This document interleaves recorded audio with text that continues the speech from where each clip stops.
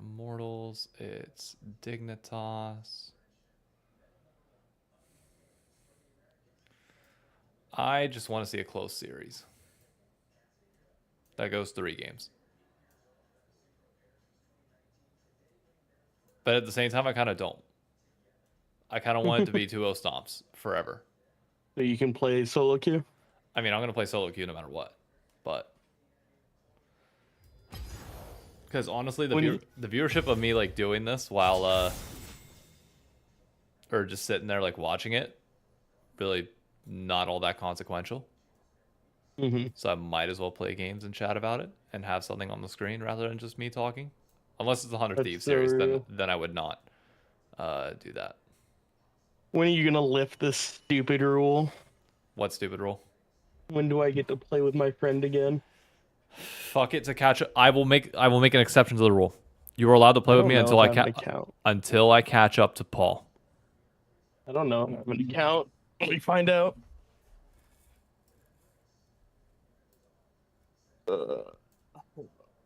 I might have one. I do need to throw on the series on the side.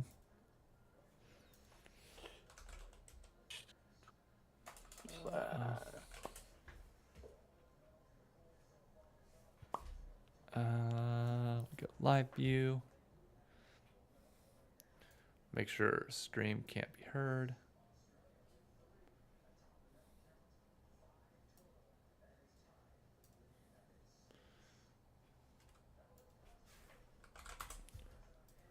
What is this? Ashley own a bot lane? Interesting. Also, I got a thing with Cloud Sidky after this, so I'm curious to see how that goes.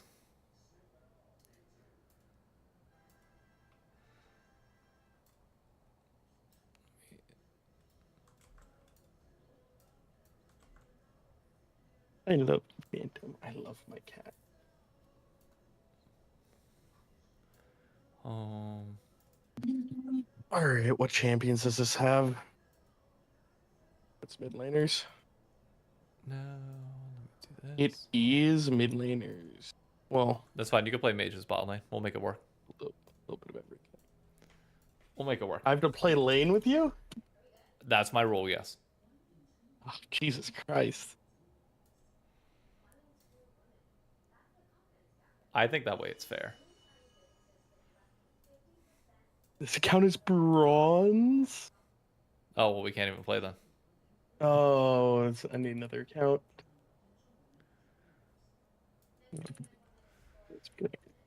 I thought they made it so that these 3 ranks could play with each other. Is that not true? Hop in and we'll find out. My shit is like... I hate this. Izzy, Dave, 2413. Is it just NA1 for the tagline? Yep, NA1.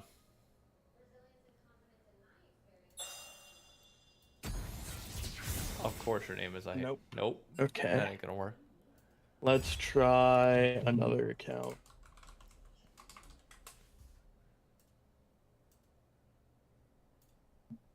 Create a dashboard. I have to play support? Ew, that's crazy. Oh, don't complain. At least you get to play. Now, do I have to play real support, or can I just go you like... can do whatever you want. We're gonna win. We're gonna win it no matter what, so that's fine. I don't think that's true. I think it's true. Dude, I'm washed. I can barely keep a 50% in D2.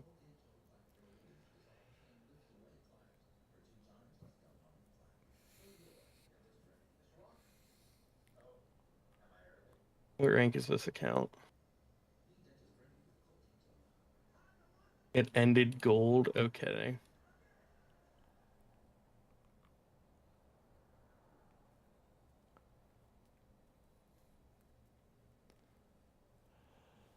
The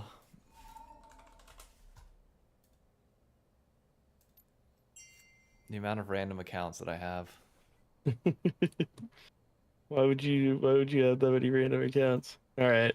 Where's my invite? Oh man, this account has like no champs. Oh well, we ball. Wait, what was the name of this account? Oh, Up there we Mail go. Yep. P.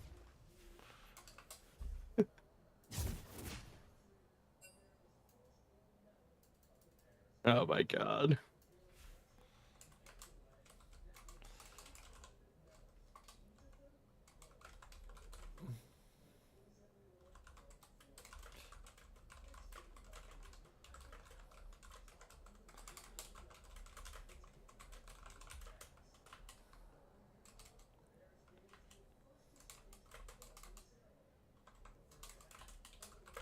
Have something.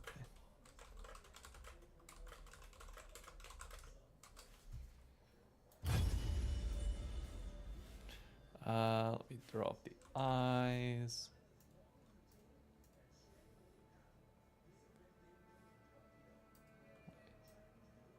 Oh. Wait. Let me pull up Twitch. I need my channel.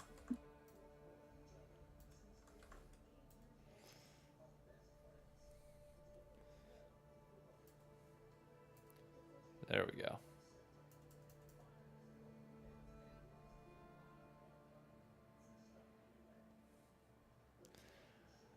I hope Cloud has good topics for this undisputed thing, because I've got one that I really want to fucking talk about. When are you guys doing that? Right after LCS.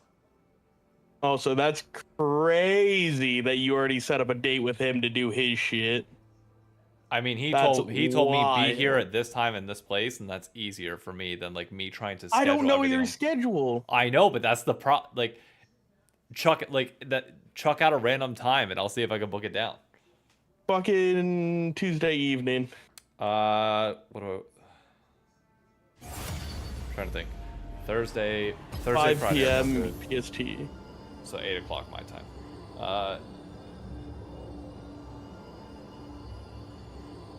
I think I should be fine. I'm trying to think. Yeah, I can do the pit on Monday. Or not the pit, I can do the rendezvous on Monday and film it then. Alright, yeah, so Tuesday, 8 o'clock. Okay. Damn, that was easy. I thought it'd be easier for you because you know your schedule. No, whenever you're busy, like, I'm not saying that I'm the busiest person in the world, obviously. I don't want to, like, make that You claim. heard that, chat. He's the busiest person in the world. But, like, when I have a lot of shit going on, it's just easier for people to chuck out times, and I see if something fits. Wait, I get the free champion rotation in ranked? Yeah. Why? Why? Why? Why would you get that in ranked? Shall I turn in my badge? I've Okay, been I have really champions, enjoying though. Kaisa, so I'm going to keep playing Kaisa. Okay, something with Kaisa then.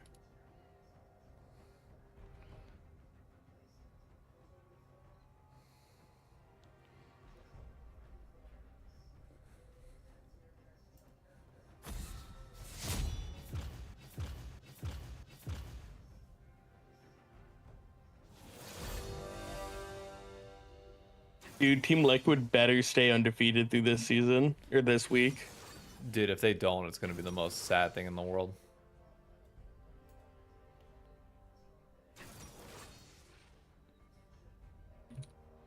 They have the potential to make next weekend so freaking hype. It's just entirely a matter of whether they do it right or not. You pick. I want to see the rest of their champs. Are you the hunter or the prey? Bro, what's up with Sven? He's washed. What? Like, how many times do I have to say this? I also don't think Senna is his champ. Yeah, we'll go Poppy.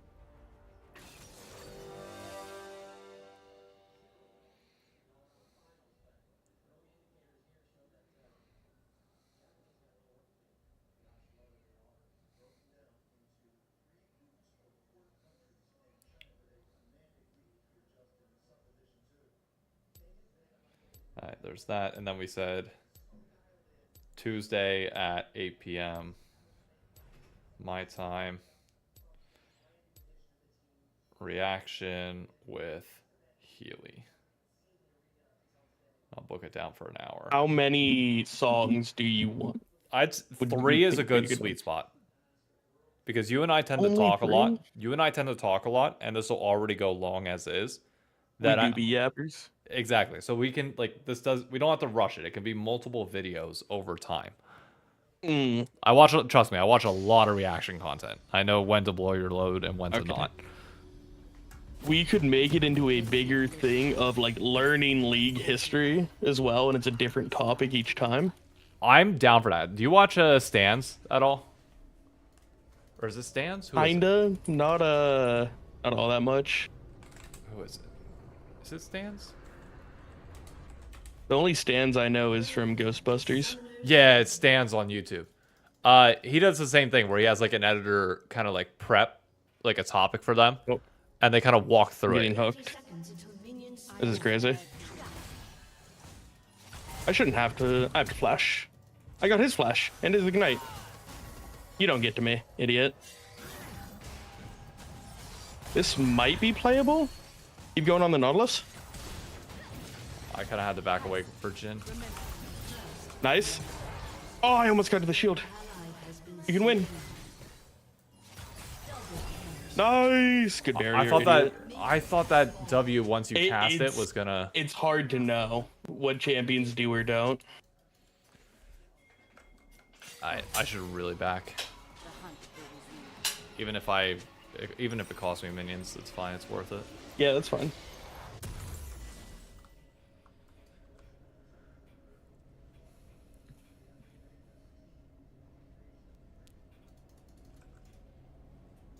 Some recoil at the sight of me. Underneath the shell, would they see I'm just like them?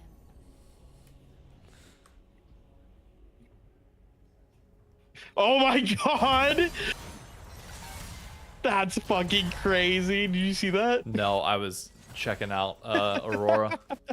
The Nautilus hooked here. I dodged it. He hit wall. He took 2 tower shots. Nice.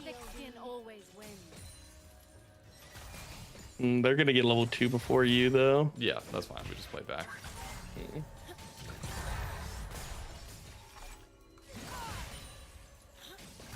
He doesn't have Hex Flash, so... Oh, that's crazy. What? Where'd my Hex Flash go? Ooh, dude, that would've been great if it hit you, actually.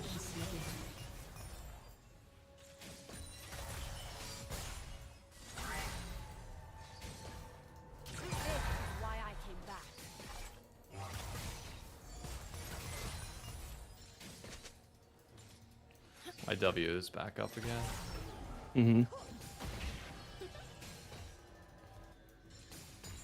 I don't want to wait till my 3rd spell. Sally, I'm playing with Healy. Oh my god, my fucking F key is broken. Hold on. There we go. Flash is now on MB4. I can't Hex Flash with my key. Oh, wait, why? It doesn't. I'm going on Nautilus here. That's fine. Oh well. I shouldn't have. Wait, he thinks he beats me. The things we carry should lift us up, not what. Wait, keep coming. Amumu! Holy shit. Bro, welcome to my junglers. I thought you were swearing off high elo duo. My rule is that he has to be off roll, and he's only allowed to play with me until I get to a level that I can play with Paul again. Because I need to be able to solo duo with Paul, and Paul's too high.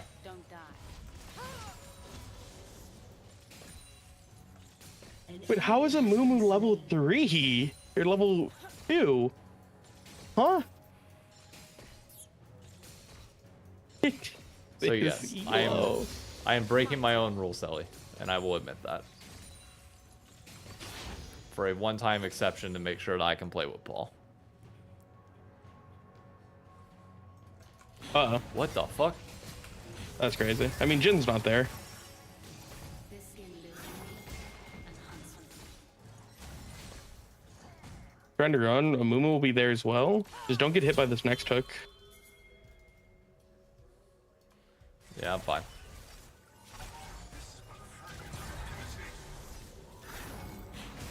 What?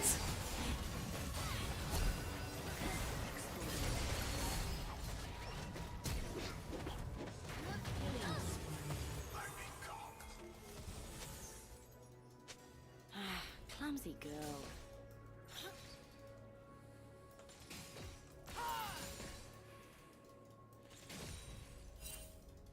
Alright, can we acknowledge how fucked up that hook was? Mhm.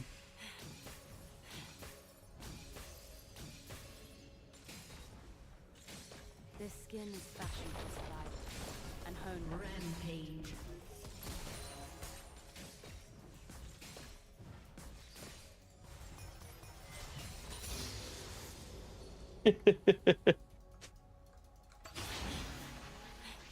Alright, I'm taking it back. That's toxic. I need to remember my flashes on mouse button 4. Flash on 4, flash on 4, on mouse button 4. That would probably be a good thing to remember. Exploit their weakness. Oh, the bunny girl's getting ganked. That's my wife, by the way, if you didn't know. I didn't. Good to know now.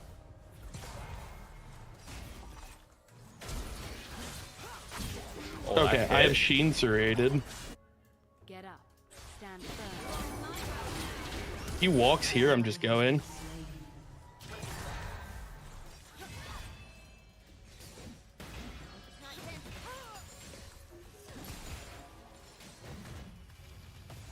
Nice.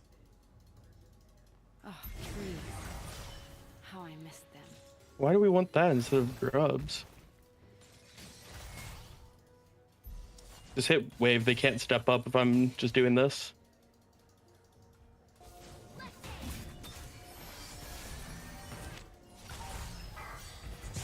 The fuck? I wield the abyss.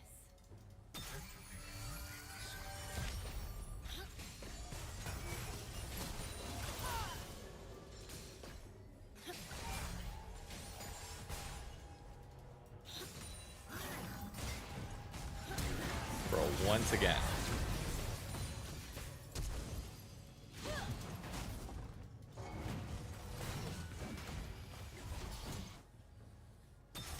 Amumu. Hit it, please.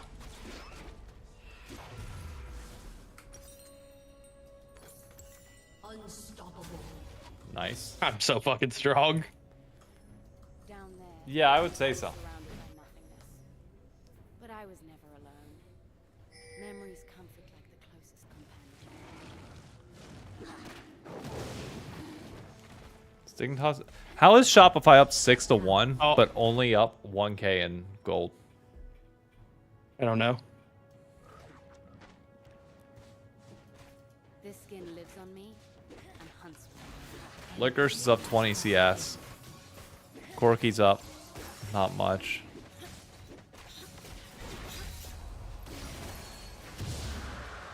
I don't know. It's not My making wife sense. is annoyed, is that what you said? Yeah, he said your wife is annoying. Forgiveness is Killing hard. spree. So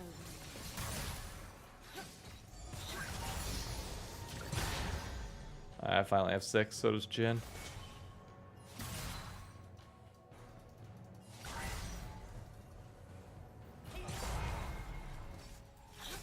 let's see what you're made of. Oh. Think I solo kill the jungler here? Might be able to.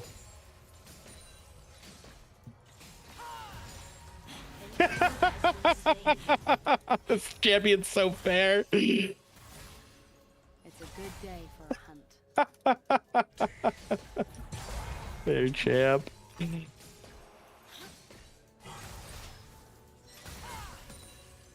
Oh man. Hello. A moving target. Hello. I was Why about are they to trying say. to hook into that?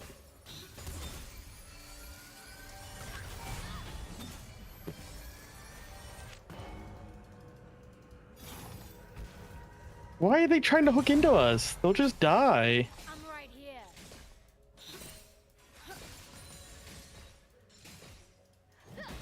Shielding. Oh, wait. Fake that we're backing. Just sit in this bush. It's gold. They'll think that we backed 100%.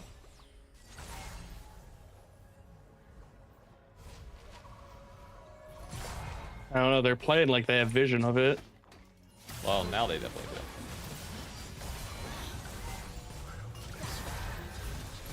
do. Why didn't they just kill me there? I think that was an int on my part. Diana might be near.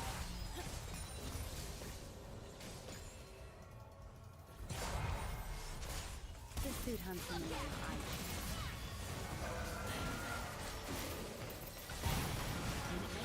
Nice. Well, That's I fine. probably should have let you have those two, but whatever. I didn't even have to use barrier. Nice. What? I'm over the wall, Riot. An ally has been slain. Unstoppable. I will make a difference here. Bro, what the fuck is this bunny doing? My wife's going off.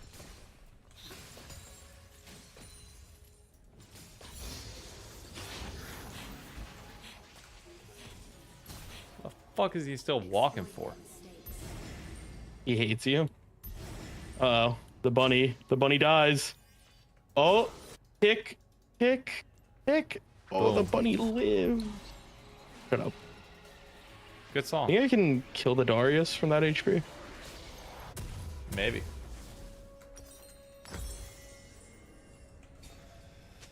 Oh no, Shopify. No.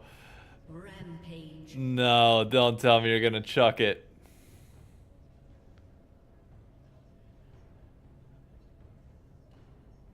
Uh-oh. Careful walking into that lane. Insanity. Monsters are empty.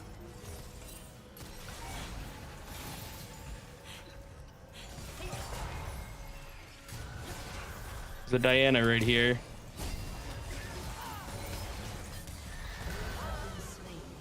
That's his flash. Ignite. Just flash, not ignite. I feel like I told you to be careful.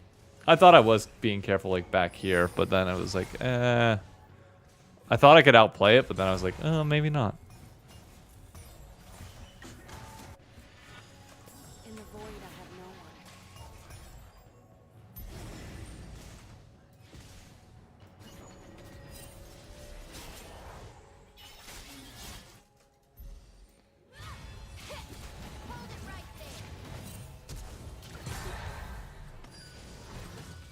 Oh, that's tragedy.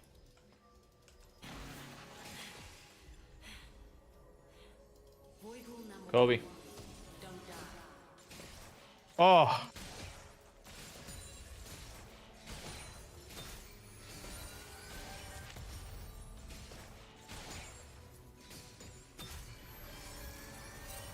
All right, Jin walks alone.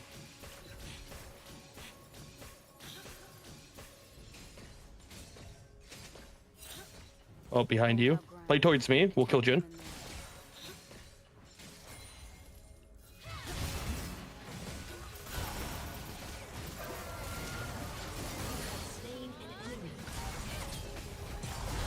I did flashes on F fucking mouse button 4.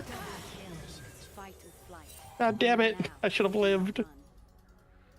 Way to go. Wait, can I do it to both? Can they be set to both?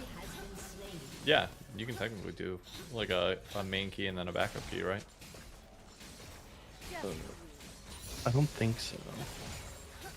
Oh well.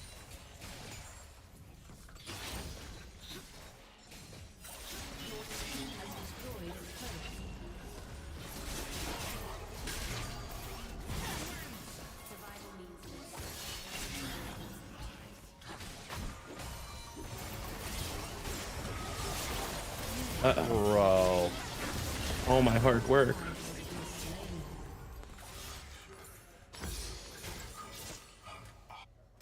It's fine. I've got a ton of gold, and I'm ahead in items.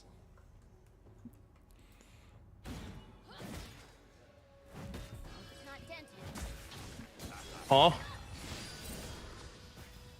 Why is bro at tower like that?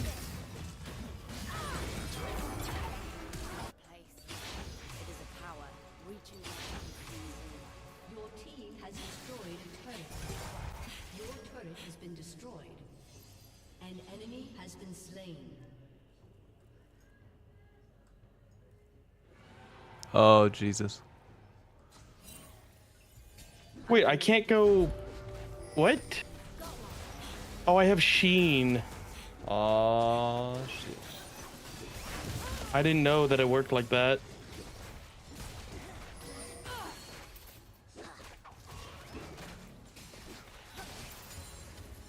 My suit hungers. There, Mia Oh, well. bot.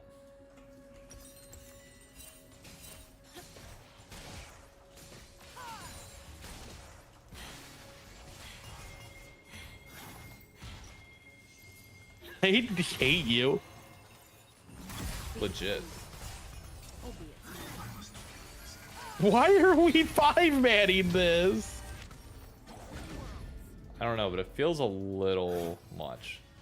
This feels personal.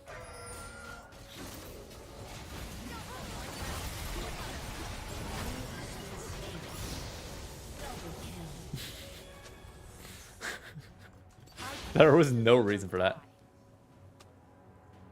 Rumors about dig season have been greatly exaggerated, huh? I mean, it's kind of tragic. Sven having one of his worst days that I've seen him had in a very long time. But I still think they have this series, honestly. Like, put him back on a normal carry, get him off Senna duty. I think he's fine. Your team has destroyed a turret. Survival is an instinct we all have. An enemy has been slain. Stole the kill. It's kind of tragic that Zig's only win is... Yeah. I am the antidote for the rivers of poison flowing beneath us all. How is this a jungle gap to this Nautilus?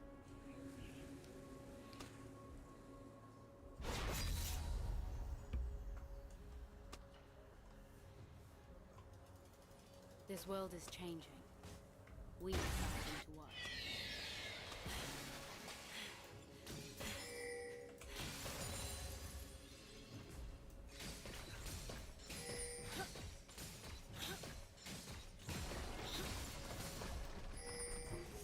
Uh-oh, watch out behind you. Yep. Got Herald coming in, though. I'm gonna go solo kill the Jhin.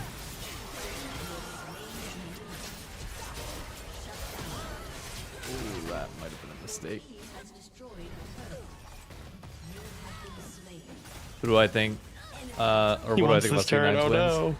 I mean, C9's wins were clean. I think it's more like game 1 was more on energy losing, and then, dude, whatever the fuck that level 1 was from NRG was just sad. Has been destroyed.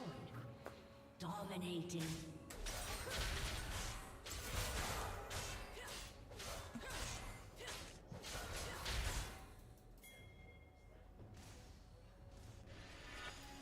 Shopify finally has a dub. Hunters must be nimble and walk lightly. Oh! I pressed R.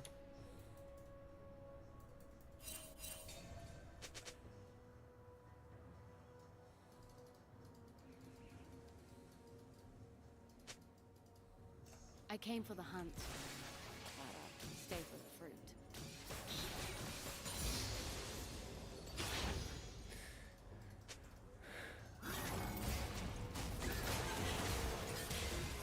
David. I was reading chat. It seemed like C9 knew what they were doing. I know what you were doing. Trust me, I know.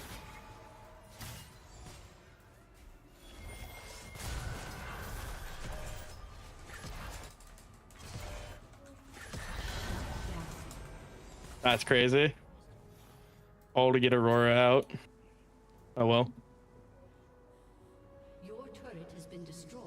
4 seconds of CC between 2 champions. Not even 2, it was just Nautilus. Jhin was an ult. Shut down. I grew up deep inside a vast emptiness. I do not wish to grow old in life. Alright, banger time to use that is tweet. why we must fight. I feel like that's perfect.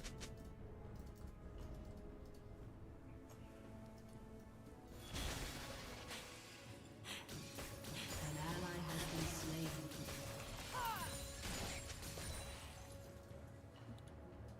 Power, not hate. Oh wait, this is free. Enemy has been slain. That's his heal.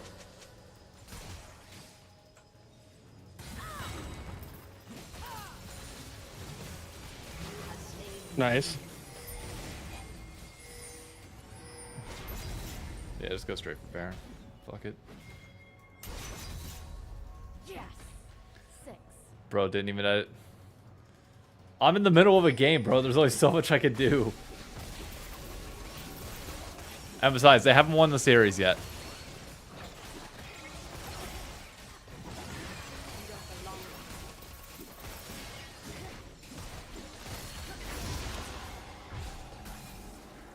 Alright, I'm going towards top side. Go grab this.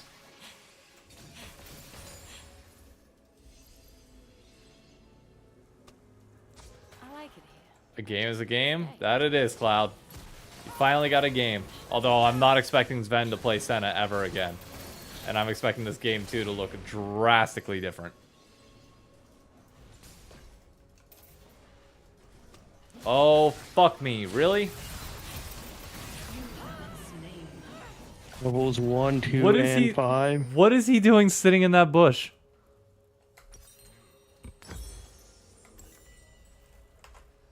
I'm getting fucking perma CC'd here. Enemy rampage. What are we?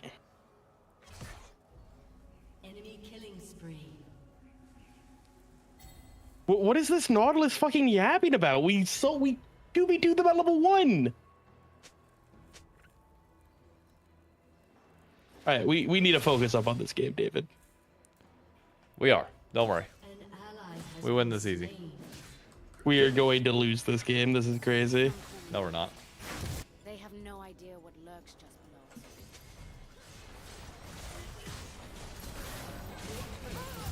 Never mind. He Oh just my decided to get God. caught. There's no way. Oh, wait, we fight this, I think. No Diana mana. Yep. Just kill Nautilus. Not that tanky.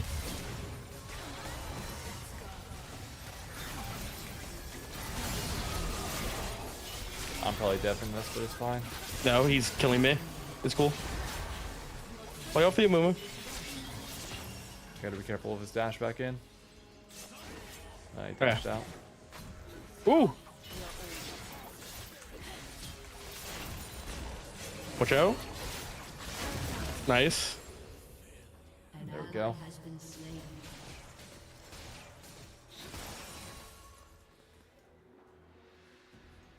Survival means Just gonna push this out mid. the void knows that too.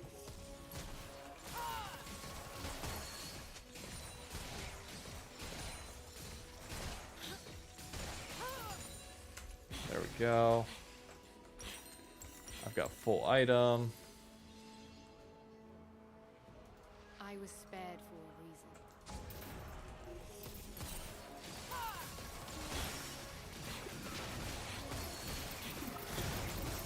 Alright, we win this game. I need to gather my strength. Why are we like hooking there?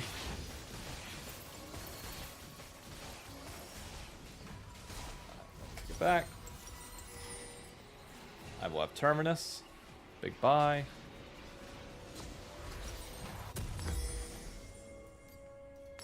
I returned stronger than I left. Oh, I'm not there. That's tough.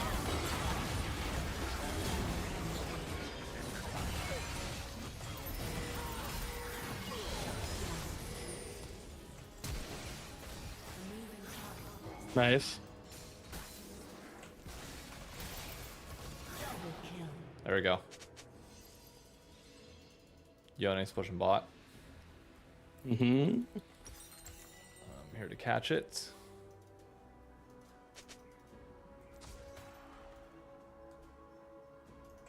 This is my purpose.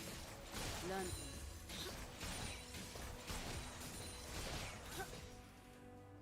Bro should have just let me recall for wards like I wanted. But Nautilus has to play make, I guess.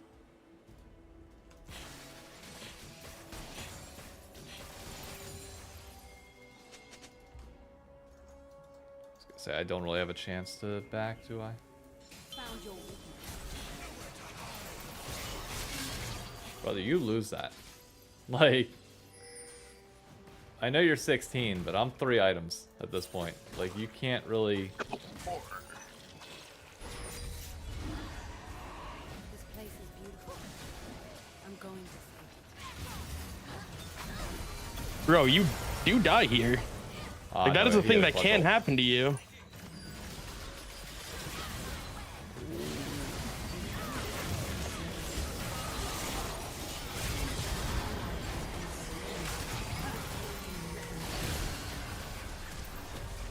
That's tragic.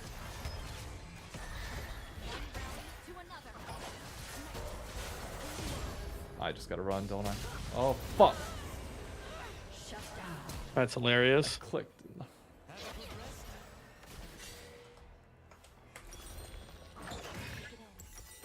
That's fine, I got Zonia's.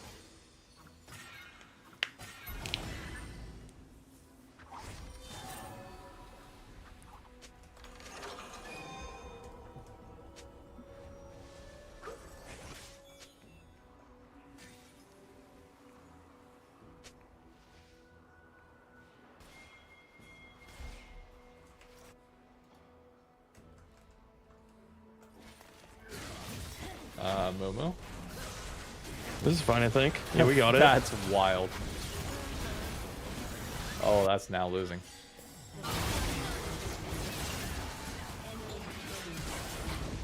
become like them. An ally has been slain. Yep, knew that was coming. Bro, I just spawned. Who's pinging me? Oh no. If those two stay bottom, we could play this mid. That's a lot. I just got a hit. Oh. I can't. Oh my god, that's hilarious. Oh, you gotta be kidding me. That's fucking hilarious. Bro, these hooks this game have been unfucking real. We have a Mumu action. They have no Nautilus ult.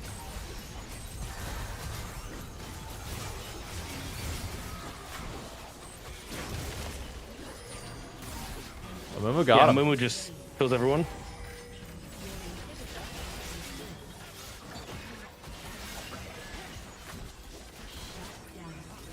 Mother is mothering.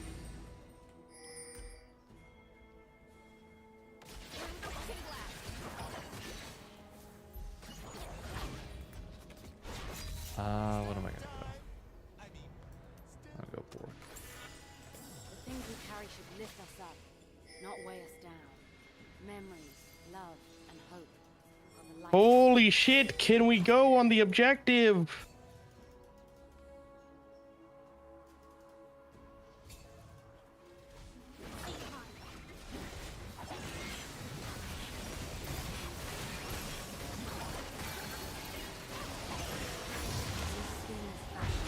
We double killed you 4 times.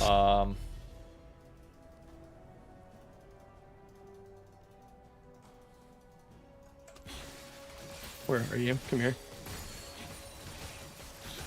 Oh, not true. Exploit their weakness. What is that? Oh, nice. Hey, wait. If he's here, I'm just gonna E in at him. Damn.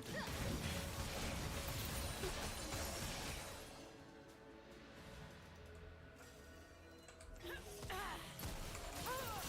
up. Stand firm. I'm gonna go on him. No, I'm not. No, That's you're hilarious. not. We could No. We can't just we'll get collapse followed. because they'll also push this We'll wave get in. followed.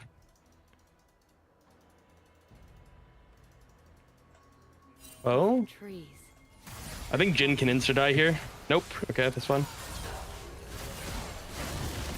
Jesus Christ.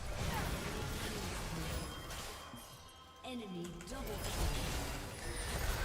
I slain. Nah. I don't know what to fucking do. Thank you, Cloudy. Alright, we need to update the score. Score line is it is 1-0 NRG.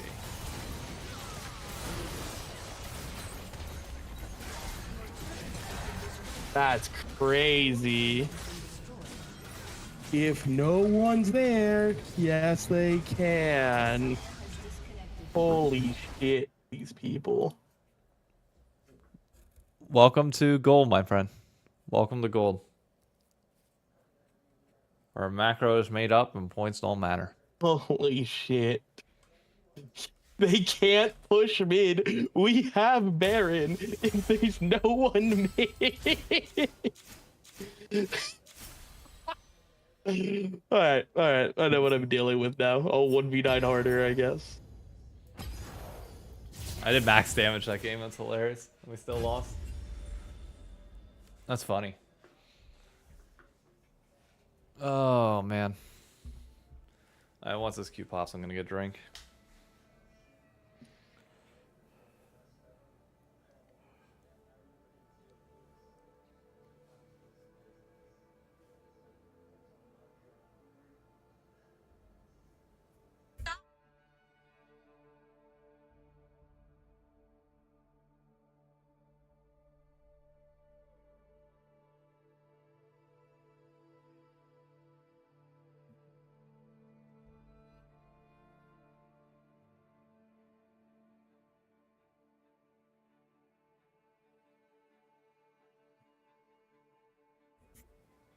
Pantheon.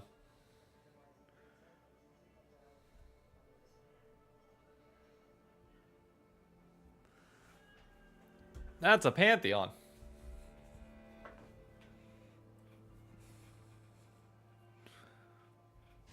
Is that Sven or Sven Ziggs? Oh my god, bro thinks he's APA.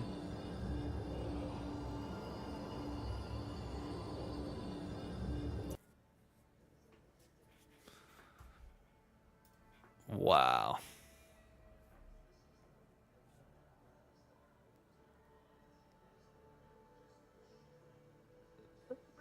Oh, there it is. Bro, what is Shopify doing? Is Jin mid? Pantheon top.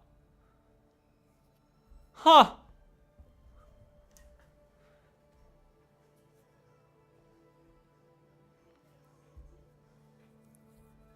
Let's see. Do they stick with it?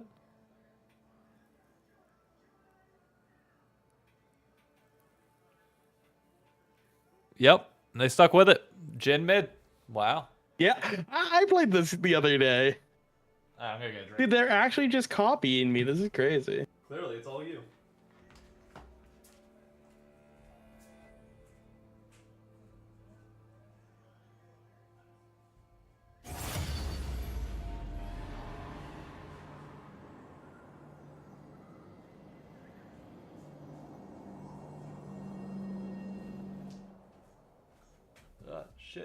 Shit. Damn it. My bad. You're gonna get banned for that next patch. My bad.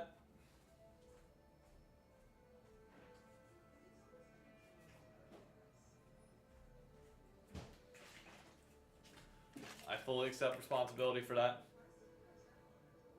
Someone report this clown.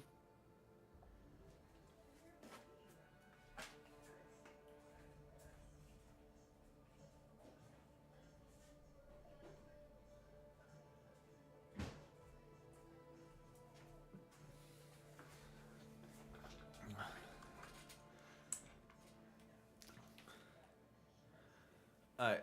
Yo estoy backo. Nice-o.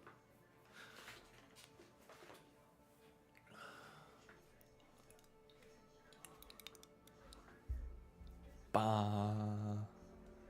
Ba-da-da. Da-da-da. Da-da-da-da. Da-da.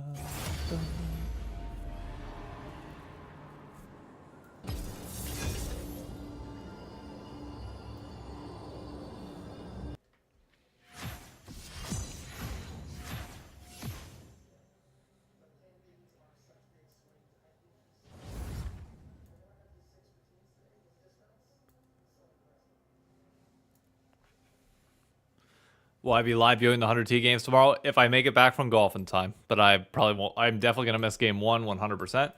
Not sure about game 2. Shall I turn in my badge and rifle as well? Where is Nautilus? Are we trying to just absolutely cuck him? Yeah, I like LP. And my little bud.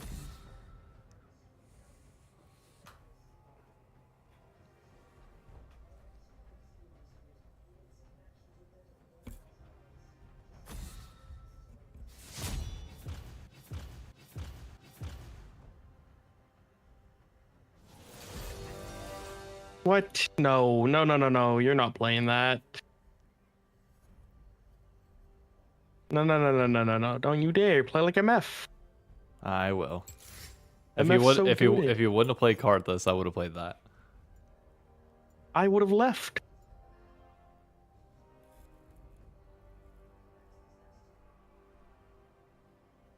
Oh my god, insanity. That would have been hilarious if you would have autoed a minion. Wait. Zig kind of goated though here, no? If he goes Rengar and we have Pantheon top. No. Fine. Just go with the correct champion. Star Guardian Misfortune it is. And you're gonna build Bloodthirster Yeah, I into know. I Essence know. Reaper.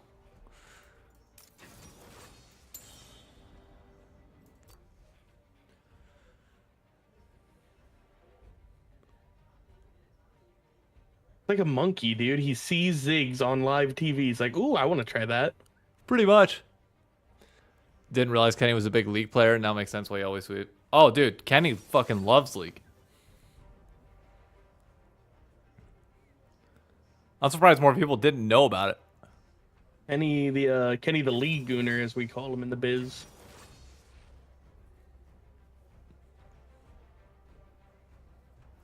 Insanity fighting to keep his job on this one. He's like, guys, remember when I played Tryndamere mid and it was really funny? What if I played Jin? What if I played Scion into a vein? Oh, Fake God trying to keep his job as well. Licorice! Oh, Licorice is fired. Wow. So just 2-0 series. Just like that. Oh my god. Is SR going to win a match? Bro, if they beat Dig, Dig's going to be in shambles. This was supposed to be like, this is your time to rebound and make it easier for yourself. Dig is so cooked. They're so cooked. Hey, who was the motherfucker that said this squad was gonna blow up? Huh? You and Who was that motherfucker? you and Allie on Twitter. Allie had I forget how his last name goes. That's crazy. Who could have seen this coming, right?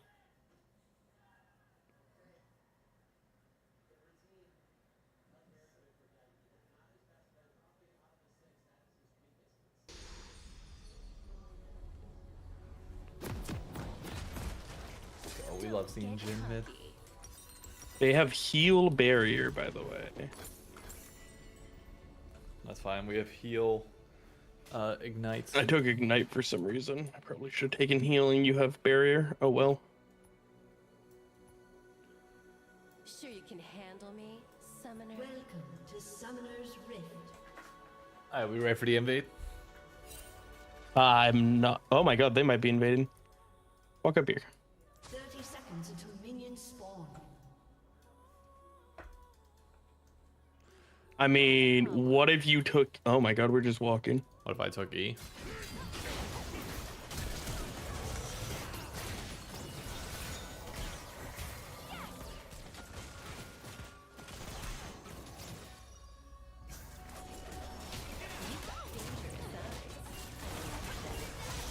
Oh.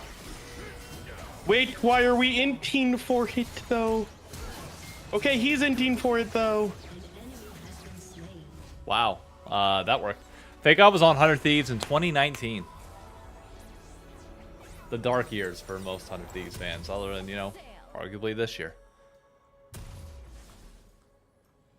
Well, the end of this year, not the beginning.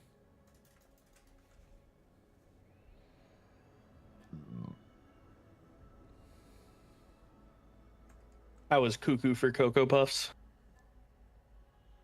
I don't think they used any sums. It's the bad news.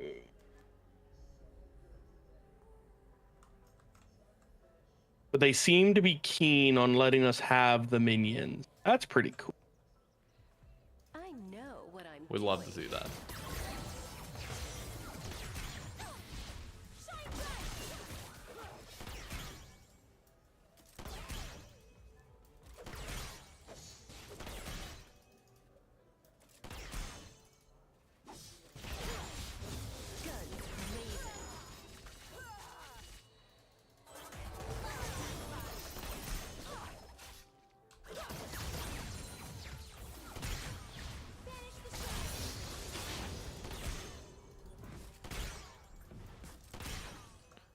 Go.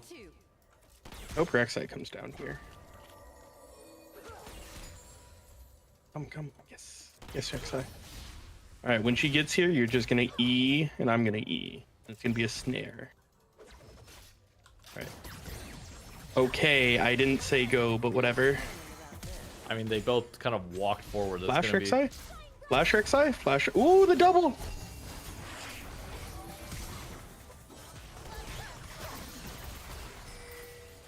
What? Rek'Sai, what if? Oh well. Oh, someone's here. That's... Why have we left Rek'Sai? An ally has been slain. When they both stepped up there and he's pathing down, I'm not gonna get a bit like if I slow them there, like even though it's a little bit early. Yeah, but if you slow later and I get to E, that forces Flash before Rek'Sai gets there, and then Rek'Sai gets to kill for free. Yeah, I just thought we'd be able to kill him regardless. Like I figured the distance gap would be able to get us there no matter what. Hold on. I'm gonna bait her into thinking I don't know. I know, bitch. Aw, she left. Not a problem. What a bitch. An enemy has been slain. I'm gonna go try and stop again. Oh, they have wards in this bush. Nope. Oh well.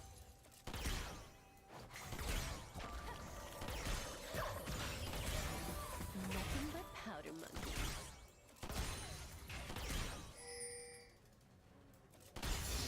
Alright, with that I'm gonna take it back. Shit, I forgot. Meteos is on. Yep.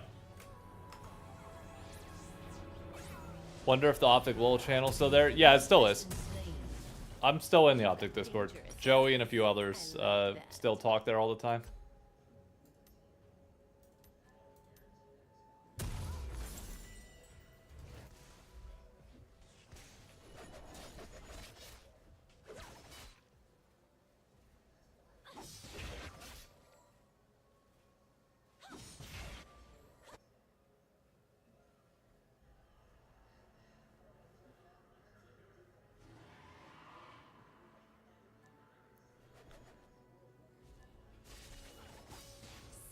Well, Zeg also has a bit of a farm advantage. Bruh, I remember that feeling back in like 2018 of feeling like Optic was on top of the world. We had the League team, a Dota team. We had fucking everything. Felt like nothing could ever top us. And then the walls came tumbling down. Alright, just call when you're gonna E something and I'll E. Yep.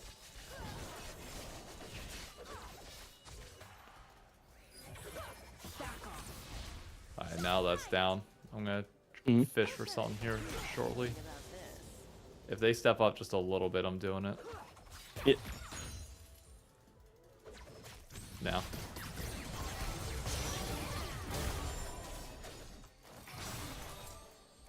It's still a good trade.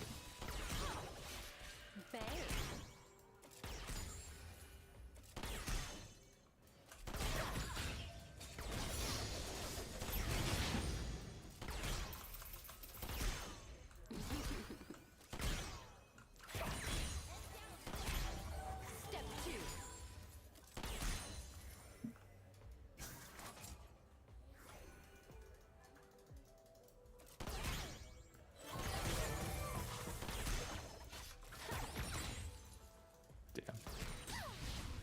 Don't get cocky. Mm. Damn.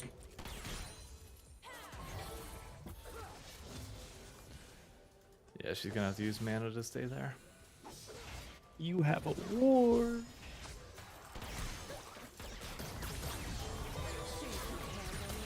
Summoner.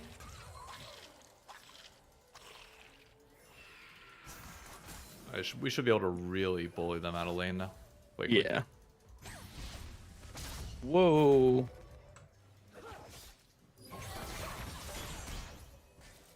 No prey? No. We see Lee Sin at mid. Dude, Cannon, fuck off.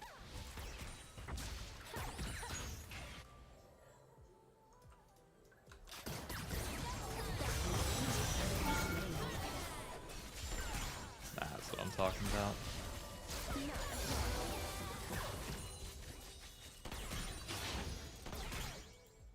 I'm not gonna use any more abilities. I've got my ult up. Mm-hmm.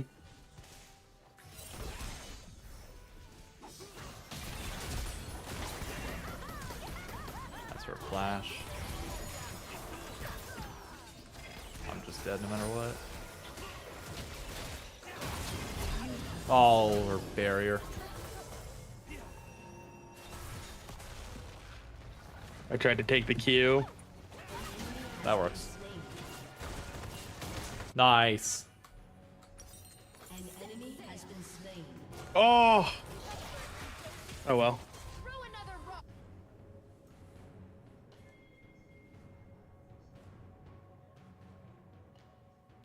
Oh, bye-bye insanity. What the fuck are you doing, Action? Enemy has been slain. Never mind. Rocking up on a Seraphine with ultimate? Okay, brother. Also fumble Courage. Bro, think about that. Courage won $70,000 in a Mr. Beast video with an optic flag in the background. And they weren't able to keep him. That's wild. That's fucking what. Like, that's as good of average. That's how you launch a career forever.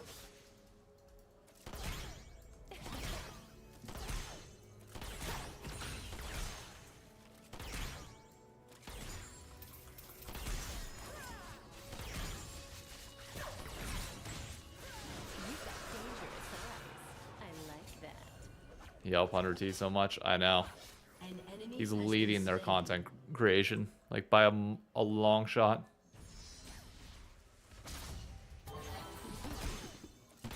There's a red word in there now.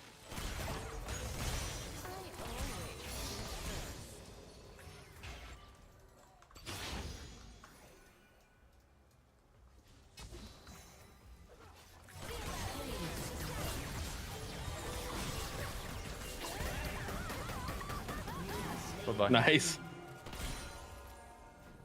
All that for a red ward. Yep. Hope it was worth.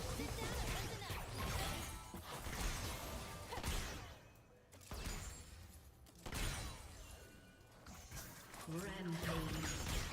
Step two.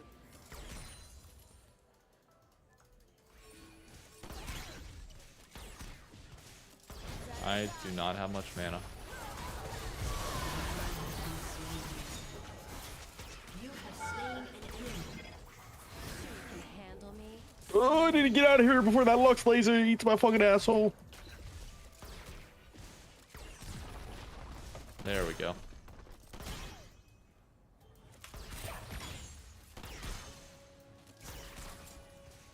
Oh, I'm running. Don't get cocky. We leave Rek'Sai, please. Thank you. Yep. We outie. Ooh. We outie 5,000.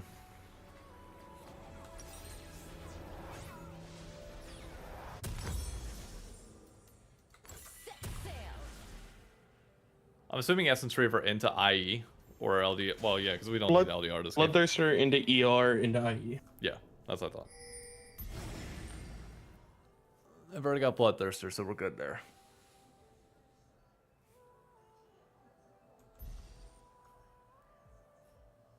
Ugh. I know what I'm doing. Don't let her fucking hit minions.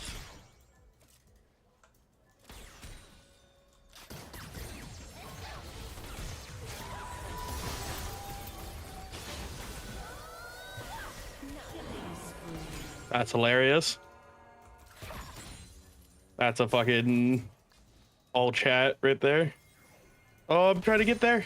Watch the last Q. I'm not gonna be able to get there. Oh well. I've got a good feeling about this.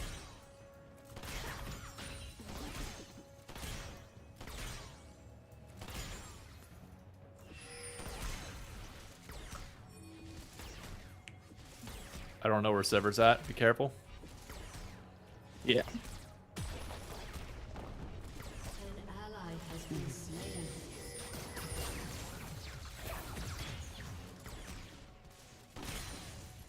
Maybe Saber AFK? Quite possibly, actually. Goddamn. The fun begins. Your team has destroyed There we go. Oh, no. You get Lee Sin here. Yep. dangerous eyes. I like that.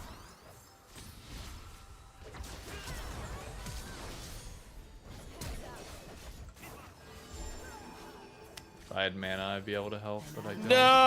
No, I almost got out of range. Oh well. Destroyed a turret. I mean, what? 2 sums, an ult, 2 ults? Yep. With my flash as well. So I wouldn't say worth, but... Don't get cocky. Shopify up 2.2k gold, by the way, despite not picking up any more kills. Disgusting. Or, sorry, Dignitas up 2.2k gold. Oh. There's a 3-0 Not bad. Brand, a 1-0 Jin, a 1-0 Kaisa, and they're down 2.2k gold. Because there's a 50 farm difference in jungle. Enemy has been slain. Spica is turbo gapping Boogie. Sure you can handle me? Alright, let's push this wave out and then walk towards mid. Yep. We are the strong lane. Well, all of us are strong lanes, I guess. Alright. I was gonna say, there's not really a lane behind. Yeah, but we move into...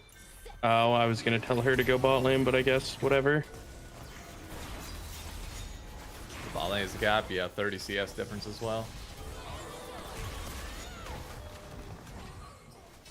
Alright, I'm just gonna let Rek'Sai take that. Killing spree. Not a problem.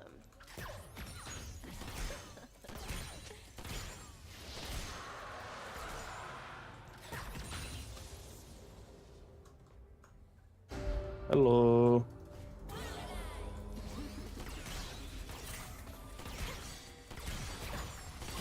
Ally has been slain.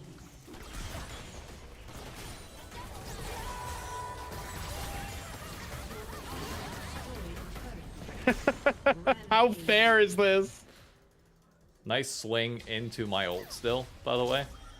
He like, literally swung around in my ult.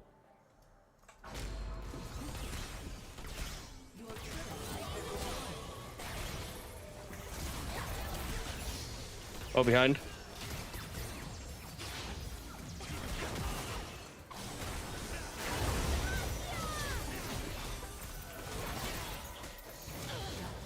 Only so much I could do.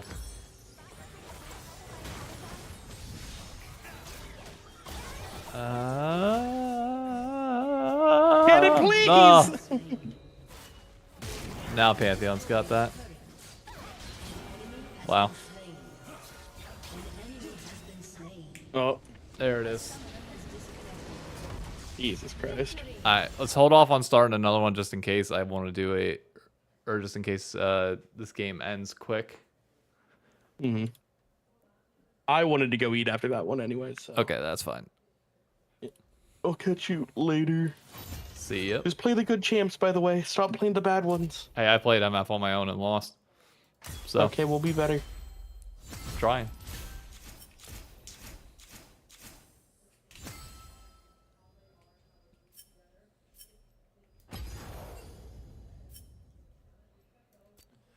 Alright, there's that. Let's keep watching this series.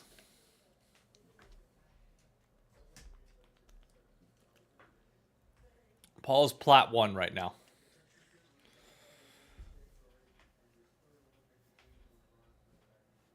Paul is at risk of ranking out to the point where I can't even play with him.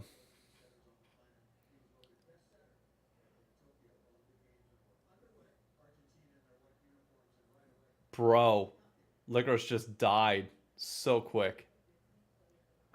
Jeez. Yeah, I mean, we were both always hovering around like Plat 1, Emerald 1 level. I'm just so far below where we were last split.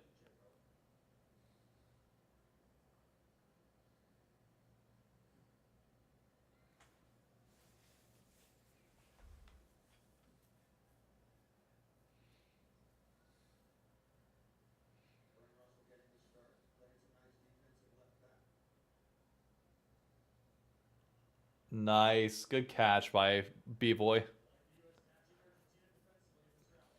I assume you've never done your no duo rule, though. I don't know what he does.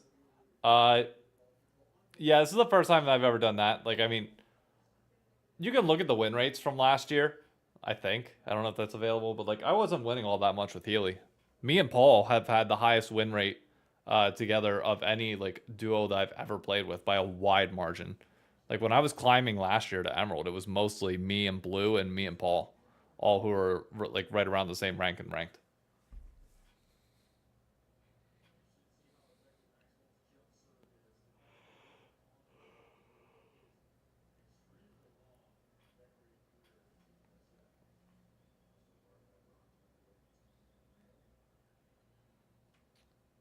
Isles. Dude, Jensen has a bounty and he's 0-2-2.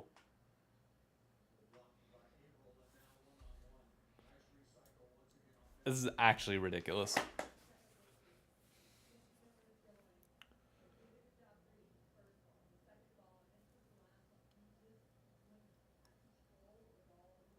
Turns out Sven Diggs is Sven Ziggs is pretty good.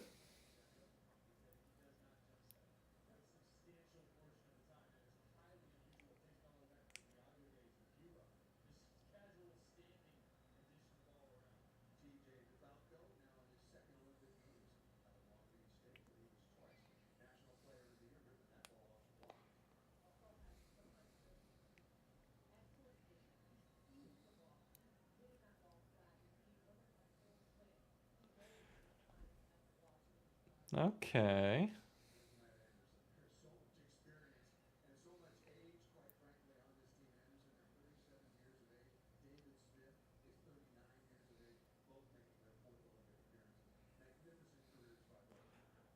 Alright, this is on Sven.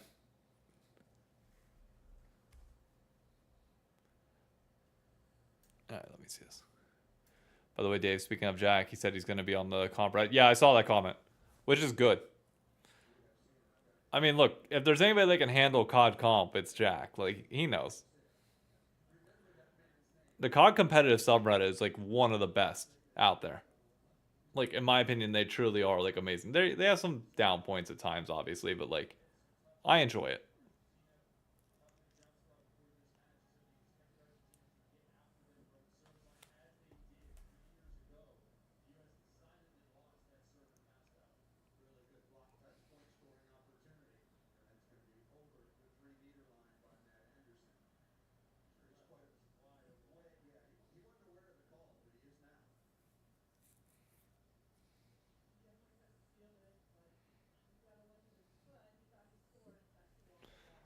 The Optic Reddit is down bad though. Yeah. I actually ignore the Optic Reddit for the most part because everybody that I talk to, like that I'm friends with in terms of Optic, is in the Discord. And once you get involved with Discord, you really have no reason to be on Reddit. At least not within your favorite teams, in my opinion. Interview show this week. Don't know if they'll. I mean, probably. They'll probably talk about COD at least a little bit.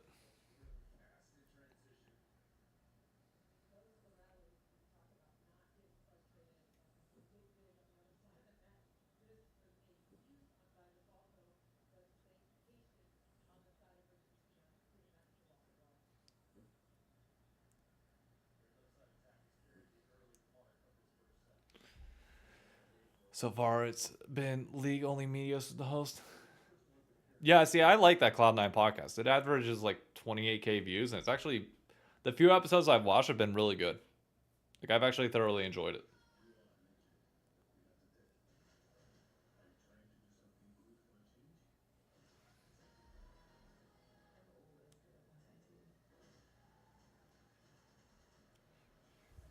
Yeah, look. Got to release their cons video for champs. Well, I mean, it's not like we're lacking on Optic content. They've released 2-hour-long podcasts in the last 24 hours, including like them talking with the entire team, including JP and Karma and the coaching staff. So comms video will come out eventually, and then we know that the process is coming out on Optic Day.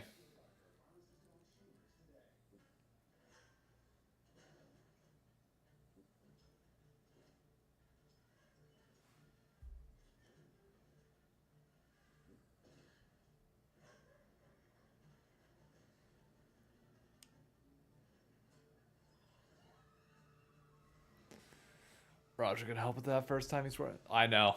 Should be good. I wonder if Hitch is going to touch it at all. We will see. We will see.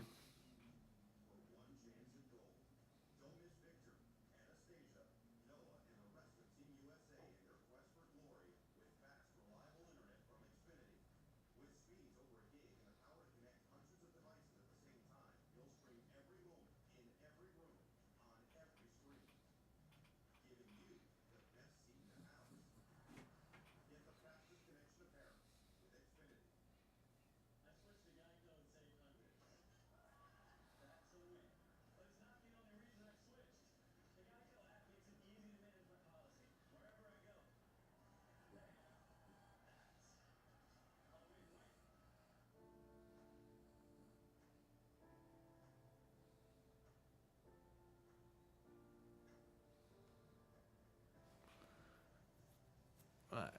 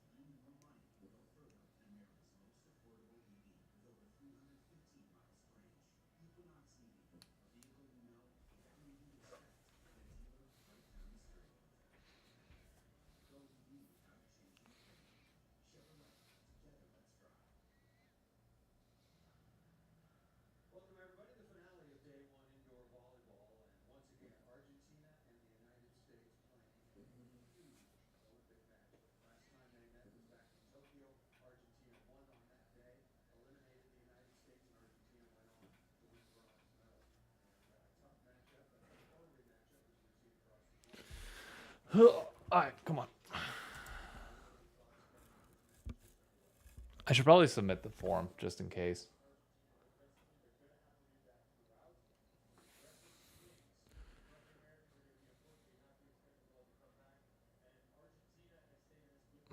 Do I want interviews this week though?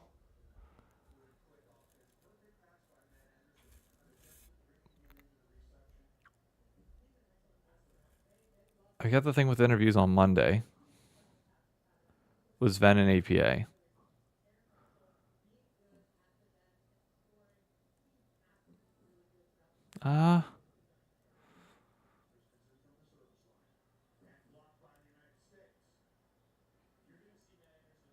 Oh, bye, fake god.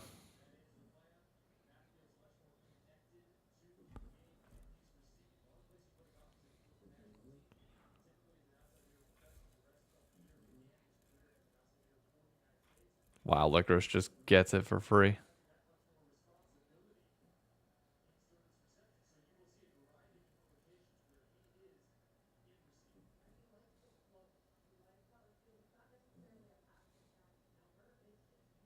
Oh, insanity.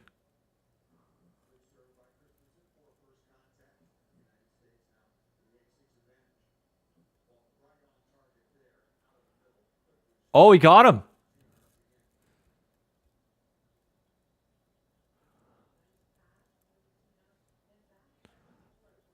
Insanity's got him. Insanity got him. Holy shit. What the fuck is happening right here? What the fuck is happening? How the fuck did Dig leave? What?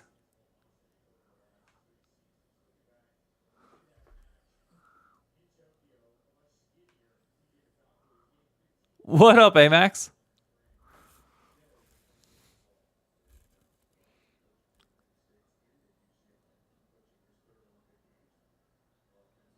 Yeah, I don't think I'm going to do interviews this week. Just because I have enough to talk about on the pit without interviews, I think I'm fine with it.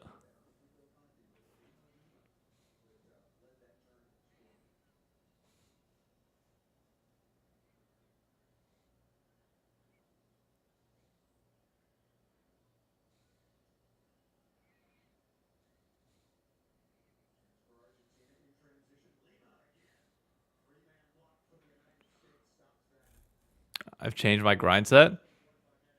Define change my grind set.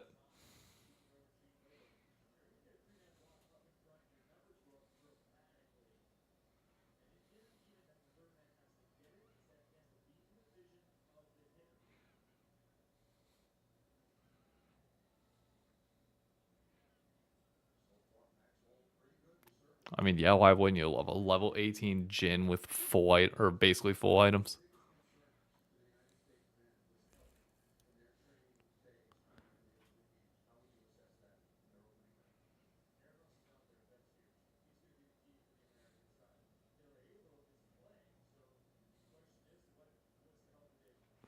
Good old Kangas.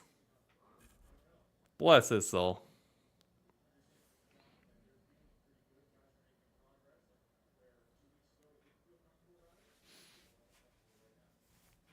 Oh, man.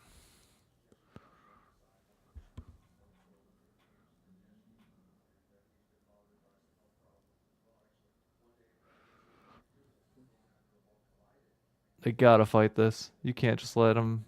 Can't just let him get it.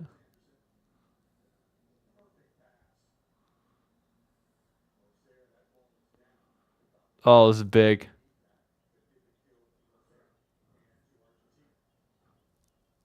Oh, big speaker ult though.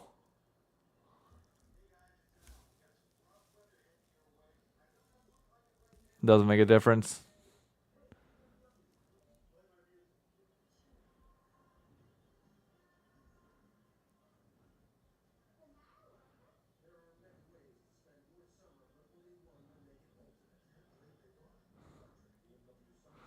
Wow. Insanity's just absolutely demolishing them.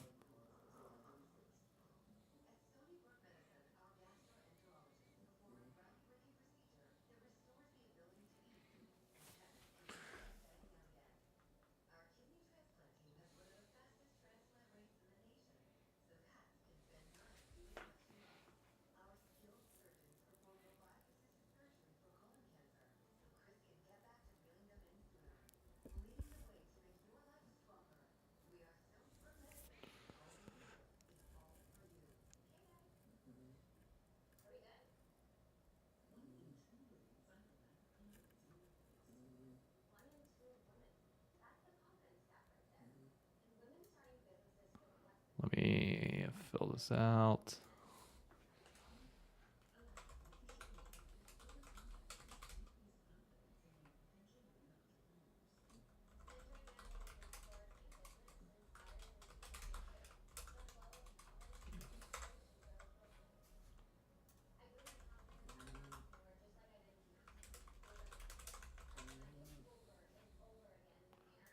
Remote video.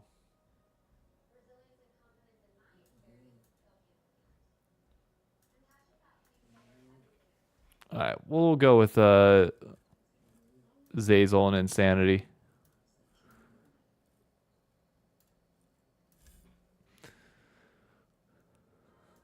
No guarantee that we'll get them. The thing is that I don't need them for the video that I want to make, but I can shoehorn it in if we do get them. Because this week's video I want to be entirely just about the history of Team Liquid versus Cloud9 on Friday. Especially with Cloud9 being 2-0, and you would assume TL is going to be as well. So I just want to have it be the history of like their specific matchup over the years in best of series.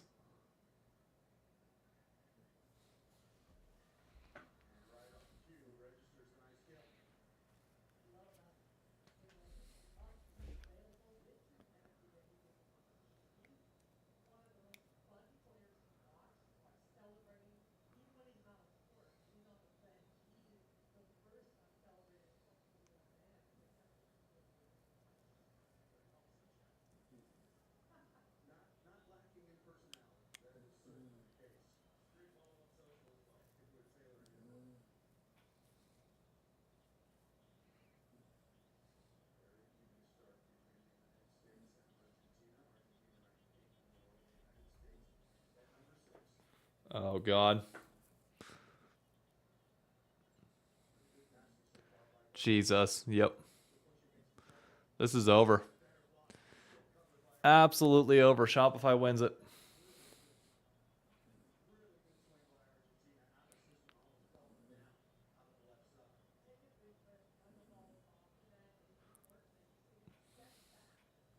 Wow.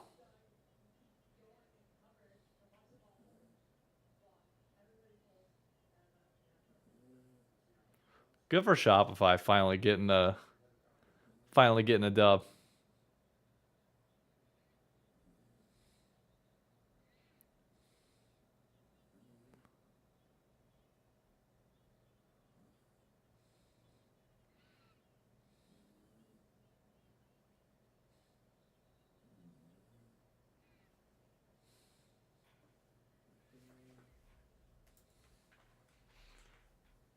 I need the nah and yeah meme.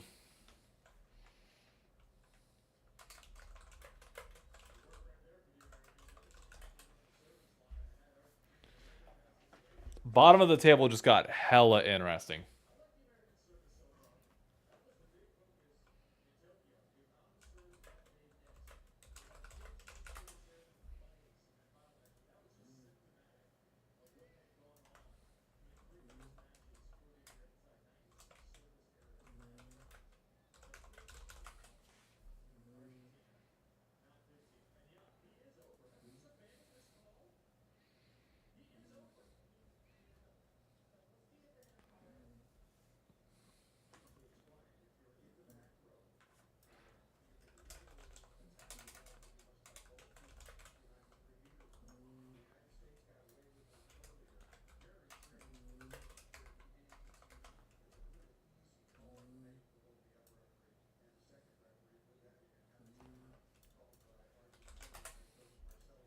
I got a banger tweet going out.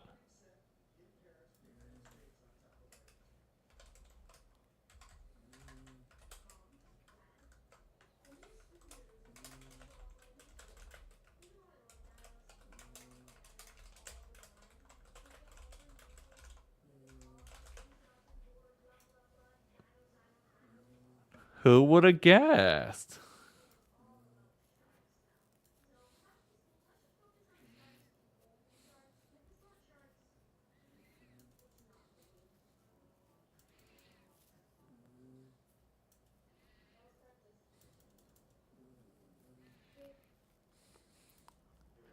Hey, Kudos to Cloud Sidky for actually calling it ahead of time. Kind of happy we're gonna get to do a little thing together.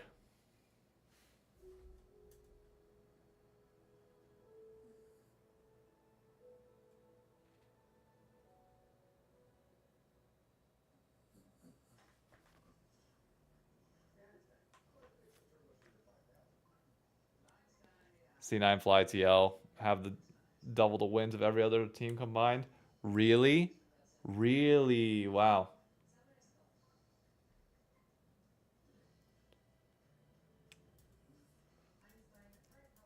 That's wild.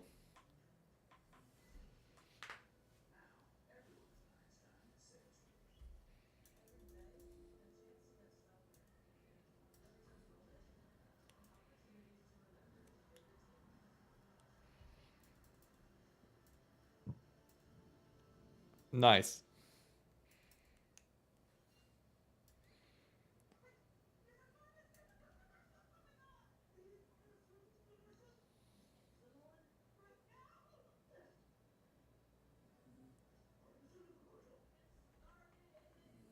Oh, good guy Boogie trying to be nice. Look at that.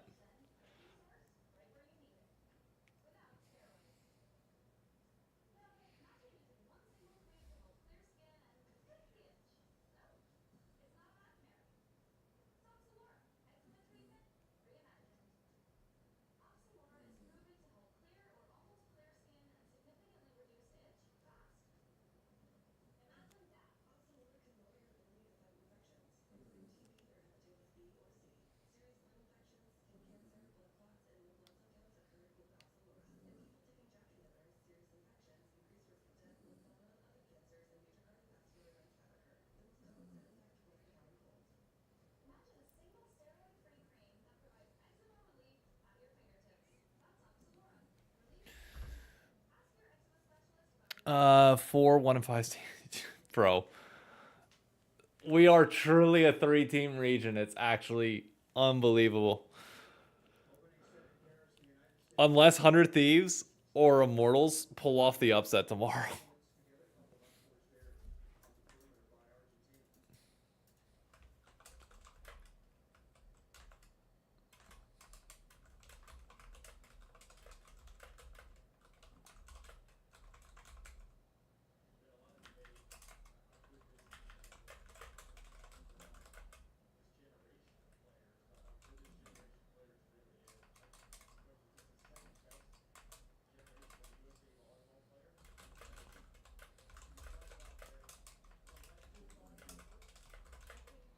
Will be.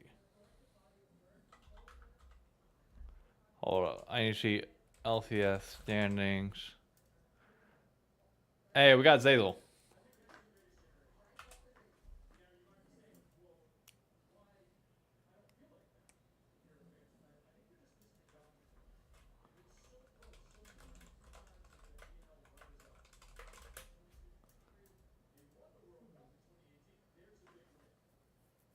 One, two, three, 4, 5, 6.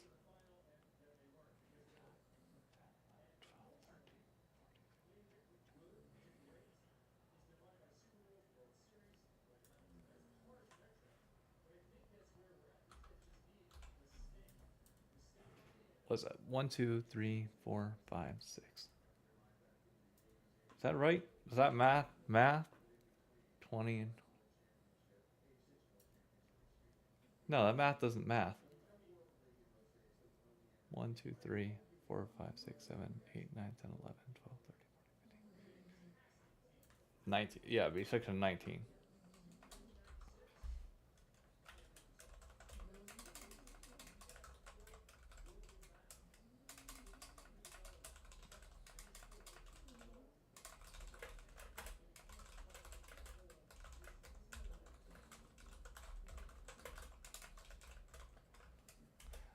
Hold up, let me do laugh, bam.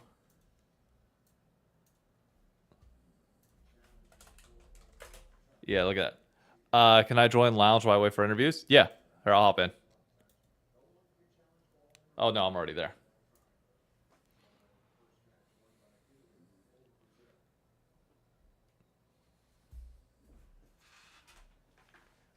Alright, where's my...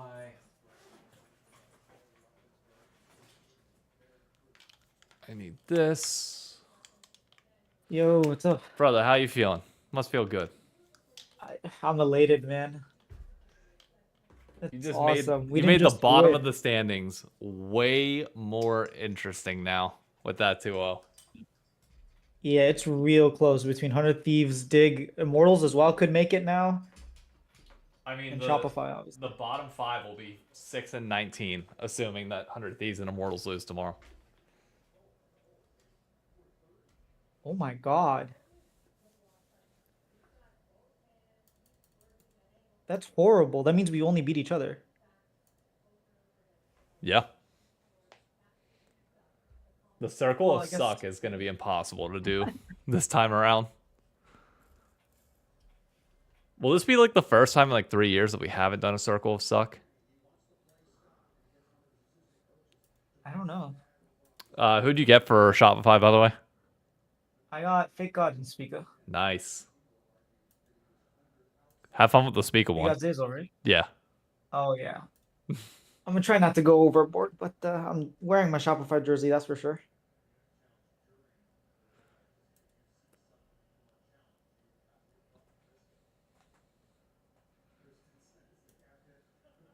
Let me do this. So we're now officially 10 of our last 11 series being 2-0s. God, I love this region. We can't escape it.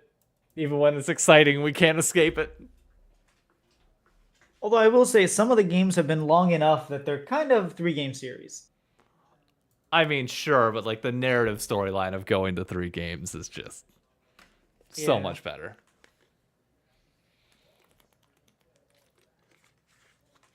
Oh shit, I shouldn't be showing. I just realized I was watching. Hold up, I only had that on for a few seconds. I won't get in trouble for that. We'll be fine. Whoops. Oh yeah, YouTube stream just caught up to what you're doing.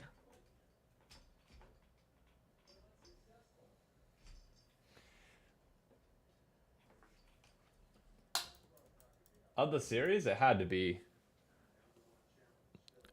I think it has to be Insanity. Oh, for sure.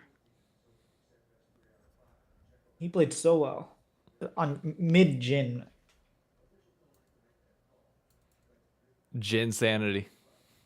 Jin Sanity, yeah. Wait, Lin Sanity. Is there a good meme picture with it that we can Photoshop? That we can There's an photo. Insanity picture where he's wearing a shark costume while he was still on Immortals. Nah, I need the Jeremy Lin one with Jin's face, Oh, I like see. a Jin mask put on top of it. Uh-huh. Ah, there we go. Okay, let me pull up Photoshop.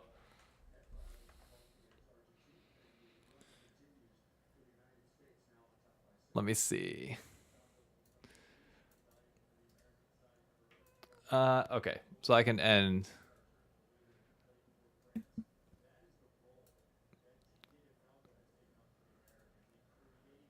Where's it at? Boom. All right, that's done. Let me put on some music for all of us. 100T. They gave it to Boogie. Okay, I guess it's fair. Boogie did like run the early games. I mean, he did.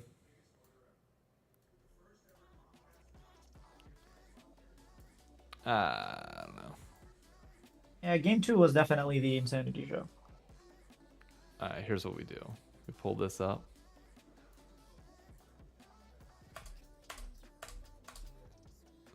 Damn it. Damn it.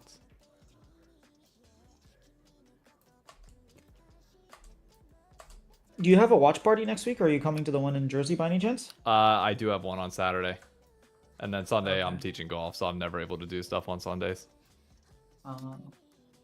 Oh, so finals worked out perfect for you. Finals, I unironically worked out fine. I would have taken off work for it, though. Yeah. Would have taken off golf stuff.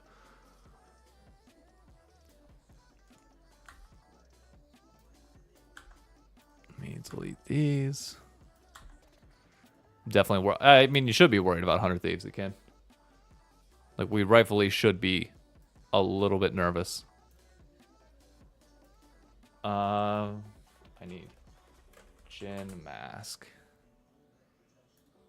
I'd like to see how they look like.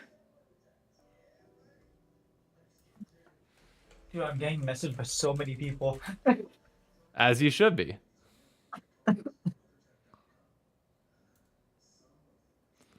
Okay, this is it. This is the image. Oh, shit. Nope. I didn't mean to put that in the Riot press chat. Whoops. Not where I wanted to paste that image.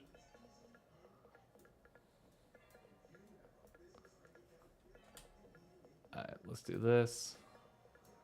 We are just going to crop out his face.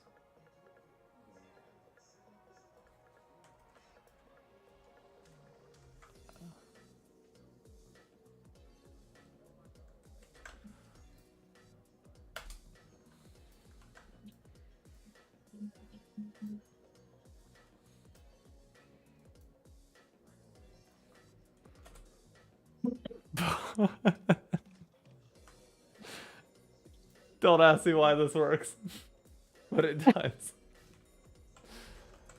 Insanity. Alright. There we go.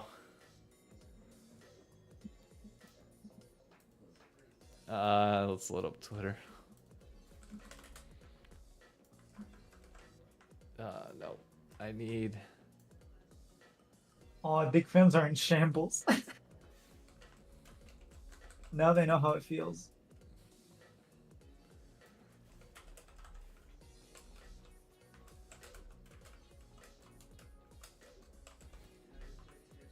Tag people. Insanity. Was Insanity's handle?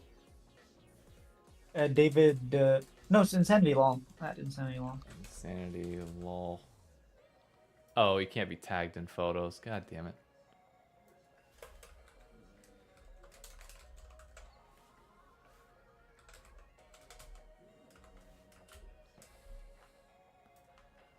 And we go to Shopify. I mean, if I really wanted to go the extra work, I would go with, I would change that to a Shopify. Jersey, yeah. Fuck. Do I go the extra mile? Yeah, I might as well go the extra mile. Fuck it. I should have saved. No, you know what? No, I'm not. I'm lazy. Fuck it. We keep it as is.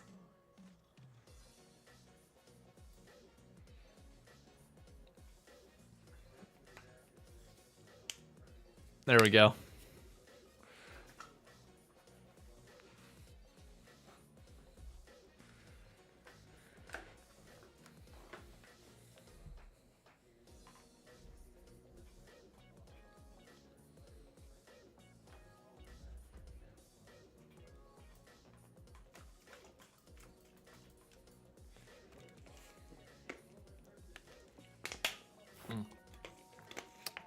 Last game was depressing. Our bot lane has never won a lane.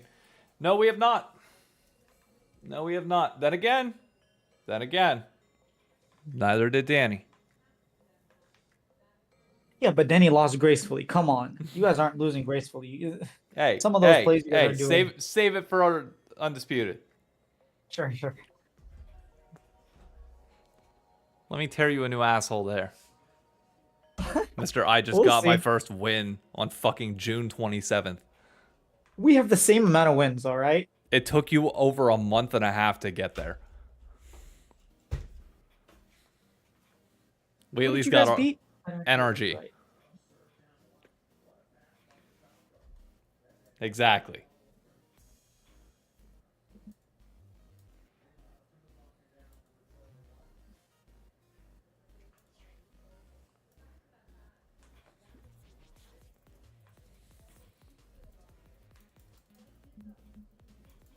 I am impressed with how clean that Jin mask went on.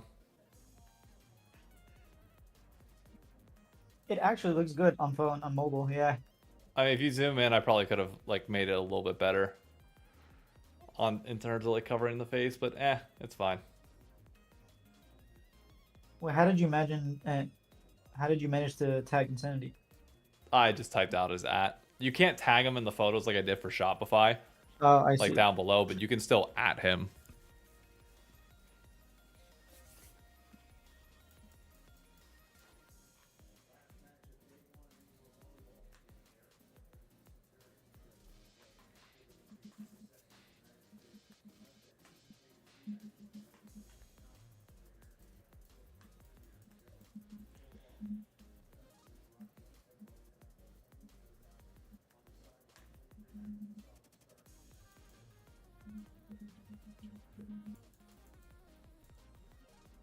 Curious to see how Reddit's reacting to this one. I'm sure they're having a mini meltdown.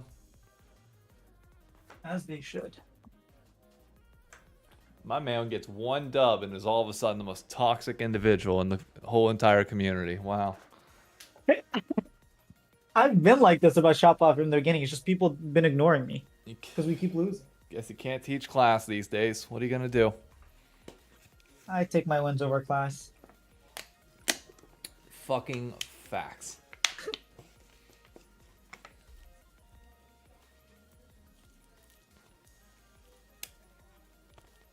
That's a great comment. Tomio may not have been the problem, but Boogie sure as hell was the solution.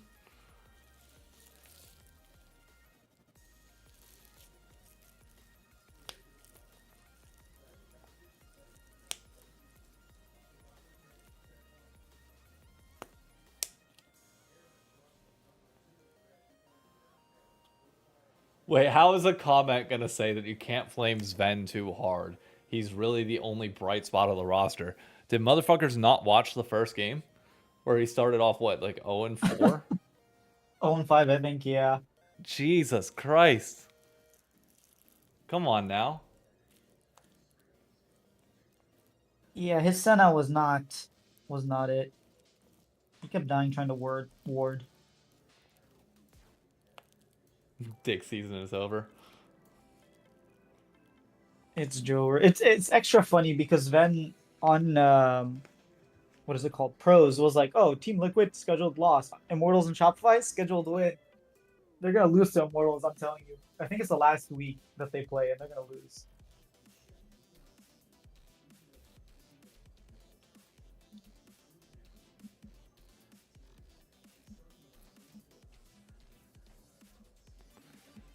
Hold on. Somebody ping me on the 100 Thieves Discord.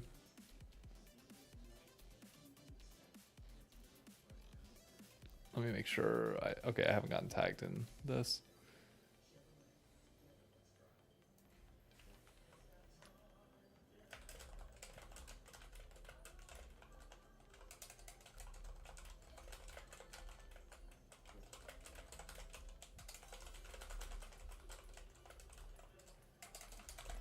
Honestly, though, this is like the best storyline we could have asked for the LCS.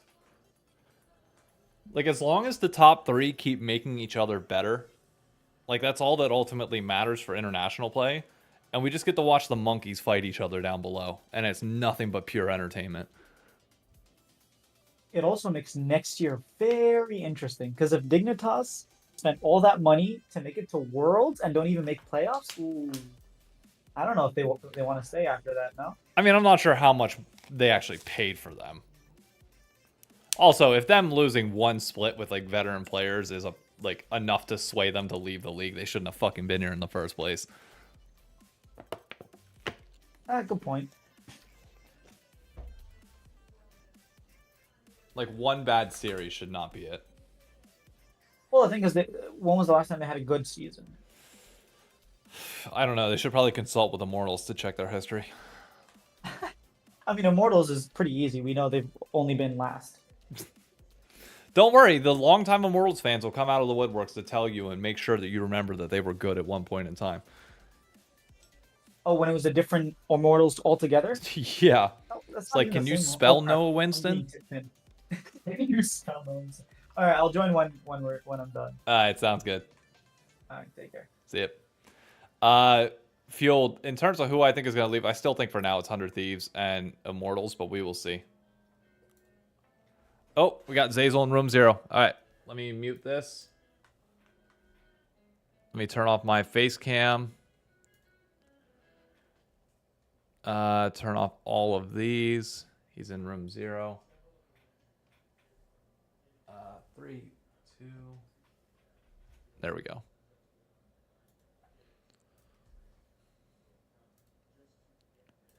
Hello.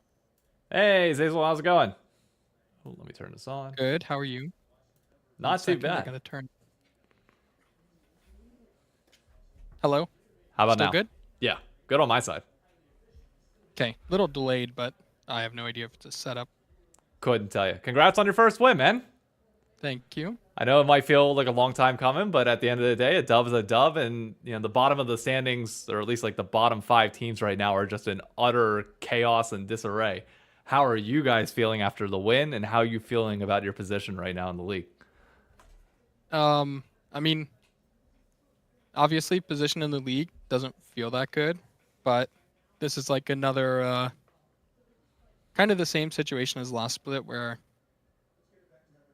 it's not really like anything we can do, but we changed roster and we're better now, largely because we lacked, I think, like strong direction, and we changed from Tomio to Boogie, which obviously Boogie's played for like 6 years compared to Tomio professionally for 2, and Tomio's not really a leader.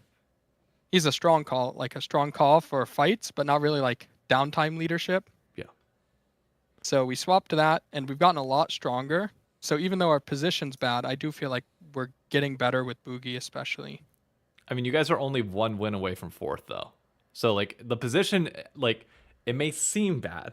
It's really not in the grand scheme of things. Like, this win puts you guys in such a good position going forward, especially given that you do play 100 Thieves, who's also even with you guys in the standings in the final week. I forget who you guys play next week. I'm not sure if Why? Fly. Okay, well, top 3, a little bit of a different story right now. But Yeah. how are things coming back from the break now that you've had like 2 weeks of stage time, as well as I know you've been one of the people that's notably more critical of playing in the closet versus playing on stage. Does it feel good to know that you're back on stage for the rest of the year, and just how is the 2 weeks back from the break been? So I guess first, I don't really mind the closet. I just made a funny joke. I actually couldn't care too much. Obviously, like I like having the audience there, and it's like a nicer scene. But when we came back to after the break, the first week, it was actually really done well. The second stage area, much better than the first time, which I think they kind of like had to throw together. This one they had some time to prepare. Yeah. But after a much stronger team, obviously, like it's easy to joke around about the energy games, but I mean, I wouldn't say either team played very well and that we ended up in winning positions, but like game 2, they have Hextech Soul. We're playing pretty well to stay in the game. We should have won that game too. Game 1, we set up our win condition with Infernal Soul, threw it away. It's like we really haven't played that bad. We just didn't have the ability to take the win somehow. So I would say that was like us throwing the games away, right? Yeah. And today we had a struggle in game 2, but I think that was more like it was a similar situation where we had to like take losing scenarios for a better outcome later, and we wouldn't do it. And I think that's like part of the problem with being a loser, like in the end result, right? Yeah. You get nervous when you have to take like small losses. You're like, oh shit, is this a repeat of the first 8 games? You worry that they'll add up, and you gotta Yeah. you don't want to be death by a million cuts, but you have to take some licks along the way to get there. Yeah. Makes sense.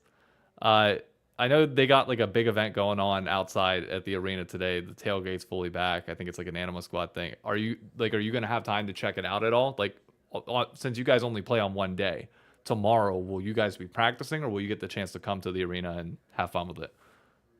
We have the chance. Usually our schedule will be like one off day after our match, and then the next on days on. Since the break, we've pretty much been doing like third blocks every day too, Damn. which I think has helped us a lot. So our schedule is like we get the one off day a week, and then we do 3 blocks of scrims instead of the usual 2. and I think that's actually helped a lot in our improvement. But tomorrow we do have a full off day. Okay. I know they have a dunk tank out there. I think Shopify specifically has it. If there is any former teammate of yours or current teammate, I'll let you throw somebody under the bus that you would just love to dunk in there, who would it be?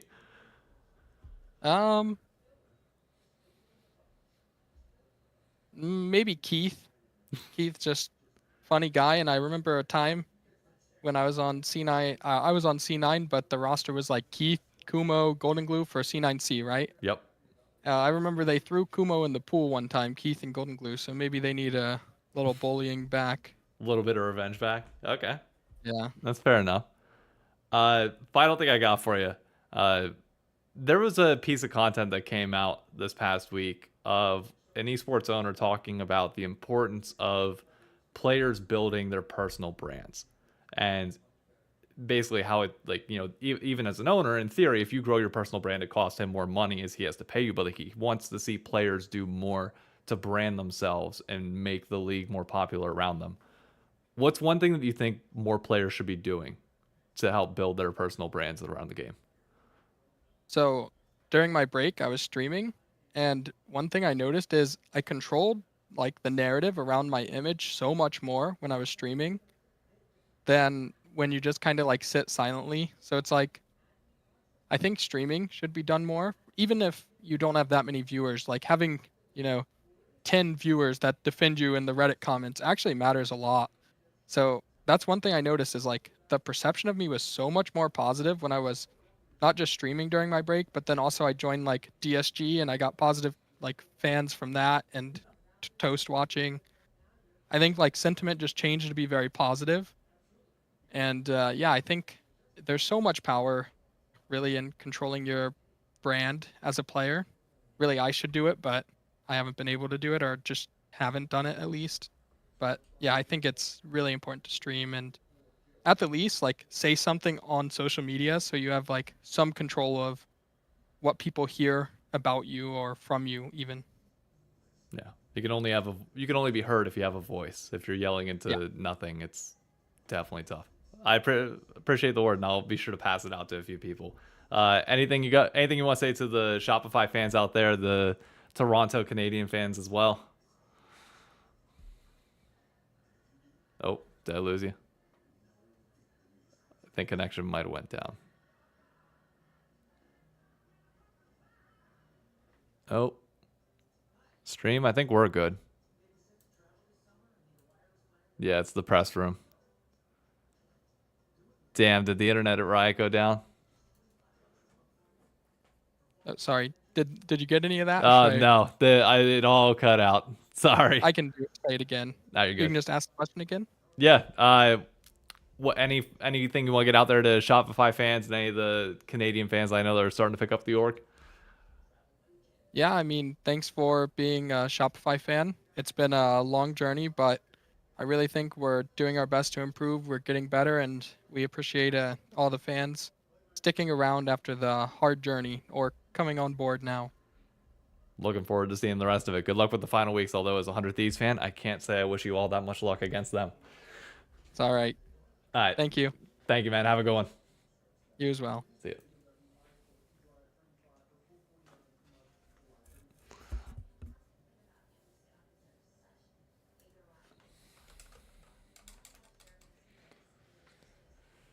Okay, let me turn back on the face cam.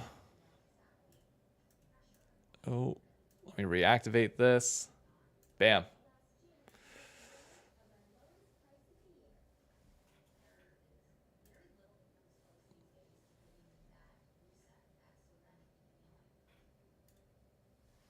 All right.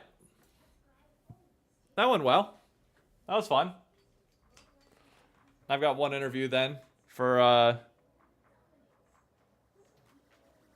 the pit on Friday. I don't know if I'll have an interview for the rendezvous. We will see.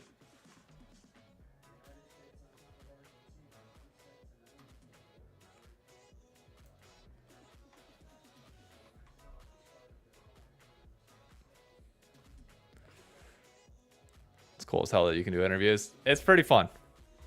It's nice. The guy that I was talking to earlier, if you don't follow him, he's the one that does most of like the interviews that you see for LCS. I meant to do that.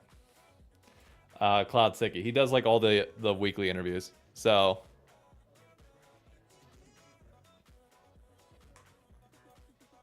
yep. So what I'm gonna have to do though for the pit this upcoming week is I'm gonna have to make this segment kind of recapping this week very short because I really want to go in depth on Team Liquid and Cloud9 and like really go through the history and like lay out, because basically that's gonna be the, let me pop this up. That is going to be the storyline of the year, more or less. It's just gonna be like Cloud9 and Team Liquid, and like I really, really want to highlight their stories coming into this.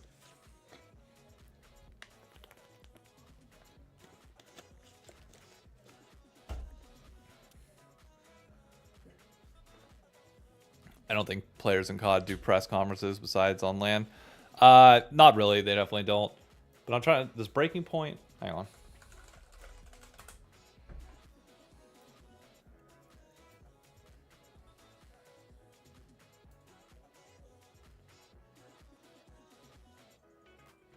And they have a watch party with Tactical Rab, I think.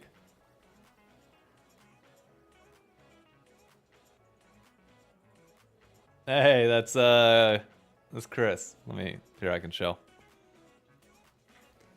Breaking Point is like the Call of Duty. If they do interviews, like it's them, but like obviously this is on LAN. I know Chris.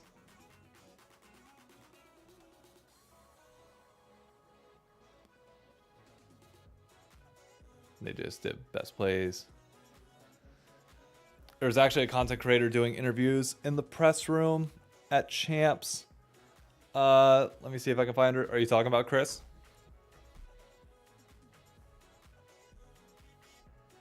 If you're saying her at, I think it might be.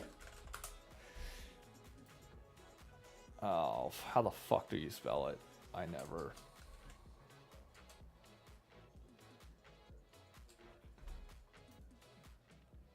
Oh, I thought you were talking about Chris. Because she did interviews with Breaking Point. She was there. Let me see. Kiana Roar.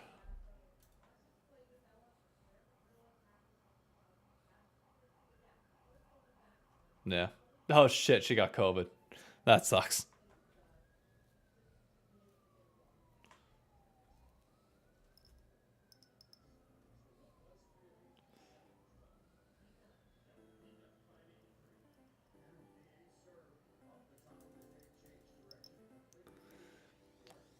I think, yeah, I mean, it makes sense. Look, you go to a big event like that and COVID is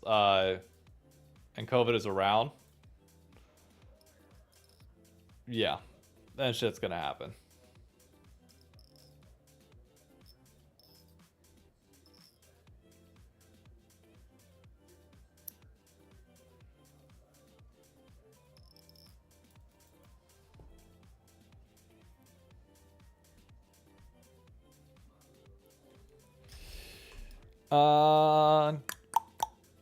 Waiting for Cloud, and then we're gonna do we're gonna do an undisputed thing. Let me see. Undisputed synonyms.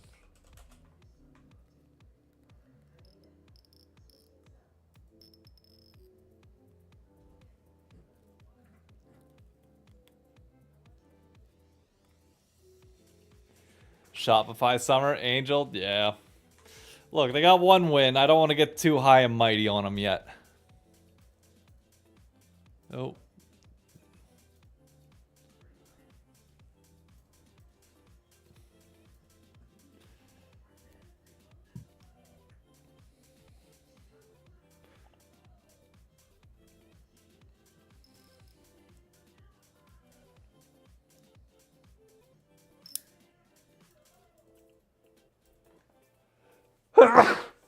Ugh.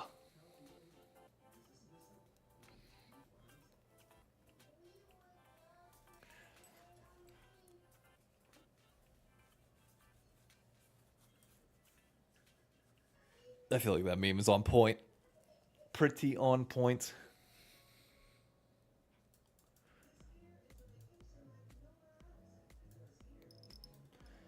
Uh,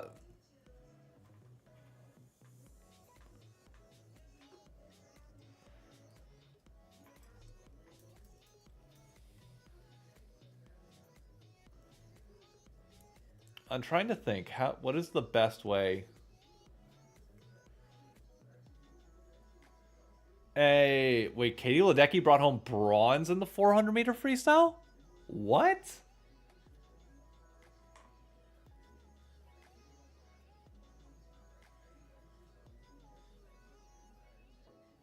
Wow. Okay. Interesting. All right, how do I want to do this?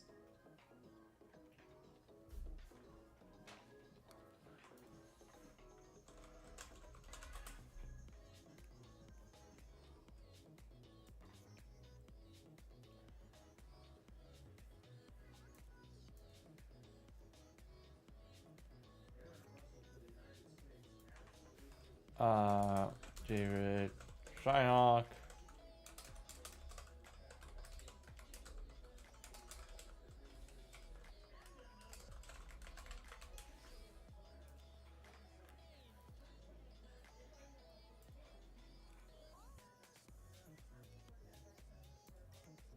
We're verifying our account real quick.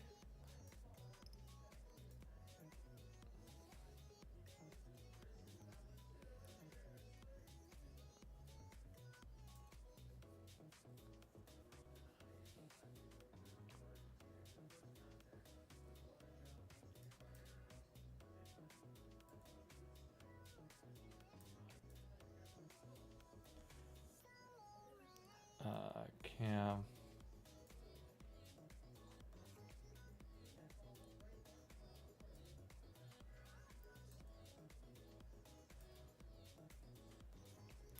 I'm curious if I do this.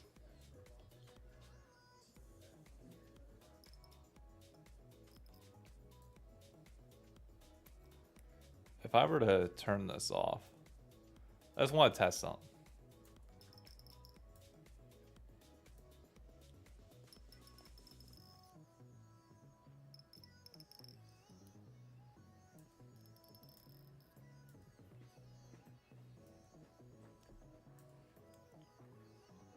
All right, let's go to studio.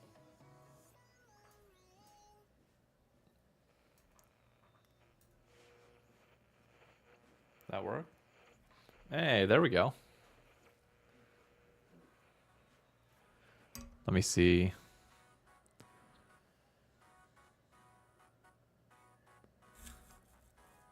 I really gotta ban? Really, I'm just trying to figure this shit out. Love Halo, but need something other than COD. Yeah. Hang on, I gotta mod. Oh, never mind, they already got removed. Nice. I'm just trying to see if I were to use this. And then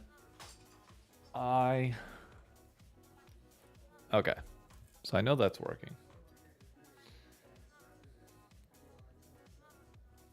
Okay, test. Okay. I'm testing my mic. I am testing my mic.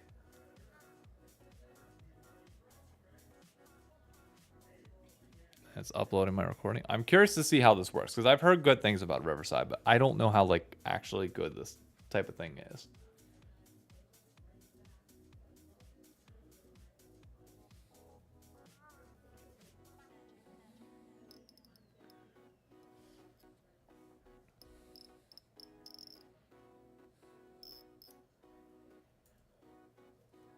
Okay, test.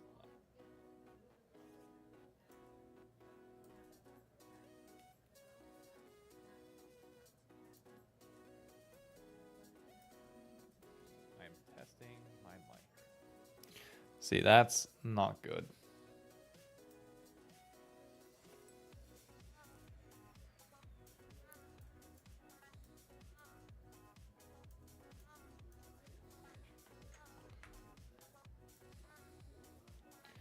Eh.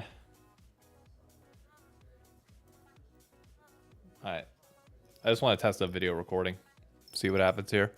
See if this recording software is actually like worth using. It's a 10-second video.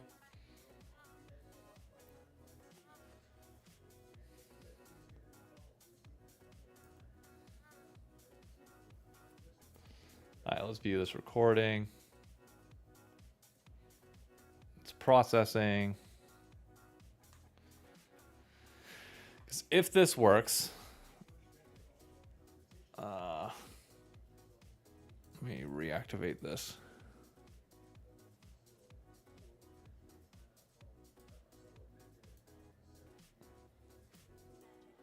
There we go. All right.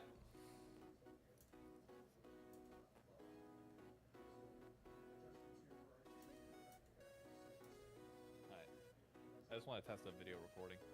See what happens here. See if this...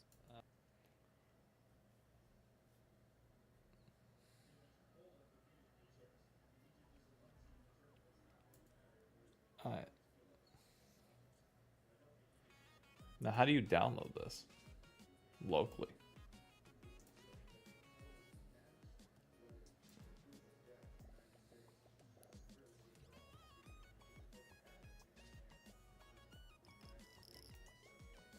I'm curious. If we were to download this, what are we looking at? I just want to test a video recording. See what happens here. See if this that feels, that quality doesn't look great in my opinion.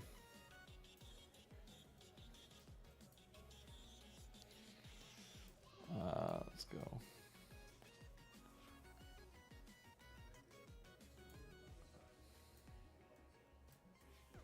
Let me...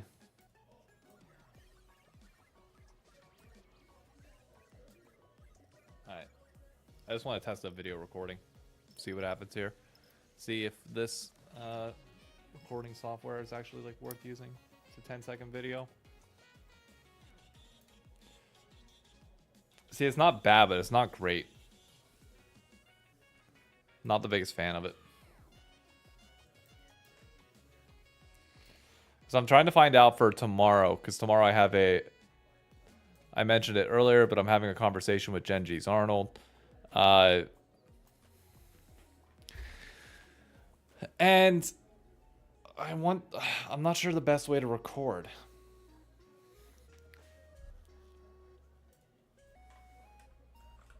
Maybe Skype is it.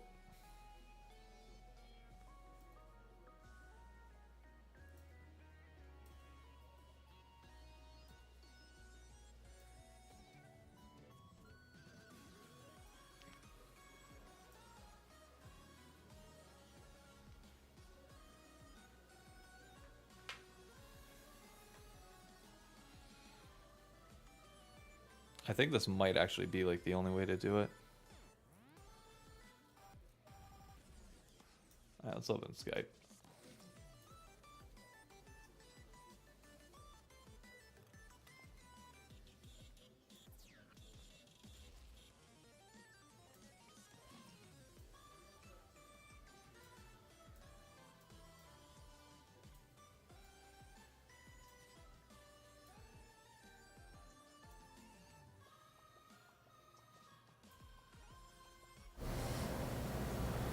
Now, like, how do you pop out?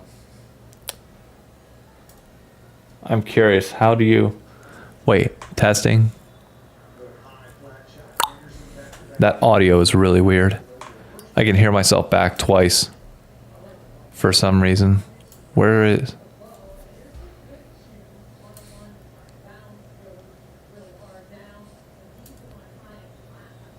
that's why. Let me go...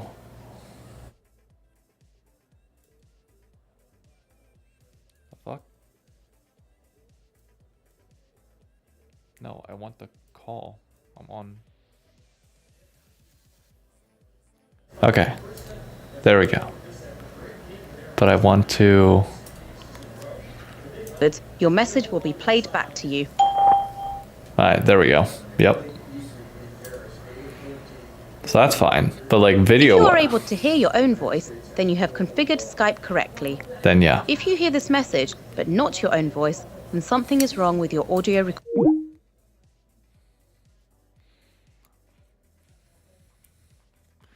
I mean, that works, but like, is that the best way of doing it? I do not know.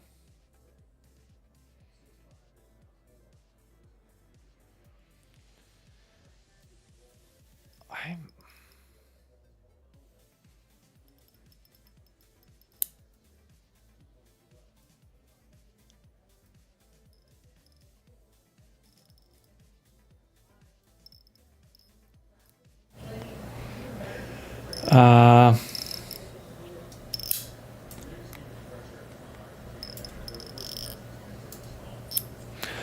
I'm just curious to see, like, how do you...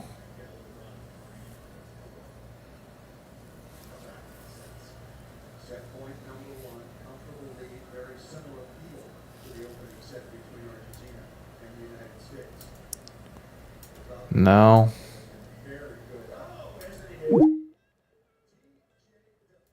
Alright.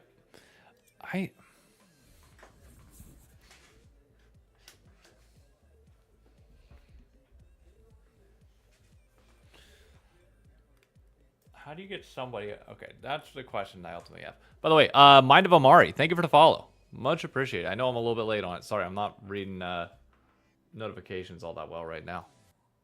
Oh, shit. I didn't mean to block that out. Whoops. In-game.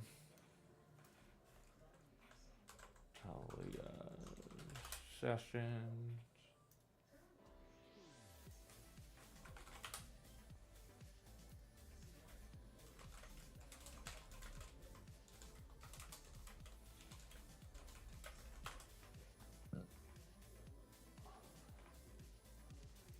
How do I add guests to a live stream?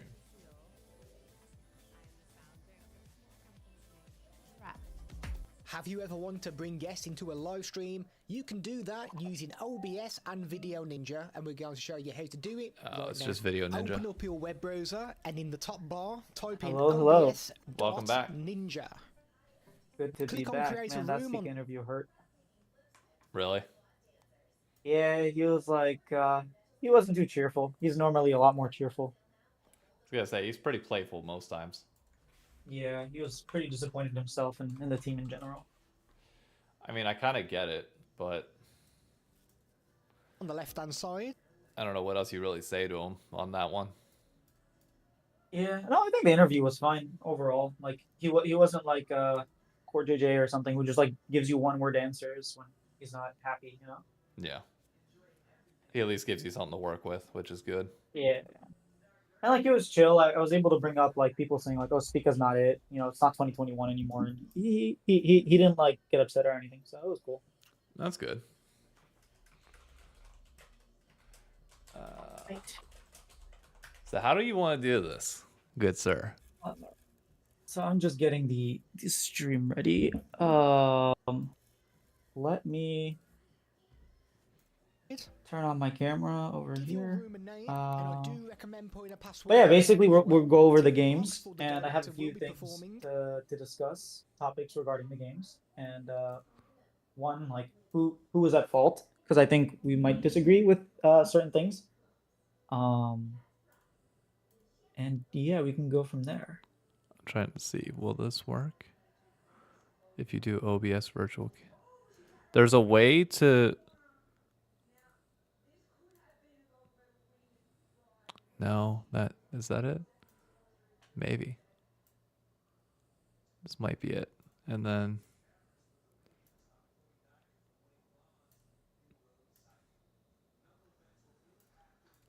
I'm trying to get so that I can have my camera working on both my stream and in here, but I just don't think there's a way.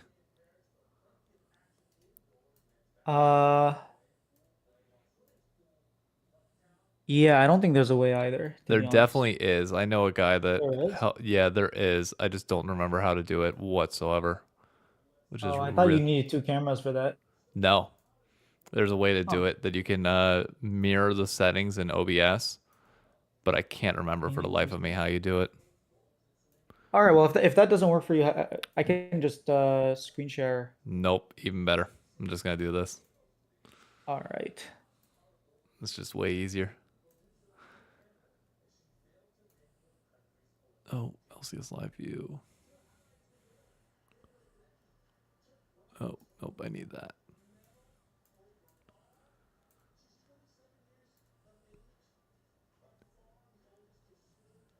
Turn off all that. All right, I'm good. All right. Why the hell is Discord so big? All right, I think I'm good to. If you put out a tweet on it, I'll quote retweet you. All right, 1 sec. I was trying to figure out names, and I was just like, whatever. I'm just gonna call it Undisputed for League until we actually find something out. Disputed. Disputed. All right. Just disputed. We're not undisputed. We're just disputed, and we're disputing any claims that we are ripping off undisputed. So we dispute. We dispute your dispute.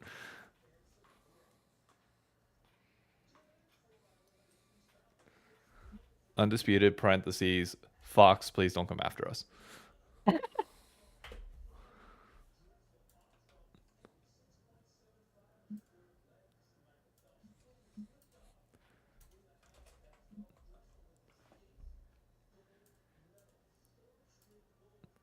All right.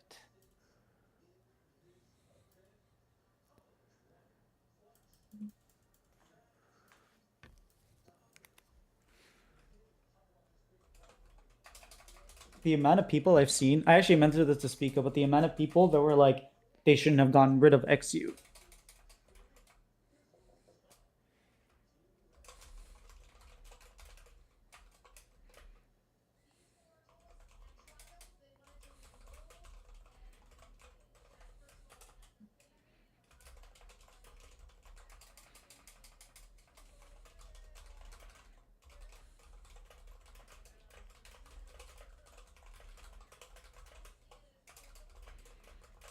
All right, let me know when you're ready.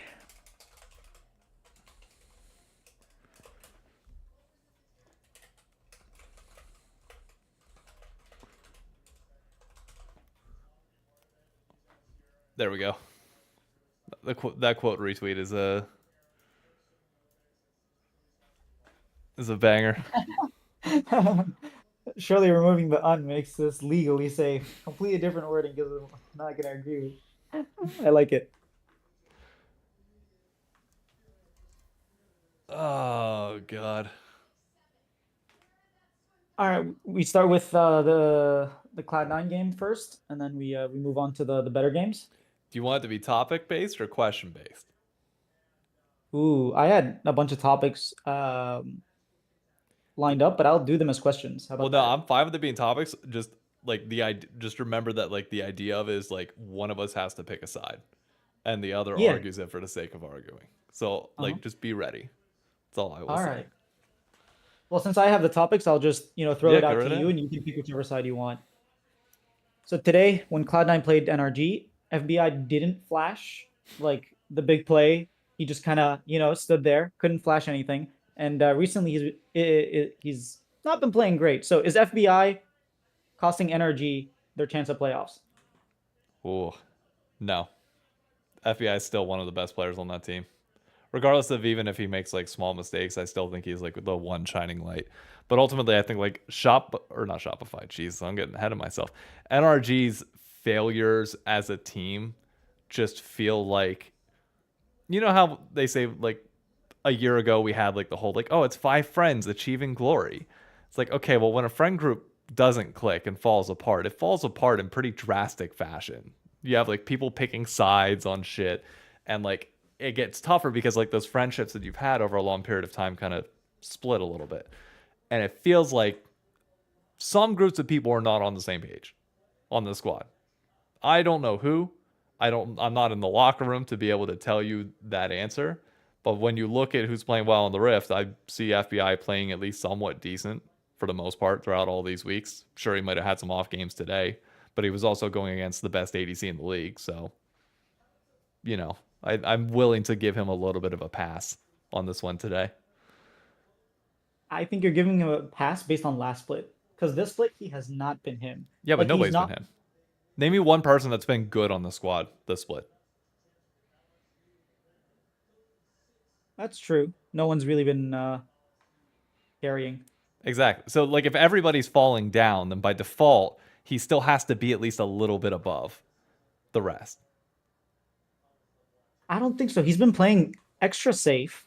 He doesn't take the same risks in lane that before we would see them like dominating lane. Like that's the whole reason last split they beat FlyQuest and everyone was like, oh my god, NRG are the champions. They're gonna, they're so good. It was because they were making these dives. They were playing proactively. And now just like he has no confidence in this team, he's playing back. And then like it's the quote I heard that I remember is like when you see an AD carry and he's making mechanical mistakes, it's because he has no confidence in the team. It's not because he sucks. It's like when Kabe came back on TSM. Like he was just at Worlds, one of the best AD carries at that time from Europe, and he goes to TSM, and it looks like he's useless.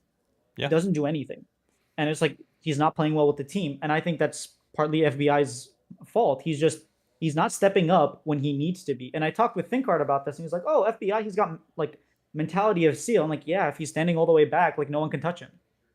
And it feels like he's not. So you're saying he has reckless syndrome? Not as bad. Not as bad, but he's definitely playing a lot safer than he did last split, or even when they won their split 2023. He was diving in with Kaisa. He was like playing aggro. He was playing at that line, and now it feels like he's never going across the line because he's never even reaching that line. He's just playing safe, and then whatever happens in the team happens. It's not really up to him. We saw B-Boy play that Ashe, and he was like landing arrows after arrow. He was like constantly threatening people. And what did he do? What did FBI do with Ashe? It felt like he wasn't even playing Ashe, like a prio pick that's almost 100% presence. So I don't know. I don't think I get your point. I do. But here's my thing. If you are an ADC and you are telling me, hey, you need to put yourself on the line more and you need to be up in the front lines, poking people out, playing aggressive, but I have no confidence in my team to be there. And my team is not playing around me in the way that they need to make sure that I'm safe. What's the end result of that going to be? Well, I'm going to look like I'm getting caught out 24/7. And like I'm looking like an idiot. And then I'm going to be the one that gets tacticaled in terms of the public persona because none of these people are willing to really come out there and, FBI is not one to come out and correct the record on his public perception. He'll be like, oh, I'll let my gameplay do the talking, and then he's gonna sit back and do nothing. So it's like I get where you're coming from, but as an ADC player, and I'm worried about my reputation and keeping a job next year, and I'm not streaming to try and correct the narrative, then in that case, yeah, I am gonna play back and play more passive. And I don't think that's on me. I think that's on everybody else on my team. I feel like that is not a championship level mentality, right? If you're they aren't a championship level team, like they were less than a year ago. They got okay. At this point, we can agree that they got lucky, right?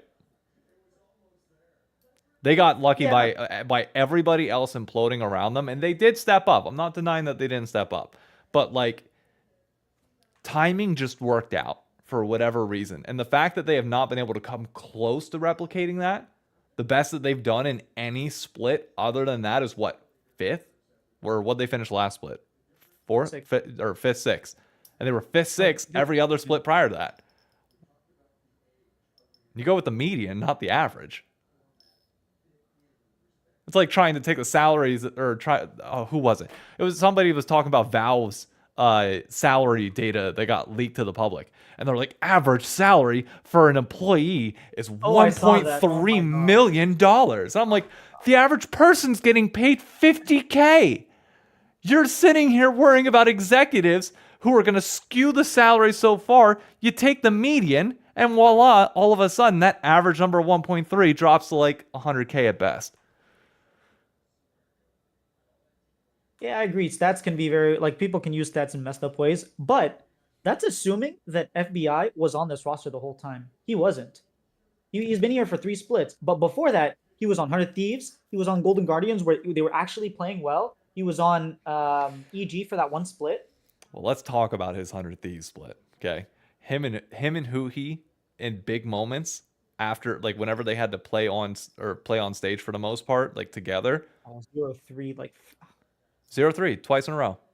And while FBI was able to shake it, and which arguably makes me question whether, like, maybe just together, like, I don't know, they just don't have that X factor. There's something about it, but like, I don't know. There's certain teams and certain players that when they get to the big stage, I don't fully have faith. And while FBI won that one split and overcame it one time, what do you want me to say? Like, I don't know. I haven't seen enough from them to like really be sold that like they are it. And even when they were on 100 Thieves, like, there was this time period for a while there where people were like, okay, they're not actually the best bot lane in the league. There's just nobody else to step up and challenge them. And I said, well, okay, that by default makes them the best bot lane.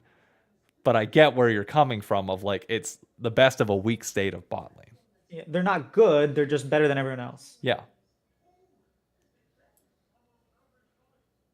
So you think he's not the one that's costing NRG these games? I think there's a team dynamic issue at play. And I don't know. I can't sit here and give you information into it on how to solve it. It's just a matter of, I think this offseason, NRG is going to have to pick a side of wherever the division is within this roster and work on fixing it. And I think they've already drawn that line by the fact that they were looking at bringing back Ignar if they could. So like, that to me signals that like, okay, this guy might be the problem, but I don't know. That actually opens up my second topic. Blabber. Get rid of him if you're Cloud9. No, next fuck split? no. No. Why would you get rid of Blabber? Are Because you on that train? I'll get there. But there were reports that they were looking to get a different jungler during the split before they got Thanatos. Okay. And it's like, Blabber's not the same level of MVP that he was a couple years ago. Now, Blabber's my boy. He's like, my neighbor, basically. He's from Maryland. I rep that stuff. Even when I hate Cloud9, I'm still cheering for Blabber. But at the end of the day, like, maybe your time's up on Cloud9. Maybe you're not that elite MVP jungler that you were, 2-3 years ago. If you were GM, what would you have done? When? Like next split or the previous? Okay, we'll say for this upcoming split. If you're GM, are you getting rid of him or keeping him? And if you're gonna get rid of him, you gotta tell me with who. That's exactly the thing. If I can find like an up and coming rookie, if I can find someone who fits the team, like if I have veterans, it kind of depends on the rest of the roster. But if I have like loud shot callers, yeah, I'm bringing in like a super mechanical, like Bo, for example. I'm bringing in Bo and I'm putting him with JoJo, and I'm letting them just completely dominate the 2v2. Because the way Blabber's looking, they don't dominate. Like even last bit when they were having when they lost 4 games in a row, like Boogie was out jungling Blabber. Like, I'm sorry, but at that point we were 0-3. They lost to Armeo. Very few people have lost to Armeo. Blabber lost to Armeo last split. Twice. But here's my thing. You can't give me the name of somebody that you would want to replace. I just said Bo. You are so out of your mind if you want Bo. You are so out of your mind. There's no chance. And Bo doesn't fit well. Like, I'm sorry, but I don't. There are very few imports at this point that I think fit well long term with American culture. I think Bo is one of them. I don't. He's one of the few people who studied English, who actually was shot calling on that Vitality and Carmine Corp team. Like, he actually went out of his way to completely and entirely change the mold of his thinking so that he could fit the place that he was in. Now, whatever happened on Carmine Corp, like, there were a lot more problems than just Bo, obviously. Clearly, yeah. Like, if closer was your answer and you magically improved, there's something going on beyond that. But yeah, so I think you bring in Bo. You have a lot more firepower in order to actually match those people on, like, when you're going international, because this Cloud9 team, chances are they're making it to international. And guess what? Blabber for years has not matched up to elite junglers. And at this point, if Cloud9 wants to do anything internationally, they need that elite jungler.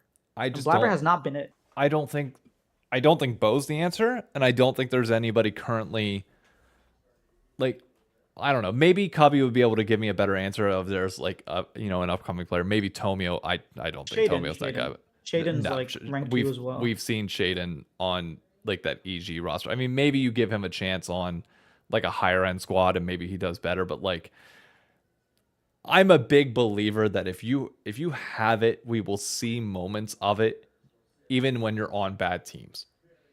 And I didn't see any moments from Shaden nor Tomio in the very brief starts that he got to make me believe that like you're the guy. Like that was the thing, like Sniper, for example, you know, struggling right now, but like newer player on a relatively bad team, you see the moments. And you just know, like even with them looking like crap right now, you see the solo kills, and it's like, oh, you know what? I get it. I get it. I can see what you're cooking with here. I know what you're trying to go with in the next few years. We can get you there. That's fine. I have not seen like another jungler yet that has had that. I don't know. Let's forget Shaden. You could go make a play to buy out Inspired. You Now could try that's to get an River. interesting. That I was actually going to bring that They're up. already junglers. Like looks better than him. He's not. He was Blabber has been top 2 for a very long time. He is no longer top 2. He's not even top 3. I am a big believer as well in like the change of scenery can be a good thing. Like Fudge should be somewhere else. I think he should be with you guys, but that's beside the point. A change of scenery would be good for Blabber, but for C9, like it depends on whether, I mean, Jack, I guess, is an owner that is willing to cut those ties and is willing to say, you know what, I'm willing to sell goods before like they get too bad, before they expire all that much. Maybe. I don't think Inspire's the guy, but it would not surprise me if, you know, he wants to keep Jojo Pune as like his golden boy and is willing to bring back, you know, the old EG roster without management issues of Inspired, Vulcan, Jojo Pune, except you have Berserker instead of Danny.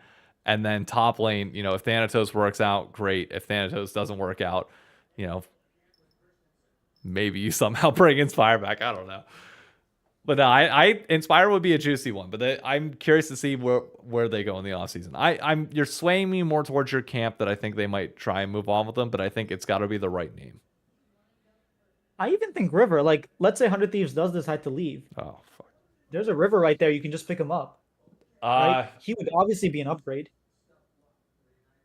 Yeah, kind of. Yeah, I would agree with that. I refuse to acknowledge that point until it's over, but I will give that to you. That's fair.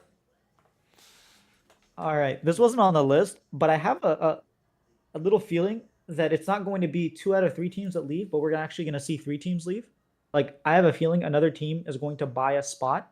So we're going to have Immortals, 100 Thieves, and Dignitas leave. Okay, well, obviously they're the 3 most likely to leave. What's your rationale behind that? Because, like, as a business decision, like, you're just saying that they want out, period. They want nothing to do with League of Legends. They'd rather take the cash injection than stick with the future possible outcome given that they're break even.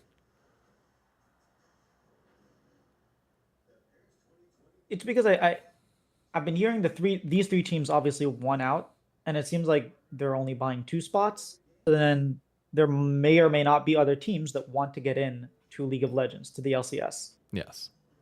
And TSM was a big name that happened. So what if TSM merges with IMT, they regain some sort of different branding, whether it's Immortals or TSM, and then the other 2 teams get bought out? So here's what I think would happen. I think because of the restructuring, I don't think Riot will permit the sale of any spots right now. I think Riot would straight up block it. Interesting. Because why would they? Like what? Like at this point, okay, sure, you let what? Say Dignitas and 100 Thieves get the buyout from Riot and are gone. But then Immortals comes out and is like, hey, we're just going to sell it to TSM for 10 million. Riot's going to be like, okay, well, pause. No, I'm going to block that because they have unilateral ability to block it for whatever reason. The TPA like is not able to overcome Riot's approval on that. Riot could just say, nah, we'll give you 6. You're going to take the $5 million haircut, and we're going to control the spot because we want to pick our partners at this point. We want to control the league, and like it will be a full agreement similar to Valorant. No promo relegation, but like we just want to have a spot that like we control you know, who wants to be in there or not. Why would Riot give up that power if the option is there? What if the talks are already started before Riot decided what they decided? Riot ultimately can block anything. And if this was done and official, it would have been out there already. Like somebody would have reported it. Yeah. There's no chance that it would have stayed hidden for this long unless it's like Mr. Beast, and even then, like maybe. I just don't. I don't think there's a world where, like, say 3 teams do leave, fine. They will keep the same number of teams, and Riot will just get the chance to pick who they want for that 5th spot or the 6th spot, because then the 7th goes to LLA, and then the 8th goes to promo relegation, which Riot's probably going to pick the team anyways that goes in there for the first year. So technically, they get to pick 2. If Riot could pick a team, which one do you think? Do you think they go like Sentinels or something? I think they give Sentinels. I think Disguised Toast is at very heavy risk of getting absolutely screwed over in this whole thing. Like, despite them being like a good partner, I just think Sentinels is like the number 1 brand that they probably want to look at bringing in. And look, this might be selfish of me. Fine, I'll say it. But if Riot could swallow their pride and forgive Optic for the fuck ups early on, I still think it would be a good thing. Oh hell yeah! I would love to see. Man, that would like tear my heart between Optic and Shopify. I would love to see it. I think what they've done with the watch parties, having Scump come out to do watch parties occasionally, like whenever the CDL's not on, like for the last half of the year, Call of Duty's not there. The Halo's going on, or is ongoing right now, but they only have occasional events. There's a bunch of times where he's free. You could bring him out. And also, I trust Optic to actually pick up creators in the space and like start building a fan base this time around, assuming they have like a partnership that they can build off of. But it's also a question of whether Hex wants to expand there. But they're also bringing in creators like Daltouche. Daltouche is now with Optic. And you have a bunch of people outside of like just the normal FPS stuff that can slowly start bleeding into the org. You know, maybe. But Disguised would, in theory, be like the one brand that like should. It should be Sentinels and Disguised. Those should be the 2, realistically. All right, next topic. I know that wasn't much of a disputed topic. I was gonna say, is there anything do you want to push back on anything? Like, you don't agree with anything? Not really. That was just like a rumor that I had heard and just wanted to share. It wasn't necessarily a topic I had prepared. This is that is an actual rumor that you've heard, like a legitimate. Yeah. That 3. Well, no, it's not legitimate. Like I don't put any weight on it, but it's something that I've heard more than once. If you've heard it more than once, I honestly have faith in that. I mean, I personally elect to not hear this stuff for a reason, just because I can't keep my mouth shut. But if you've heard it more than once and it's leaked through without you asking for it, like, that to me signals that there's at least a little bit of weight to it. Well, I think it was by the same person, like same source, but 2 different people. So I don't know that it's like 2 different separate sources saying. Yeah, no, that's fair. That makes sense. All right. Now we move on to the next game that just happened. Oh. Spica. Is he washed? I'll let you go first on this one. All right. Absolutely, man. Dude, this guy, last 3 years on TSM, right? He was like bottom tier after having an MVP season. You'd be like, oh, well, the roster, blah, blah, blah, like what Peter Zhang had done. He goes to a FlyQuest team with like, first of all, he had Impact. What more do you need as a jungler than Impact? Even Pioshik looked reasonable with Impact. Or sorry, he didn't play with Impact. He played with Summit. Regardless, everybody that plays with Impact looks good. Even when Meteos was like on death's door about to retire, he looked good with Impact. And then you have, he was playing with Prince, who was having his MVP season and was absolutely robbed. He was playing with Vikla, who had just won MVP. Like, he was playing with a star-studded roster, and he couldn't make that roster work. He was not providing what needed to be provided to his laners. He just didn't understand how to play the map. Nope. And I heard this, but I heard that Spica, the reason he won MVP wasn't because he was so good, but because he was working with an analyst who was so good at the early game and would tell Spica what to do. And when Spica lost that, he lost that ability. So it wasn't Spica's ability. It was the analyst that was working with him. Was that Case? Who was the analyst at the time? I don't remember. It's been a couple years. I could probably look it back up, but I don't think it was. Maybe it was Case. He's the only notable TSM analyst that I could think of from back in 2020. Because it was 2020 when he won MVP. Or no, it was It was 2021. 2021. Yeah. Yeah, it was the year after. I think he But was yeah, still with them at the FlyQuest. time. I'm not sure, but I can look it up later. But FlyQuest roster failure. TSM rosters last year failure. Now he's on Dignitas. He ain't looking like he's a carry.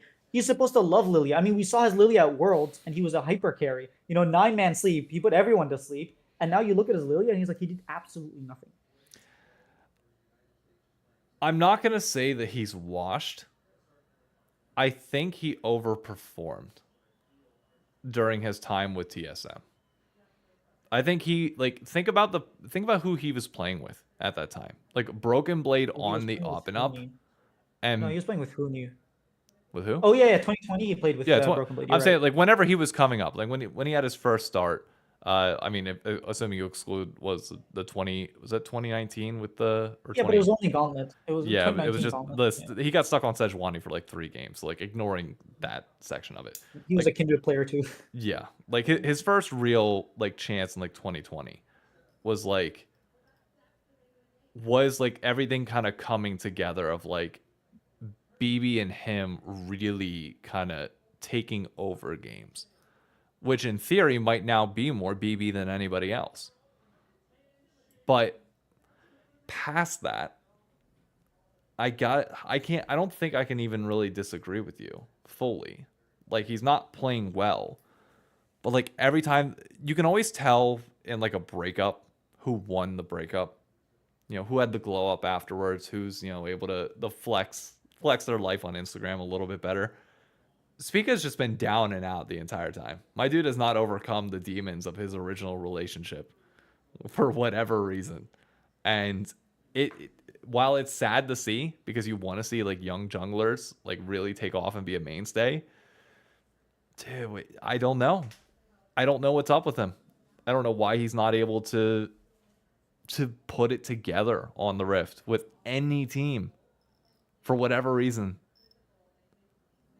Is it a personality thing? I don't know. Does Spica count as a young jungler anymore? Yeah, he's still within his first 4 years. That's not young. That's still fairly young. How old is he now? That's a third of all of League of LCS, man. Sure. Okay. You know what? While fair, I guess here's the thing. I separate out the careers of what I consider to be prodigal talent versus everybody else. Prodigal talent, I give a longer timeline because it's okay, we expect you to be around for longer. We expect you to have one of those 10-year careers that, Jensen, Sven, and others have. And of modern players, Jojo Piman is still young, but is having struggles somewhat as well. I'm trying to think of what other major talent that has come in since 2016, 2017 era. There was Danny, but he left. There was Vulcan as well, and he's still here. Vulcan's a good one. Vulcan is one that Blabber I think as well. Vulcan, Blabber, Licorice, I guess. Yeah. I don't know. It's just different because Spica came in so young. He came in when he was 18, I think. I think so, yeah. And we're seeing the he's 22, right? Yeah. And we're seeing the average age of pros that come into the league raise higher and higher. So those guys that come in at a younger age, I personally just give more leniency to. Just because they are young. They have time to develop. And here's something that, I talked to APA about, but it's not something that a lot of other people address, is your ability to learn and understand the social skills that are required of being in a professional environment, especially when these kids spend most of their life just playing video games in their room and grinding the shit out of it, is going to be a lot higher when you're an older pro coming in versus a 17 or 18-year-old. Never been to a college party, never had to live on their own and socialize like that. They're figuring out their lives while they're also becoming a pro with little to no support system around them that has done this before. Family doesn't quite understand probably what's going on here. And then you look at APA, and he comes in, he's a little bit older, he's had college experience, he's a little bit more mature, and he's able to handle some of these early on woes a lot better than most of the younger guys that we've seen come in and handle them. Like, there's so many players I can think of off the top of my head that would, like, if they came into the situation last year and had somebody flaming them as like a Ziggs one trick, like mentally would just crumble and not be able to handle it. And this dude's just out here like, bet, I'll show you. It's like, that's a level of maturity that comes with age. So Speak is one of those guys that like came in early and it's like, maybe he doesn't have that. I don't know.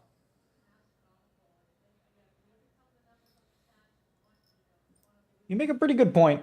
I will say it's hard to disagree with that, especially since I think, like, when you look at Spica's tenure and the players that he played with, besides that 1 year on TSM, which I think we can give him a pass on because of what happened with Shen and whatnot. But if you look at the caliber, he played with Broken Blade. Yep. He played with Huni, who was one of the very few players besides Impact that are considered like a perfect player when they were playing. Yeah, I mean, the problem though is his time with Huni is a little bit marred because Huni was dealing with really bad wrist issues. So like, it's kind of tough to like who he when Spica was playing with him was not who he whenever everybody else played with him. Yeah, but he was still Huni. Like, he was still top 3 in his role. Like, yeah, I'll give you that. He's probably still top 3. and then he played with Impact, and now he's playing with Licorice. I mean, if you can't run the game when you're constantly being surrounded by top tier talent, then that's not a problem with the talent. It's a problem with you. Is Licorice top tier talent? Oh yeah, look at what he was doing last split, like last year. Okay, 1 year is a hell of it. I mean, look at Mike Young. 1 year is a hell of a difference. I was one split. Mike Young was like one game, honestly. I hate the fact that TSM brought him up. I was just like, this is so stupid. This is just such a Bjergsen move. My God. But Licorice has always been good. That's the thing. Okay, his time on FlyQuest, he sucked. But even that year before, like 2022, when he got traded from FlyQuest to Golden Guardians, he was actually playing well.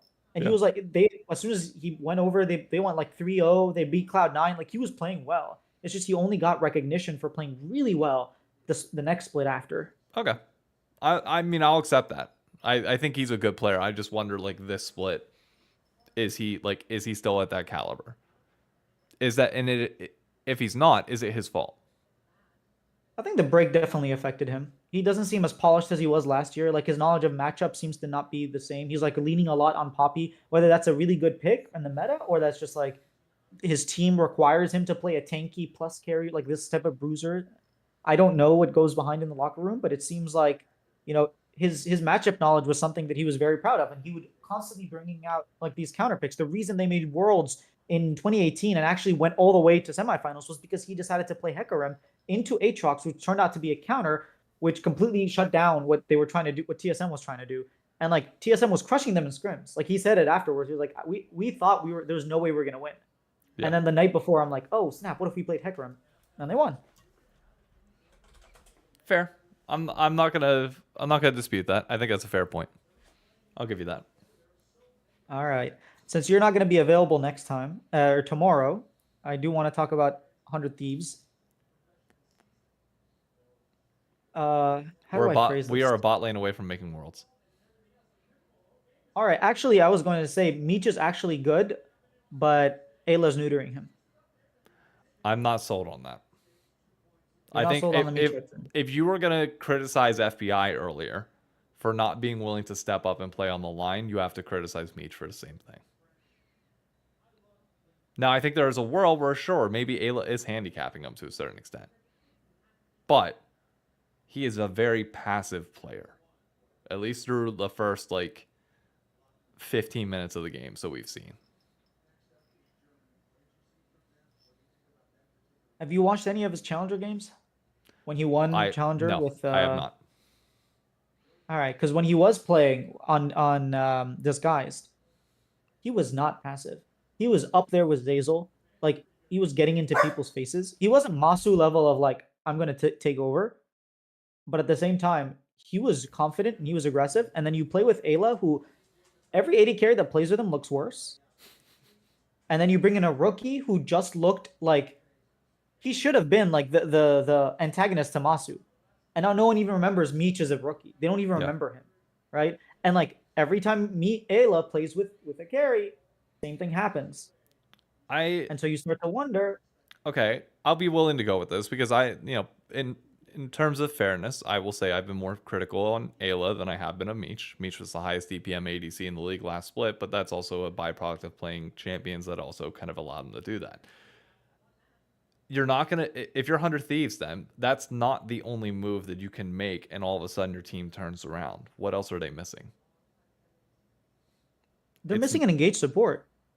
You think that's the only thing that they're missing? Like that one change will turn them into a team that can contend. Yes, because they have River. Like River has to play these AP junglers. He can't play these engaged players anymore. And so they need a champion. They need someone like a Vulcan who can engage, who can go in and make space for everyone. Because we see what happens when River has to be the one engaging on Brand. Sure, he pumps out a lot of damage, but he dies, and then Ayla flashes in, misses his E on Leona on like a 200 unit far away guy, misses the center of his ulti, and then the whole team gets wiped. Okay. And so if you have a better support, I think this team, first of all, you're going to be laning better, right? Because Ayla is not known for his lane to begin with, and you'll have that go button for team fights, and River will be able to do what River does. So let me ask you this: you put Vulcan on 100 Thieves right now. How do they change?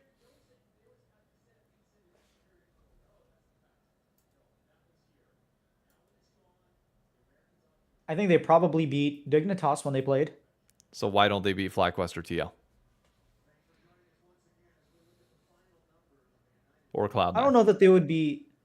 Well, it depends on who Cloud9 replaces. Okay, with, right? under the assumption that we could clone Vulcan. And Vulcan's able to play for both teams. In a hypothetical world, you put Vulcan A on Cloud9 and Vulcan B on... From the beginning of the year? Or just the split? Just right now. Right now? Assuming like the split was played, these guys are on this roster, they have enough time to gel before playoffs. Like, does that make a difference? Or like, does that make a big enough difference for them to make it to Worlds? Oh, absolutely. I think they could finish top 2 just in regular season. Like, forget playoffs.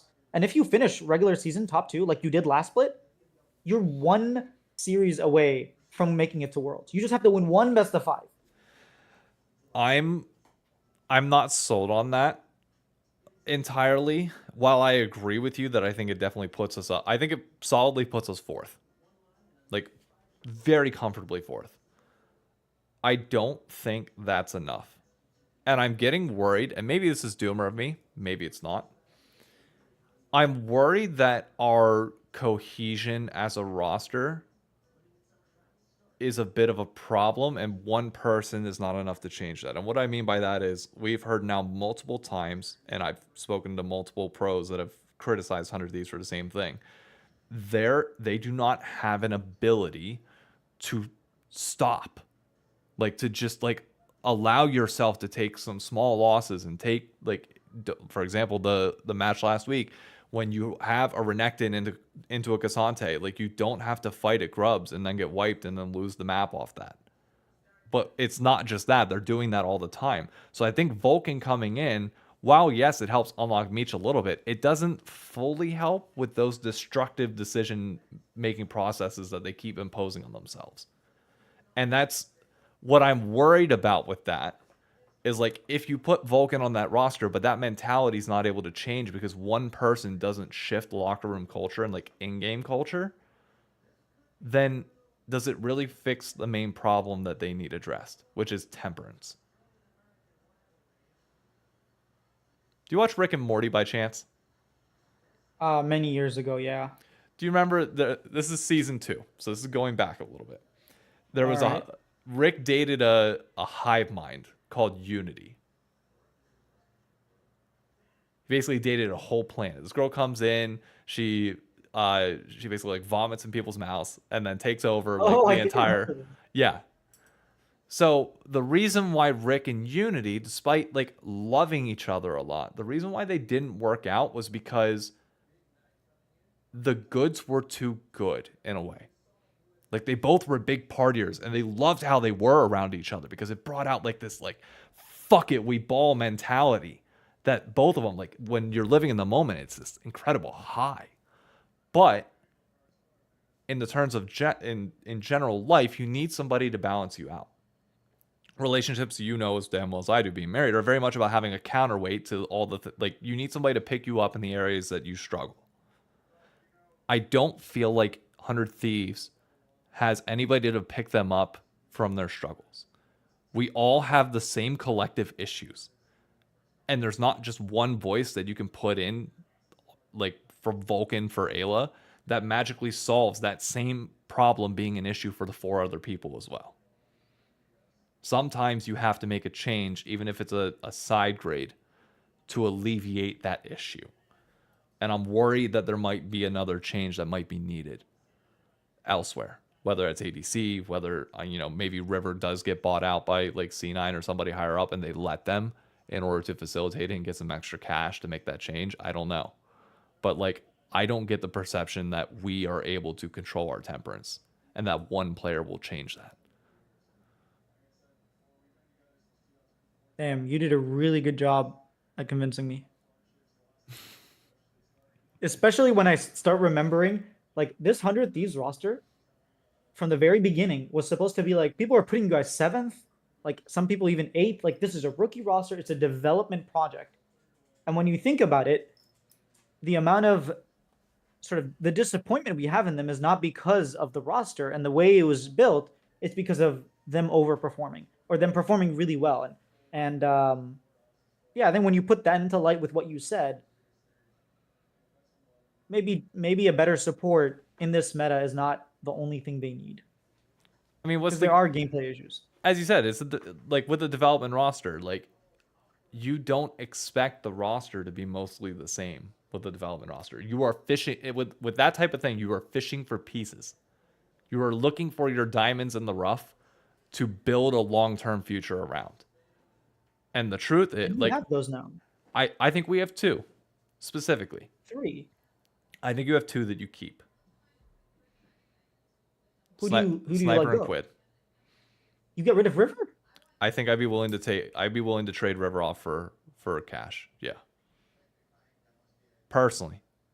Because I think like what I want in the jungle, if I'm rebuilding it next year, under this philosophy that the current trajectory continues until the end of the year, I want a veteran. I want a veteran River shot. is a veteran. Not like a veteran shot caller, not a veteran that is like the problem is we can't be handicapped if the meta shifts and the guy who does so well on engaged champions has to play AP and he does not play the AP champions the same way. Is that a function of River or a function of Ayla not being able to step up to that role? I think it's both. I think it's that, but also like Sniper and Quid are not at the point in their careers where they're able to take the charge more. I don't think they're like, neither one of them is in the position to like really take control of this team right now. Which is doubly why you need River. First of all, because he's Korean and he's sort of like the, able to comfort Quid. Yeah. And the reason like he was unlocked, I would heavily suspect, is having another Korean player that he's able to communicate with and, figure out how he wants to play. And so getting rid of him, maybe Quid, you can argue that, hey, Quid actually, he's in his MVP form. Like he's improved so much that he might not need to lean on River as much as he did his first split or his first year. I can buy that argument. Yeah. But I think you're undervaluing what River brings to the environment and as a shot caller too, probably. I will say yes and no. I think for the sake of the example, I'm pitching that as a possible thing. Like if I only had to keep 2 people, I would keep those 2. If I had to keep 3, I'm keeping 3. Because how did I start off this conversation? The diamonds in the rough? No. I going back 15 minutes, I said we need a new bot lane, and you said we just need a new support. Yes. I put my cards on the table from the beginning. I think you change out the bot lane, you change out the culture entirely, and go from there. And you make sure that bot laner, or you make sure that bot duo is able, ADC doesn't need to talk as much potentially, but maybe a little bit more. And maybe somebody that is a little bit more lane dominant compared to Meech, because that's, I think, what you might need. But you definitely need a support that is going to be way more vocal and way better at shot calling. I mean, Paul even brought up, if you guys were, for some reason, to get rid of Zeyzal, trying to bring in Zeyzal. And we did see in the 100 Thieves like heist episode that they did over the off season where they're like trying to teach Ayla to shot call more and to be more of a voice on the team so River can, be free to do other stuff. And obviously the meta was part of that. So I don't believe in that. you don't believe what they said? I don't believe you can teach somebody to be something that they're not. I think when you get to the pro level, your skills are for the most part established. There are small things that you can improve on, but like you're always going to be better. Like, yes, you're good at like, it is always good to well-round yourself and like learn a little bit. Like in JoJo's case, when he was on EG, made the most of a shitty situation, got some leadership skills. But in an ideal world, he's not going to have to use them because he's not that type of guy. He is just like a go in and fuck shit up kind of guy. And now he understands that a little bit better, but like he shouldn't be required to do it. I don't think you're going to be able to shift Ayla to being a shot caller. An old dog can only learn so many tricks. It's not that he can't learn any. It's just that he's limited in the amount that he can learn because he's going to forget 3 other things alongside that. These guys are in their early 20s, man. They're not old dogs. You were the one that just told me that Spica's old after 4 years, so don't be trying to come back. Ayla doesn't have 4 years. Or not Ayla, Spica. Yeah, but you're not teaching Spica. You're teaching Ayla, who's like had what 2 splits consecutive? Like 2 splits. He hasn't had that much time. I guess he did play overseas, so that's the thing. He had overseas time. Yeah, like he's not coming in fresh. He's not like that 19, 20-year-old young gun. He's got experience on him. Well, I'm calling to get rid of Ayla, so I agree. Give Meech the opportunity to do what Masu is doing. Give him a mechanical, engage, support, and we will see Meech actually being a diamond in the rough. I think a big part of why Sniper is showing up is because it's a 1v1 lane. And it's very difficult to actually show these signs of brilliances when you're just playing by yourself. Vulcan was playing with, what was his name? Before Danny. Yeah. Gigon's going to hate me for bringing him up. Why am I forgetting? Who did I had his name EG have? Regardless, he was playing with like this AD carry who probably shouldn't have been in the league because of TSM screwing over EG and not giving them loss, despite promising that they were going to send the contract over. They didn't, so they had to pick up their challenger ADC, and Vulcan did not look like a good support. And then you bring in Danny, and all of a sudden, Vulcan looks great. Who was that? It's actually pissing me off that I can't remember. It was before Danny. I had his name, and then as soon as I tried to say it, I just forgot. Yeah, it's bothering me now too. I'm looking up their entire roster's history. It was 2020 that Danny came in, right? He came in 2020, the summer of 2020, yeah. Definitely, there we go. That's a wild one. They also had Bang on EG. Oh yeah, I heard that was a disaster. I mean, did any team ever look good with Bang in North America? No, that's true. They had to bring in Fake God because of Bang. Come on, that's disgusting.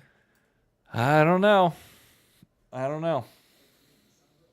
So I got a question. Oh sure, go ahead. Oh no, go ahead. No, go. What were you gonna say? No, I was gonna move on to the next topic. All right, I got one topic for you, and then I'll let you get back to your list. All right. Who has worse content? Immortals or NRG? Immortals. NRG doesn't barely post content. Immortals actually post content. I actually just today I posted a video on Immortals. It's so disgusting, and like the fact that someone's being paid to do this. It's not even about the person getting the money. It's the fact that you're spending money on this. Dude, give a 3-year-old a camera and he'll get you those 100 views. All right, let me rephrase the question because I think that was a little bit too one-sided of an answer. Who has the most underwhelming content based on expectations? Oh, NRG, 100%. They came into the league making content. They had they were popping off on TikTok. I still remember one of their first TikToks was like contracts on like a bus, and he was like, "Oh, or like a truck, driving a truck." I don't even remember what the context was, but it was like hilarious. I probably still have it liked on my TikTok from like a year ago. They came in, they were producing content even when they were losing. Like they weren't a great team until they won, in playoffs. They were 9-9, and just barely. I think they had And to win like they 2 started off games. like 0 and 4 or 5. Exactly. They had just done roster changes too.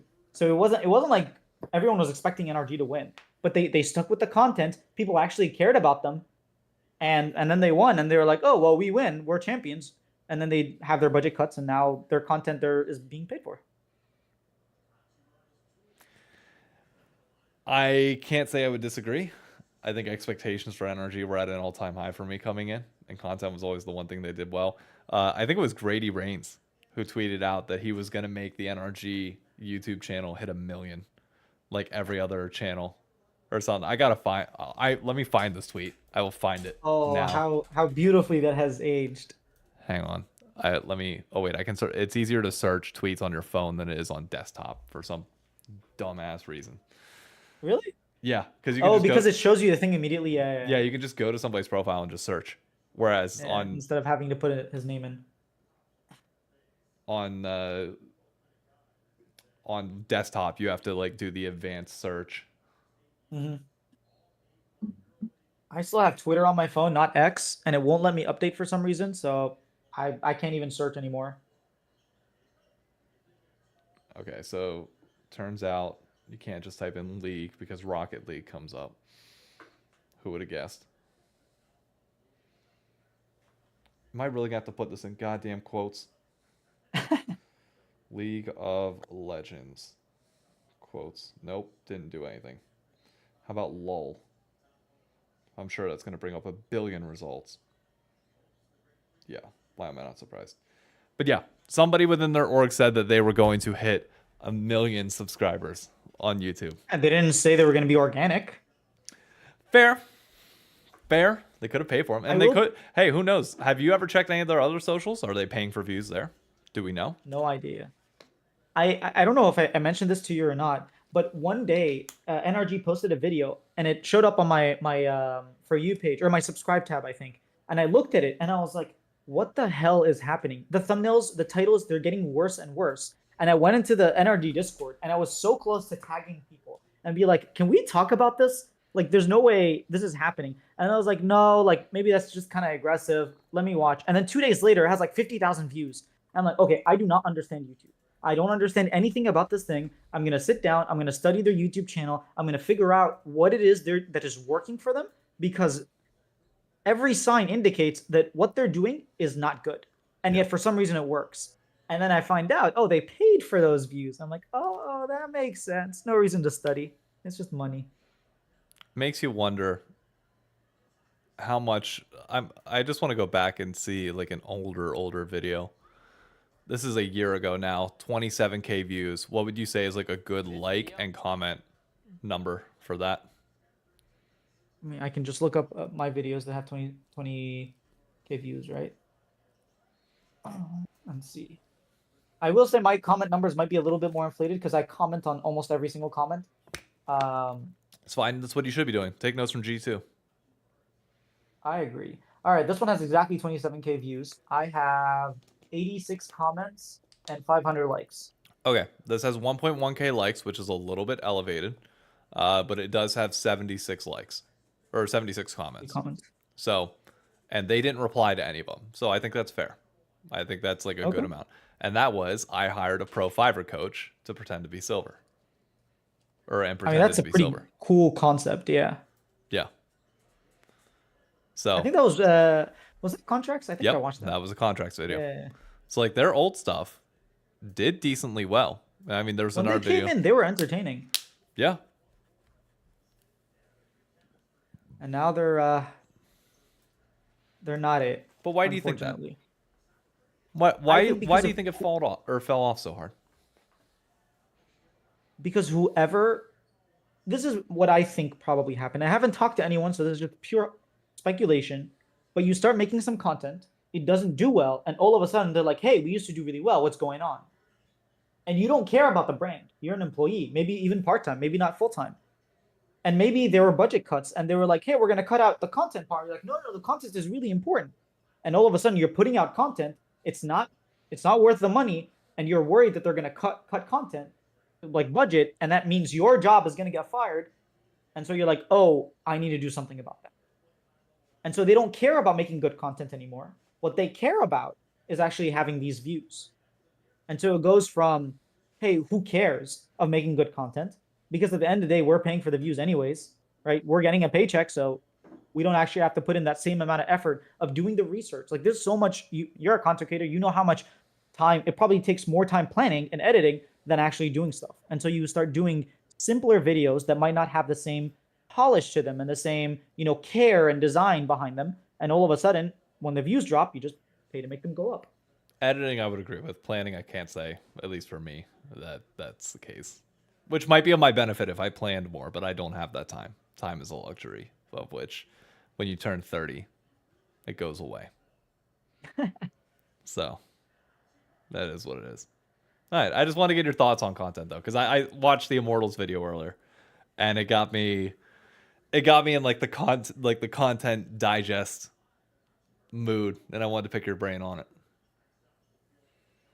All right. Do you agree with what I said? Do you have like a different? No, I think I do. Honestly, so I don't know if you saw the crossover podcast episode where I talked about my meeting with Team Liquid that I had. I haven't gotten to that part yet. I have it open, but I got to meet with all of their content crew, all of them, and talk to them about a week and a half ago because I posted the thing on like the viewership numbers and everything else there. And they just wanted to get my perspective, and it was like, honestly, I enjoyed the meeting from the point of view of like, it's nice to know that they are doing research. Like they have their own theories and what they think will work and what they think is best, but they still want to get the perspective of people outside of that, and like they know that like I'm not looking for a job and like working on content, like that's not me. So like it's not hard to just have like a coffee conversation, and like I really appreciated that. It makes me know that like they care about content even more than we already knew that Team Liquid cares about content.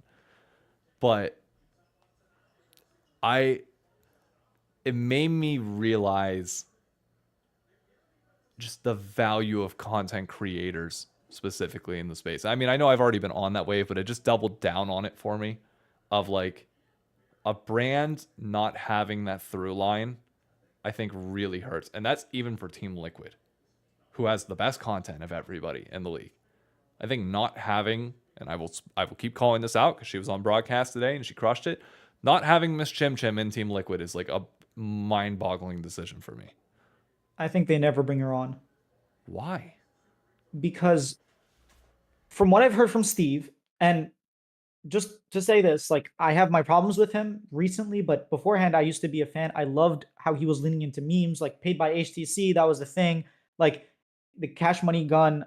I like Steve in general, but I think that they partnered up with someone, or one of their investors got a little bit more involved or something, because the way he started talking sounds to me a lot like the 1990s books on marketing that I read, where it's like, oh, we want to have, our company needs to have this sort of dedication and this image that builds its own brand, super like old school kind of like, we're going to put a commercial and we're going to make people feel like we are the definition of hard work and ethic.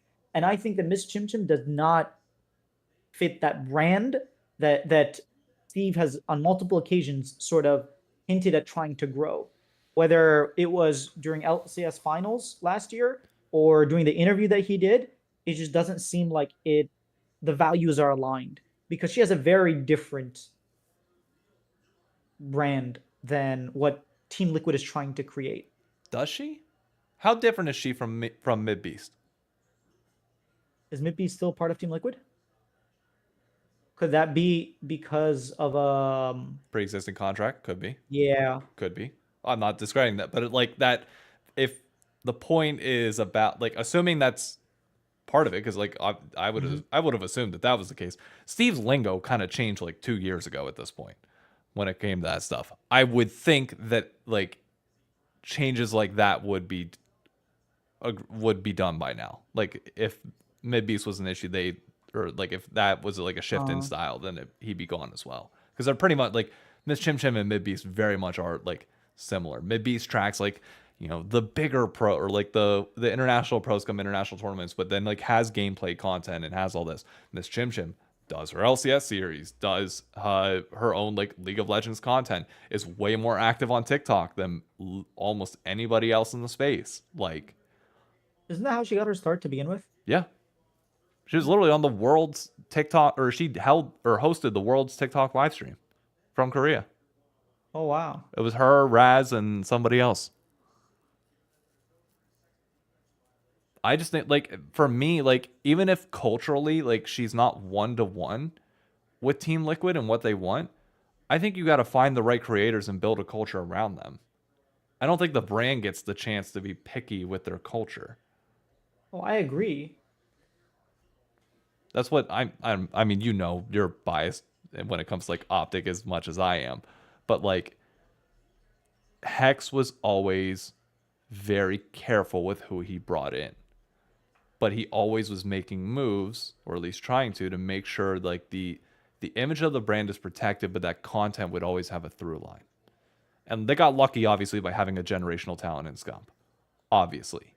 But when you look at the additions that have been made since then, it's odd. Nate Shot was pretty lucky too, I would say. Nate Shot was pretty lucky, yeah. But I mean, like, I'm even just thinking about this from when he bought the brand back, like 2022. I don't know anything about Optic after that, by the way. I like stopped paying attention to Call of Duty completely when like I don't know, I want to say 2016ish, so 2017, something like that. So basically, the latest merger was like Optic and Envy had to merge.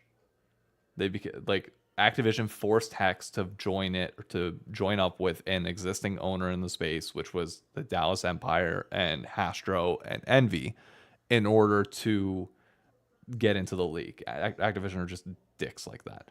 Then they inherit all of the Envy content creators, including the Botez twins, like everybody like that. They're all part of Optic, but slowly but surely, Hex whittles out. Like everybody else kind of like slowly starts going away, but there were a few people that got involved with like Optic culture that you could tell fit in. They kept on, everybody else left. So he took like basically a class of, you know, like probably, I don't know how many creators Envy had, but like you whittle it down to just the people that blend in with Optic, and it creates another through line. And now he brings on Daltouche, who I think gets along really, really well with the boys, and was on the COD Champs live stream. And you slowly, like, you have Scump to like introduce these personalities into the space. And it's like, where do I get that from Team Liquid? It's like, sure, like Team Liquid can make an announcement on it, but like, I don't know. I don't get many, at least within the league space, I don't get the perception that there's many creators that actually rep the Team Liquid brand appropriately from what I would want my team to rep. I think that's a byproduct of League being so big in streaming that every single pro back in the day, like back in season 2, was streaming. And so there was never a need to have these content creators. It wasn't like Call of Duty where they heavily invested into YouTube back in 2010, 11. Like YouTube was a big thing for them, whereas YouTube was not a big thing for professional players back in 2011, 2012. It was Twitch. And obviously we saw who won out. It was the people that created YouTube channels, not Twitch channels. Yeah. I mean, nowadays though, like I don't know, I view orgs, like despite them being like esports focused, as talent agencies, and I don't think should be, and I don't think anybody's done an effective job at bringing in new talent in the league space. I think outside of that, yeah, it's worked out well. I mean, the new class of creators for 100 Thieves, like, great for overall content, like on their own, all fantastic individuals. I wouldn't say that they're working it well into the 100 Thieves brand. Like personally, at least not to the fullest extent that it could be. But how many of them are league? None of them, yeah. None. So let me ask you this. Why is it that when an org brings in content creators, there's not a heavy emphasis besides the first like 2 weeks of using that creator to build the org's brand? I think it's twofold. Like, there is a portion of it on the orgs just being unwilling to like not turn over control, like, because obviously, like, whenever you put somebody else's face with your brand and like start pushing it hard, like, you run that risk if things don't work out, and you run the risk of potential brand damage. But like, that's why it's important to be very selective with who you pick. But it also takes, from the creator side, a lot of effort and a willingness to sacrifice yourself for the sake of the brand. Because that's what an even partnership is. And maybe this could be all the org's fault. It could be. But I find that hard to believe. I don't know. I've seen enough from like decisions being made from creators in the space to know that like creators are inherently selfish, inherently have egos. That's the nature of the space, in the same way that's the nature of Hollywood music and musical theater. But you gotta be selfless at least a little bit and be willing to sacrifice for the sake of everything else. Like the way I look at it is, if I'm joining an org, like I'll use me and 100 Thieves as an example, like completely made up. That way it's not like I'm not throwing anybody under the bus or anything like that. I'd be willing to immediately put the Rendezvous on 100 Thieves channel. Immediately take it off of all my shit. I will find something else to put there, but I need to be willing to give something to 100 Thieves to develop their branding within League that also is endemic to the type of content that I create, that we can merge the two and then we build it into the culture there. And it was already something that Yasuo did like 4 or 5 years ago. They did the Run It Up or Run It Down series, which used to be there, but like that's a sacrifice that you're willing to give up on your own content for the sake of them. But by growing 100 Thieves, it grows me, and vice versa, and we grow together. And I don't get the sense that they're not with all creators, but like at least with the combination of teams and creators in the space, that people are willing to grow together and like fully understand the depth of which you have to go to grow together. I know I'm talking a lot, by the way. You can cut me off at any point if I'm rambling too much. Nah, I was asking for your input. I agree with the part where you're like, orgs are partly at fault because there's a control issue. I think it's a combination of both control and ignorance.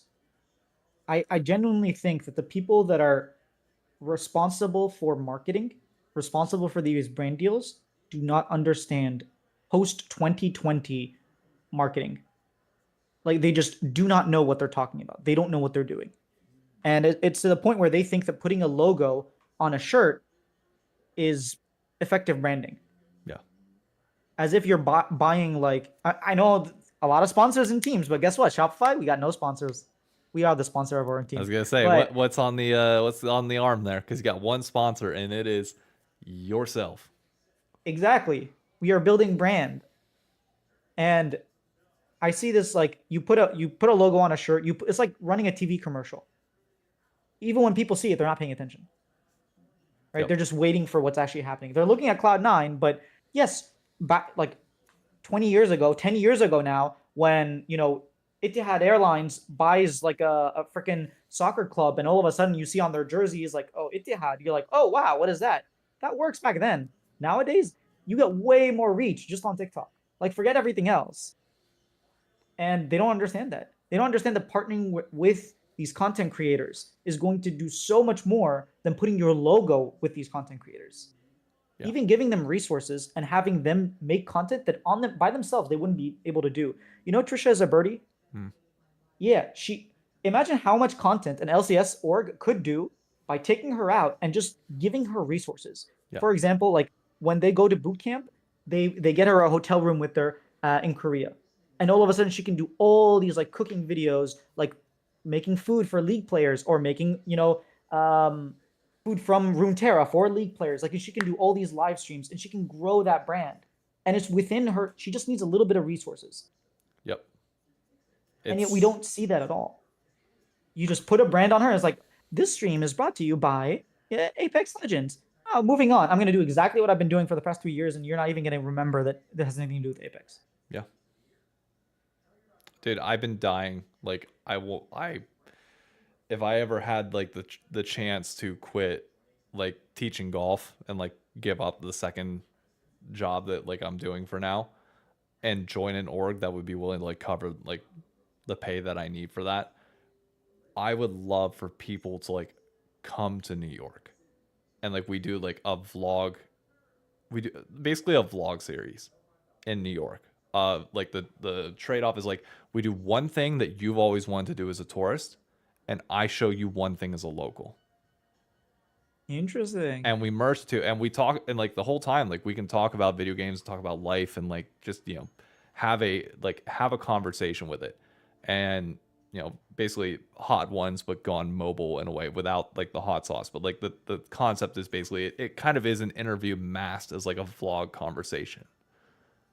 But like it's way less formal because like I've seen like the Call of Duty League and Overwatch League, like they put out these content pieces, and you've seen it with the LCS where like they're renting out like a coffee shop and stuff like that, and all this is like, look, just give me a fucking phone and 2 Rode-to-Go mics, that's it, and like let's go out and have a conversation and like have a real conversation, not just like surface level shit, just like let's talk, like let's actually talk and like do some shit, and like if we want to go to Central Park and have a fucking like we get there and we just want to like race around the fucking reservoir just to see who's fucking fastest, like fine. But like always have, and I know you're big on like thumbnails, like have something that like can go on the thumbnail, like something that is, current and trending. Like one of the things here in New York that's trending is there's a $10 gnocchi spot. They literally make nothing but gnocchi. And it has a bunch of sauces and a bunch of everything else. Dude, that's an easy thumbnail waiting to happen. And then you just throw in a pro with it. You get the New York City crowd, you get the pro, you get everything. And then you just start building up like that New York City branding of shit. And then you throw in, okay, like with that, you have events, live events for like 100 Thieves fans to be like, hey, I'll be at this thing, come on out with, and then you show like behind the scenes footage of that and everything else there. Yeah, geo content is a big thing that I want to lean into in 2025. Like obviously Shopify already is Canada, but I know that Team Liquid has a I think you're the one that told me they have a facility in DC, like right by me, and I'd be interested to talk to Team Liquid for doing like watch parties there. Even though I hate them, I still work with them. I'll send you, let me get the name of the person that does everything. I'll send you her information now. You can just DM her at any point. Tell her David sent you. It's Caroline. All right, awesome. Or Carolyn. That's awesome. Yeah. Anyways, I derailed us from our topic list quite heavily, as I tend to do in these situations. No problem. Are you ready for this next one? I think you'll hate me for it though. Oh, I'm ready for everything. I might hate myself in the process.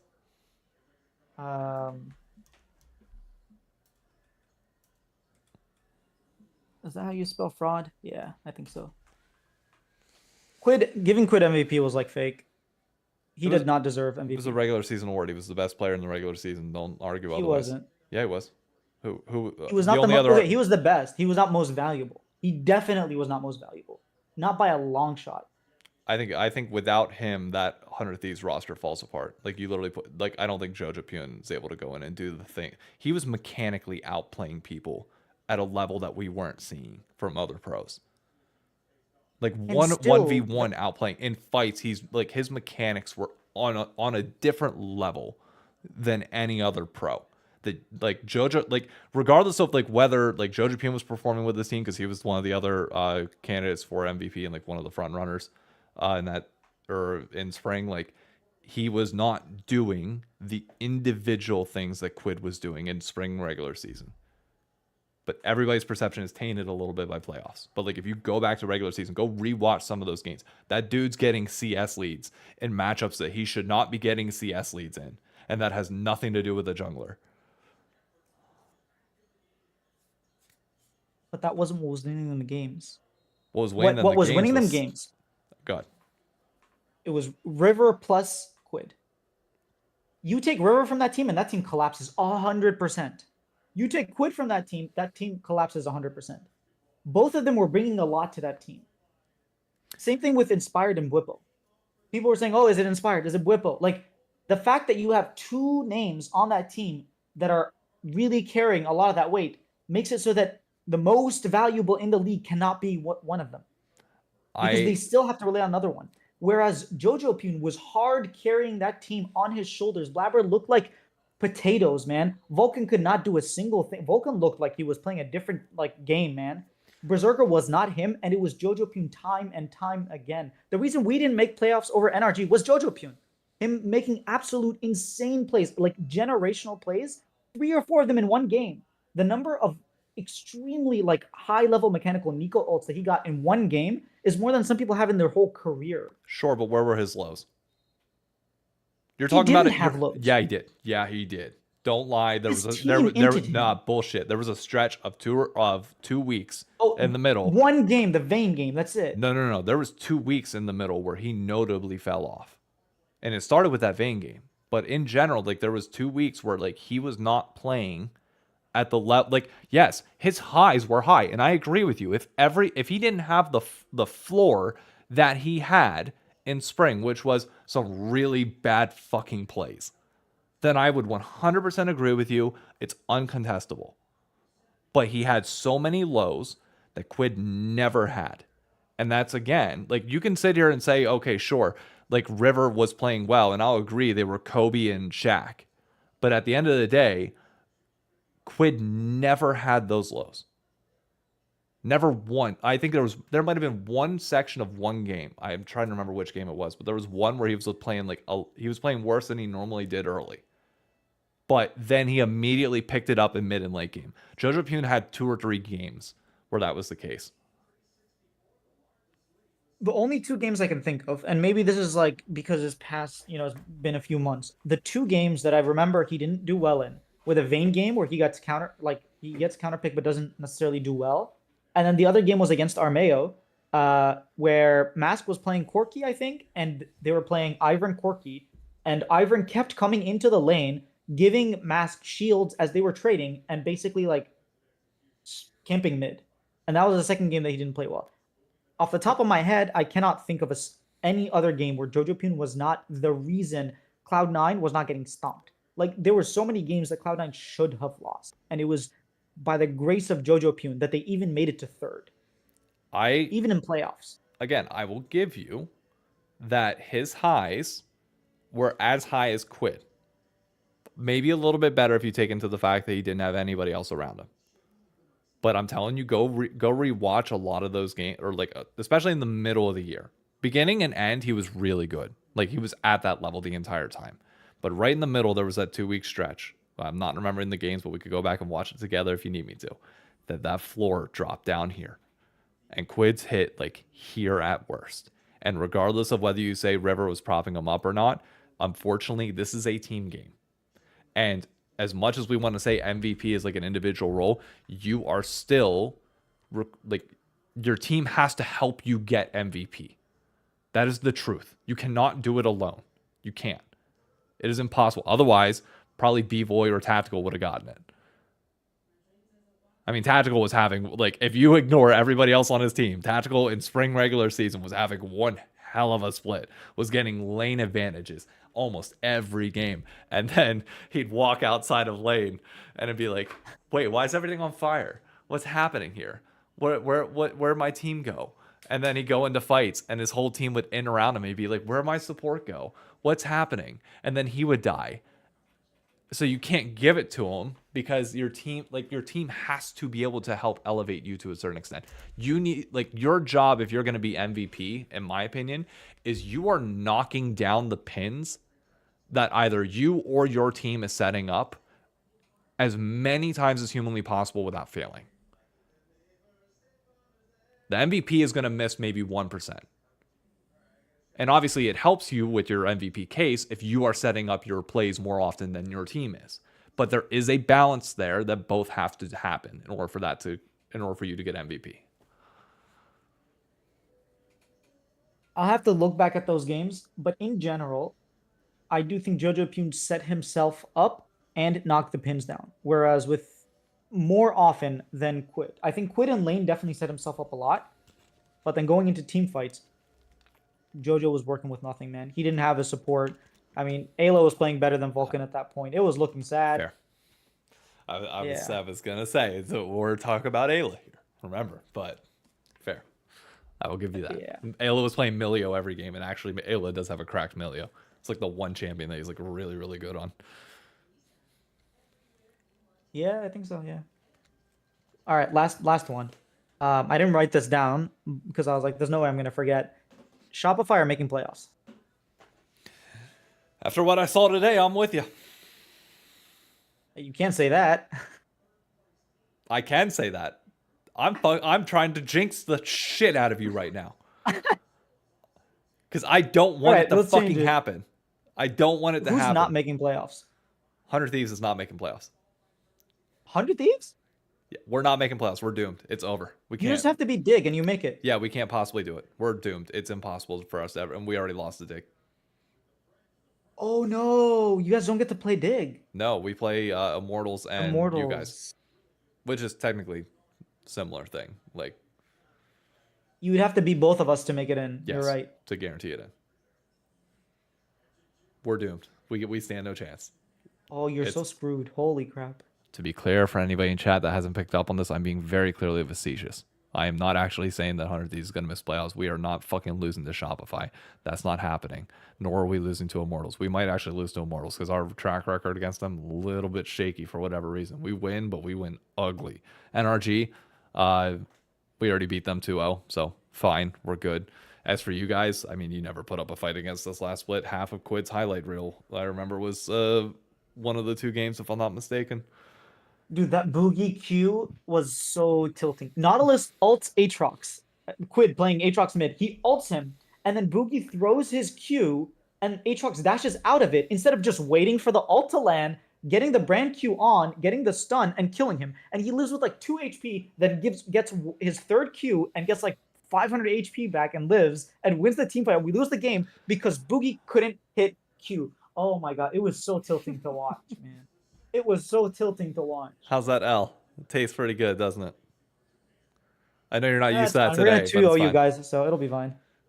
Honestly, though, like, you guys look good today. I agree. Even against NRG, like our second game, the first 35 minutes, if you just close your eyes and pretend that Elder didn't happen, we actually played pretty well. Around Vision, like Zazel Leona looks like he's on. I think we're playing well. I still think we'll be fine, ultimately. Like, I think Fake God is nowhere close to the caliber that Sniper's at. Like, it's a mismatched top lane. And then River is obviously better than Boogie, but it's just a matter of whether his team can actually play around him. Like, the lane that I'm worried about against you guys, as always, is bot lane. Like, that literally every game, every series that we go into, I'm looking at it like, yeah, with the exception of FlyQuest, because Snipers never once beat Blippo for whatever reason. Can't play against them. Blippo just hard counters them both mentally and in lane. Ignoring that, I've seen River be better than Inspired. I've seen Quid be better than... I haven't seen Quid play against Quad yet, but I've seen enough from Quad to know that Quid can be better. It's the bot lane that I'm just sitting there looking at like... This feels like one of those series that Busio and Masu could have like 5 kills in 5 minutes and then the whole game is screwed. But at the same time, it could be one where they run it down and maybe we're fine because they inted themselves into us and then all of a sudden we're back in the series. Like, I don't know. But like, I'm not... Yeah. I don't know. The only lane that I don't worry about with them is, weirdly enough, Immortals. For Immortals, it is entirely on Sniper to get the better of Mask. Or Castle, sorry. Yeah, Castle isn't playing as well as he did like last split. I really do think Immortals and Dignitas don't make it. I said this from the very beginning, by the way.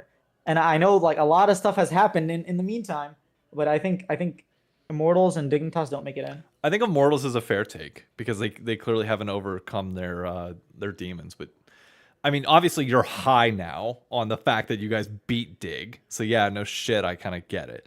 But like, we also looked good.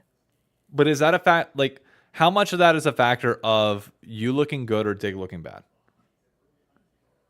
I'm not. This isn't to discredit your win. To be very clear. Yeah, but I think we also looked good against NRG. Like we were going up against NRG, and then clearly we kept that momentum going up with Boogie. If we like got completely stomped against NRG, I could say yeah, okay, maybe it's just Dignitas playing poorly.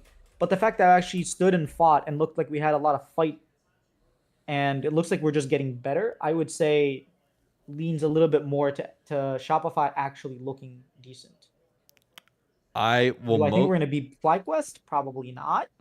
But I do think as long as we beat you guys, we're almost guaranteed in. You're guaranteed a tiebreaker, I think, if you beat us. At minimum. Because, like, NRG and... Here's the thing. NRG and Dig play next week. 100 Thieves and Immortals play. So one of us two gets up to 2 wins, no matter what, out of us and IMT.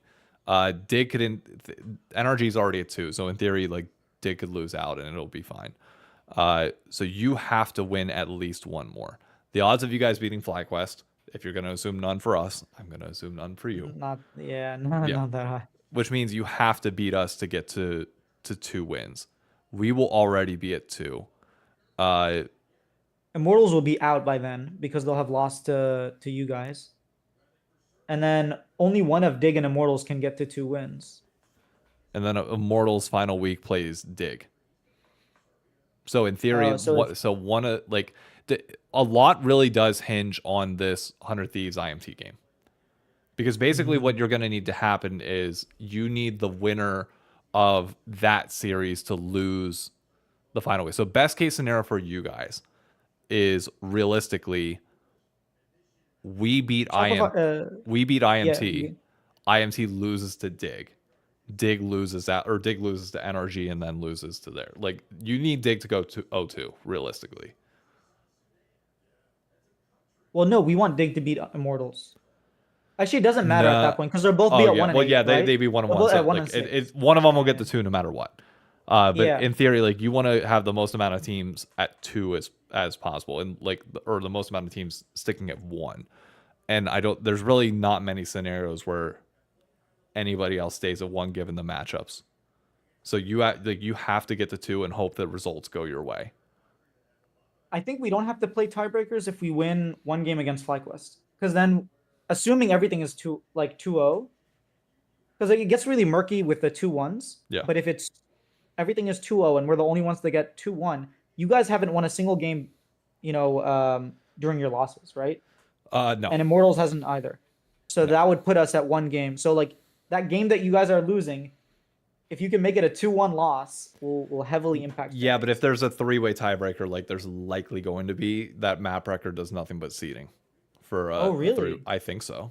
Oh, you're right. Okay, it might not matter then. That in my thing, because really when I was looking at the board when they were messing with it on the pregame, like they were doing a bunch of outcomes and like almost all of them had like 3 teams at 2 wins.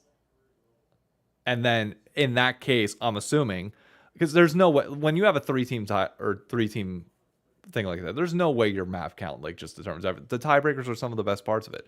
Like in theory, if you have a 3-way tiebreaker, it should be like your map record determines seeding, and then you go from there, and then you play a full tiebreaker. Whereas if it's like a head-to-head, then maybe you do keep the map count. Okay. I don't know. I'm not certain on that. I could be making shit up out of my ass.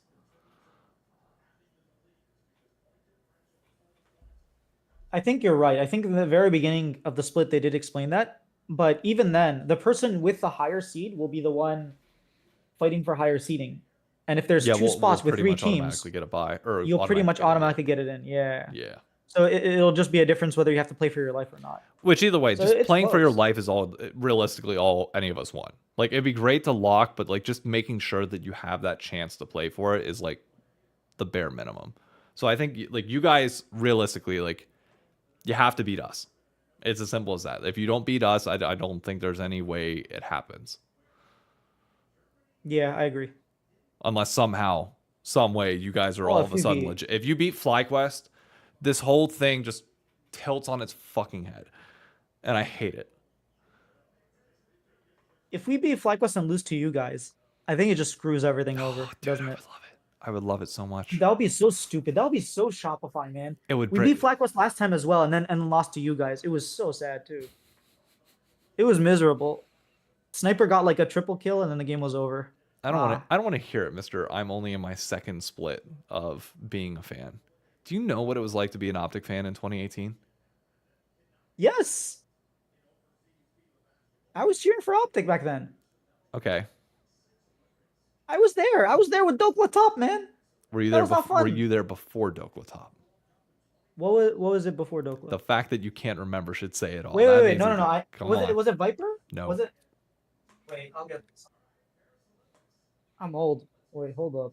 Who was on Optic? Come on. You can do it. JJ was there, right? As support? And then later. I think I can only remember the Crown roster. I can't remember the year before. It wasn't even. Oh well, okay, yeah, it was the year before. Yeah, it was the year before. It was. I know It his was name. I just Mr. man. Money Grab himself. He was flamed by Europeans for taking the NA cash grab. Claimed by Europeans? Was Hmm. it? Wait, who was it? Yeah, I'm blanking. Power of Evil. Oh, I thought you were talking about a top lane, man. Oh no, top lane's even a further dig. I'm just talking about the Yeah, that's roster what in I was general. trying to. Oh yeah, I remember POE. Yeah, It was Zig, Acadian, Zig. That's who it was. It was Zig. POE, Yeah, Arrow, and Lemon Nation. We had 2 players yeah. retire after a single split in the middle of the year, I remember that. which I hated then Zig. brought on Dokla, which then brought on Big, who split time with Gate. Big and Gate swapped until Big got the starting role in 2019 whenever Meteos and Dardoch came in to replace Acadian. Acadian goes to TSM, somehow plays better. I don't know what the fuck that was about. Erickson. I mean, come on, man. Dude, but we had Crown was good too. Fucking He didn't play with Crown. He played with what's his name? He played with POE, and POE plays a very different style to Acadian. Yeah, I know, but I'm saying like he should have stayed and played with Crown. Oh, honestly, he would have played really well with Crown. I think a big part of Meteos playing so well was because of Crown. Yeah. But Dokla was good old Mr. Yorick one trick at the time. Dokla was so annoying back then. Camille, he would just like Yorick, lose Aatrox, every that was it. game. That's all he played. He would like pick the same carry champions and then like, oh my god, he has a 15 CS lead. Oh wait, he just died 3 times in a row. Gave us like, it was just so annoying to watch him. Yep. And then it's not Crown like would play some off the wall shit like Xerath and dodge every skill shot coming at him. It's like, dude, what crack are you on? What is happening here? And then he just felt like depression hit him hard and just Yeah. I remember talking to His Zabutin about teammates. it. Zabutin was like, dude, my only goal for him was just to keep a smile on his face. That was literally like, I don't care what happened. I didn't have to train him mechanics or anything. He's a world champion. I didn't have to do shit. I just needed him to smile. That was it. Dude, to be outside the facility ripping cigs, like just trying to stay calm the entire time. Yeah, those were rough times, man. You're telling me. Here's a real deep cut. Do you remember who the video editor was for Optic's docu-series that they started only in the 2nd year because they didn't do any content the 1st year? I have no idea. A man named Toby. No. I don't know if you... Toby that's on Dig now? Maybe. I don't know. No, there's no way. Hang on. Let's go. Let me... Optic Gaming League of Legends. Is that channel even up? Like, does that even exist?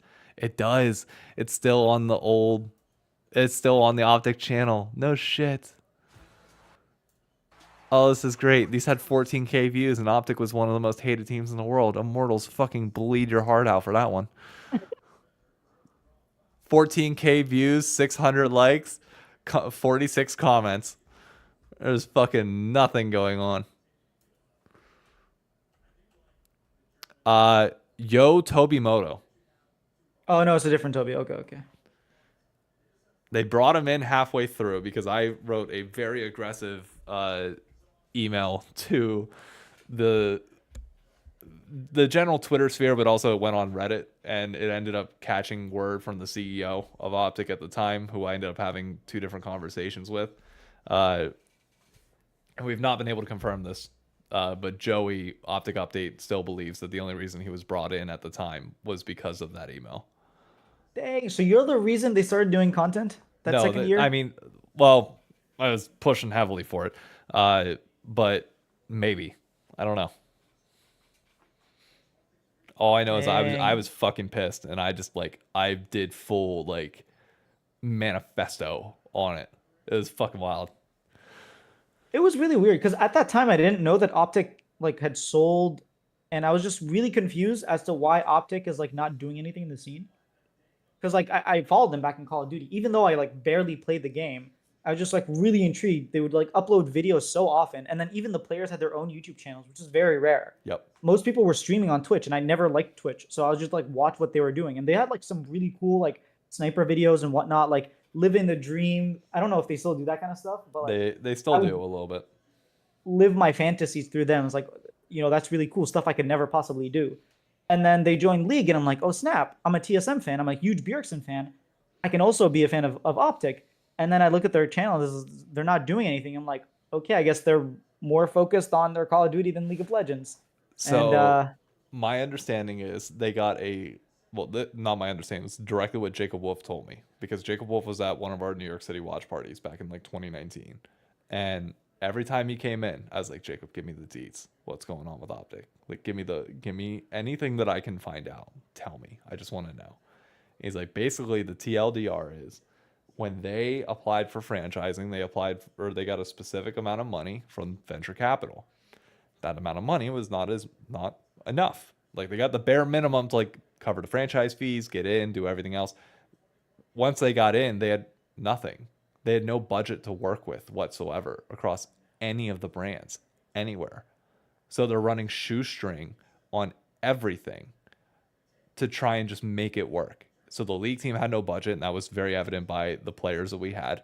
Like, we weren't paying shit to anybody. Staff, we smurf with staff. Okay, people might not like Zabatine. Fine, we had fucking Romaine. yeah, We had Zabatine and Romaine. like both of them.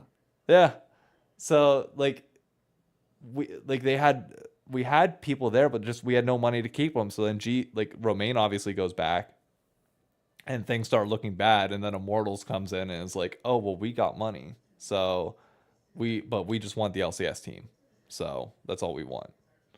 And then it like the business complications like happen from there. Hex like can't buy back Optic because it's sitting with Immortals' hands, because Neil Lieberman sold the Optic brand to Immortals. So Optic was under Immortals Gaming Club for a year and a half, hence the Optic LA team from back in the old school Call of Duty days. But Chicago Huntsmen were like the real Optic.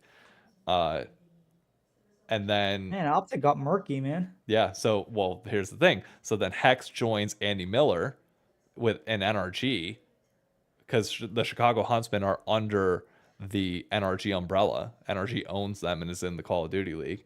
But then Hex gets a chance to bid on the Optic name because Immortals doesn't want it. They're not going to do shit with it. The brand, they realize that the brand is nothing without Hex and Scump and everybody else that made it.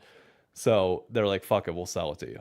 So Hex buys it back, ditches. Wait, that's how he bought it back? Yes, ditches on Andy Miller, and like leaves NRG, leaves the Chicago Huntsmen, like wipes his hands clean with it. And the relationship between, I mean, Andy joked with me at summer finals. Whenever I saw him, he's like, "This is the big Optic guy." And I said, "Yeah, are we ever gonna talk about the Hex thing?" He's like, "Nah, we're on good terms now." And I was like, "Now is a very key word there in that statement, isn't it?" And he just laughed. But it's like, I mean, yeah, like Hex, like Andy thought he had something building with Hex, and Hex dipped out. Understand? Like, I think at the end of the day, Andy would understand, as most people do. Like, you get a chance to buy your baby back, you're buying your baby back. Hex buys it back. That is insane. Leaves NRG, ditches Chicago Huntsman, gets Optic back under Optic Texas in the Call of Duty League by merging with with Envy, and like taking their spot from the Dallas Empire, because Activision didn't want to expand. And then the Optic Gaming brand itself outside of Call of Duty can return to what it once was. The stuff Hex went through, man. And Hex made millions throughout all of this. Oh yeah. The amount that he paid for, like, think about it. He sold his brand at the peak in 2018 and then bought it back for a fraction of the cost. And then doubled its size again. And then, tripled the size. Optic is bigger now than it was before. By a lot. Really? Is it? Oh, yeah. They weren't filling up an 8,000 person stadium a few years ago. Or even 2018. True. They weren't doing that. That's true. I don't know. It felt like 2017, probably when I stopped following them. They were like the biggest thing. They were the biggest in terms of clout and culture, yeah. Yeah. The only thing that could possibly go near there was like the annoyance of TSM fans. It wasn't even like TSM fans. It was like, oh, TSM fans are known to be annoying. And that's it. And yeah, it was like the green wall was something. I never found TSM fans to be annoying. Me neither. I was a TSM fan. I was pretty normal. I look at it this way. I think the people that found TSM fans annoying are just the people that wanted online gaming to be like their little online little micro celebrity thing. They didn't want sport and frat culture to be a part of it at all. And when they saw TSM taking off and like TSM fans would show up in person, be loud and obnoxious in the way that traditional sports fans were, people rebelled against it and hated them for it. Oh, you know who I was like so confused. During Worlds 2022, the very first day, it was EG played. I don't know, one of the It was EG Damwon, versus I think no, it was EDG. was it I EDG? think so because that was the game where like Kaori got like 3 kills on bars early on and like they had a lead but chucked it. Yeah, when we started, everyone was chanting TSM, and obviously I was like TSM because that's just the culture, right? You're always chanting TSM even if TSM aren't playing, especially when they're not playing. And then Dokla, like immediately after, tweets like, "This is so disgusting. You guys need to stop doing this." And I was just like, "The heck do you understand about fandom? You were actively trying to tell us not to be fans of our like even if we're not TSM fans." People were doing it. There was a Chinese lady who barely spoke any English next to me, and she was chanting TSM with us. And I was chanting Jio EDG or JDG when they played. Yeah. Like next to her. It was just about the vibes. And I was just like, man, Dokla, I'm sorry. I got a funny Dokla story if you want to hear it. What's up? Worlds 2022. There's a MasterCard event that Riot is putting on to celebrate the renewing of the partnership for 5 more years. One of the things that they kept saying was like, more KDA. KDA is coming back. It's like, okay, I get it. Nice. But everybody from CLG is there, including like Dokla, Palfox, because they're all doing like the happy hours before the event and then going to the thing. And they also did like the shoot around in Madison Square Garden that the Knicks were able to get them. But this event, that's so cool. This event has like the World's Trophy there. It's like like MasterCard like went all out for this, and it's like a nice place that you want to dress up at least a little bit. Dokla rolls up in sweatpants. Greg Kim is just standing there like, Dokla, go fucking change. Go get pants. Go. I don't care if you have to go buy them. Go get pants. Get out of, like, you're not wearing sweatpants to this. And he's like, fine. He leaves, literally leaves, goes and gets pants. That's so funny. It was like, dude, you gotta be kidding me. Like, I'm sitting there wondering, like, do I need to wear like a suit to this? And I asked, I forget who I asked, but I was like, nah, like, they were like, nah, just go business casual and you'll be fine. And actually, I still think, hang on, I think I still have on the fridge.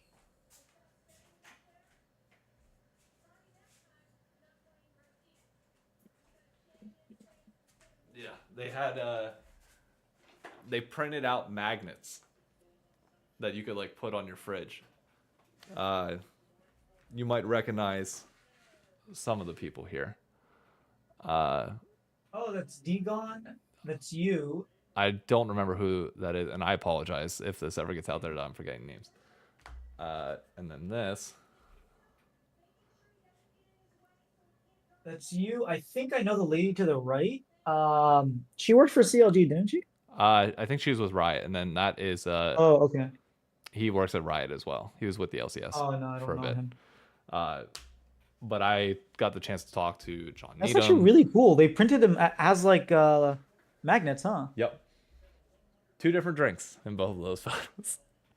Your boy was not taking the free alcohol for granted. That was for sure. But it was fun. That was the first time that I got to talk to John Needham alone for like 5-6 minutes, which was nice. And that's where he told you about Worlds making money, huh? That actually was not Profitable. him. That was a separate happy hour during Worlds. That was David Higdon, or what's his last name? I don't know, but I know who you're talking about. Yeah. Why I apologize if he is seeing this. I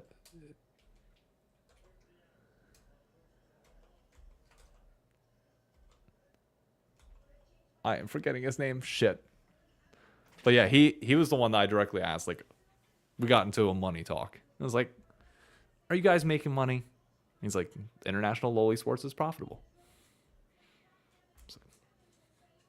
That can mean a lot of things, but yeah. No, it explicitly means one thing. you are net profitable on international League of Legends events.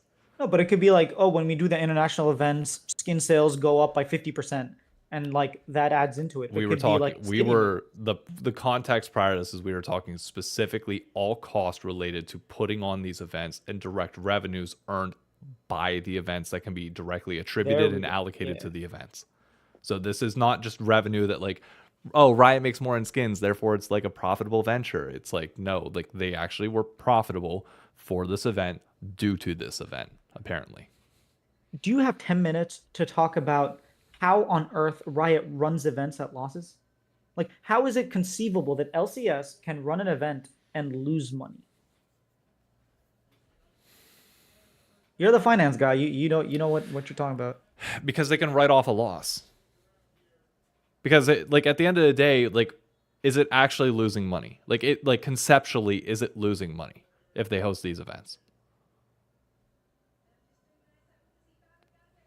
Well, no, but like not even from that, just from like a monetary standpoint, like the amount of money it costs to run an event Yes. and the amount of money you get back from everything else, from selling tickets, from the stands that you have, the merch that you sell, like all that stuff, Yeah. from sponsors paying for booths and stuff like that. How do you run negative? Like, is that not just bad financial planning? It is. It means that you're not getting people to buy things. You are not generating revenue, or at least revenues that you can earn. Like, I'll tell you now, they sell a lot of jerseys at these events when they have jerseys there. Like Cloud9 sold out in 2019. I wasn't able to buy a C9 jersey prior to finals on Sunday. I'm not sure. 2023 they were not sold out, I think. Okay. Ticket sales are minimal. You're making like 88, like for finals this year, you're making like $88 a pop on 7,000 seats. Let me do the quick math there. Even we'll bump it up to 100. Yeah. 100 times 70,000 seats. That's $700,000. Yeah, that ain't making you profitable for this event. Wait, that's not 700,000. 7,000 seats by $100 a piece. Yeah, 700,000. They're piss poor at selling a product. They don't make enough in food and beverage. Clearly, merchandise sales are minimal, and you just don't get people to invest in it. Like people they buy their ticket, they come in, they experience it, and like I don't know. You have like the fan tailgate events, which like realistically, if you're a fan, okay, bit of advice to anybody that's never gone to finals, okay, you don't actually have to pay for anything if you don't want to besides your ticket.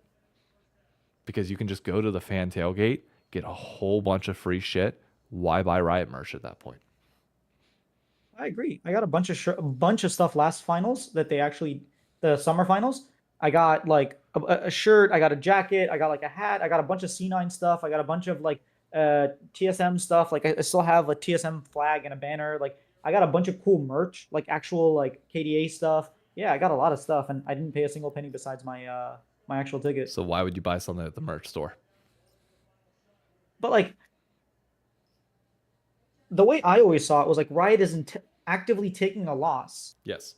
Because they want people to come and experience the game, and that's like you're paying for marketing, right? Yes, that you can write off the loss, and it's covered in the marketing budget because, like you said, you still have to pay vendors, you still have to pay everybody else. That money would come from an allocated budget from the marketing team.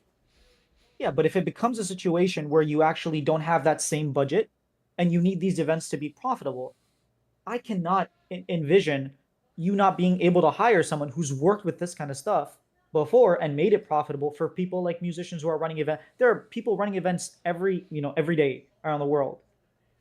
You can make it profitable in and of itself, so you don't have to get rid of roadshows. Like it seems stupid. Could, but I mean, the biggest thing that I've gotten into fights with people on is they tell me that I don't understand the cost that it takes to put on these events.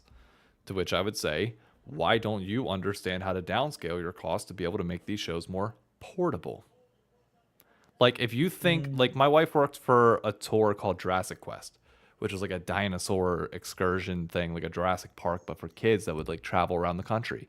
And you had you had set up and tear down that staff would help do. And like I'm sure like they could go all out even more if they wanted to, but they had to make it portable enough to the point where you could move into a city for the weekend and then pack up at the end of it and move out and like keep it ready to go. And I don't think Riot has a sense of scale when it comes to that. Like their idea of like packing it up and having it all ready to go is like, oh well, it's so big that we're just gonna do it only, 2 or 3 times a year. It's like, okay, well, downscale it. Do we need everything that you think that you need each and every week?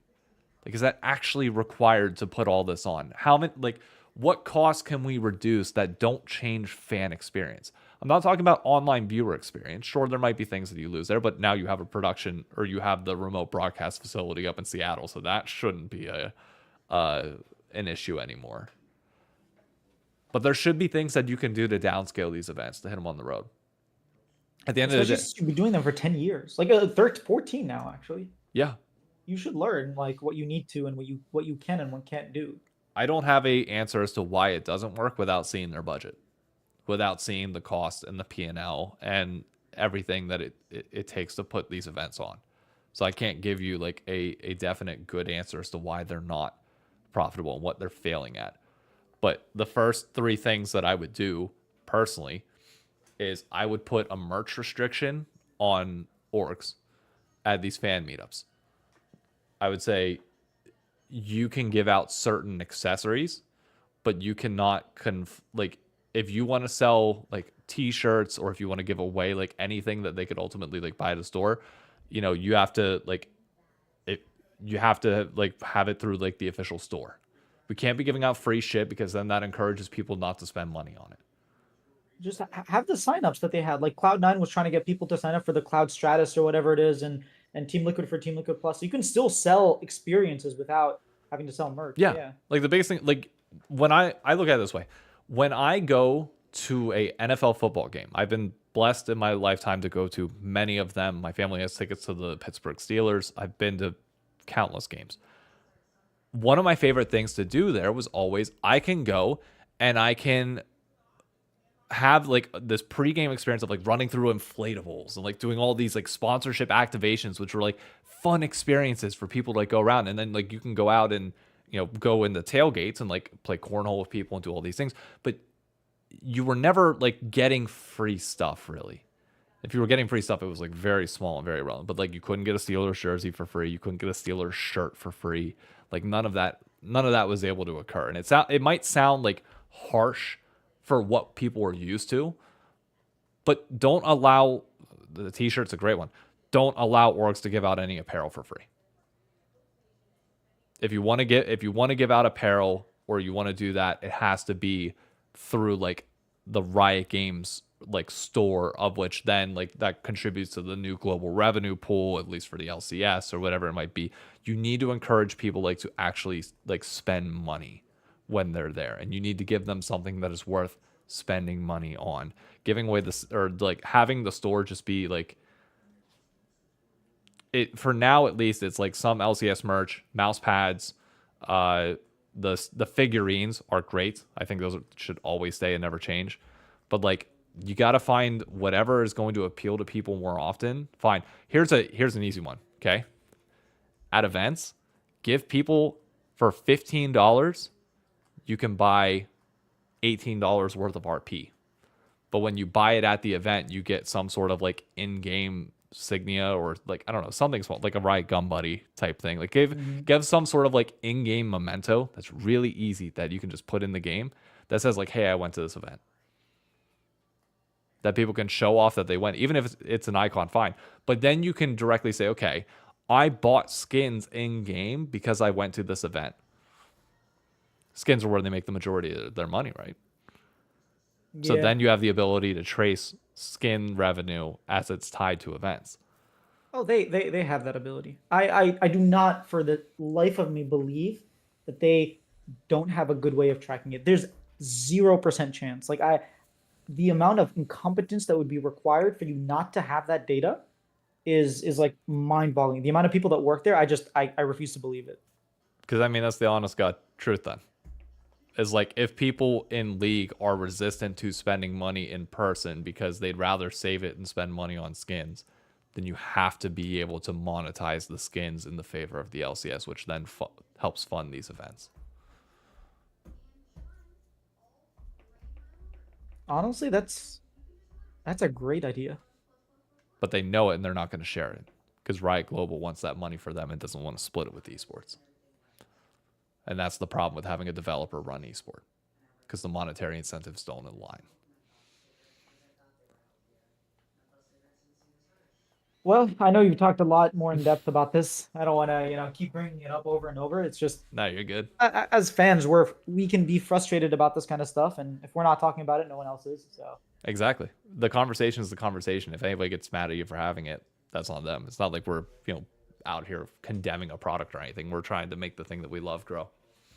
yeah, and SLJ here is saying that he's run a bunch of events, and he's saying like people underestimate how expensive running events are, and how even small events don't even run even.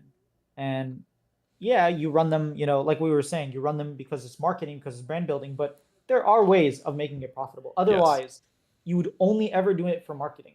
And a lot of people don't run events for marketing. And if it is marketing, then you need to establish that it's for marketing. That's the problem here. It's fine. Like, if you want to say that this is what we in the business, or not we in the business, this is what entertainment will call like a marketing tool. Like, this is not direct marketing for the game. It is a tangential thing that runs alongside it. That is a very healthy chunk of your budget, but it is non-negligible and does have pretty positive impacts. It's a tool that you're using for marketing. If you want it to be that, then fine.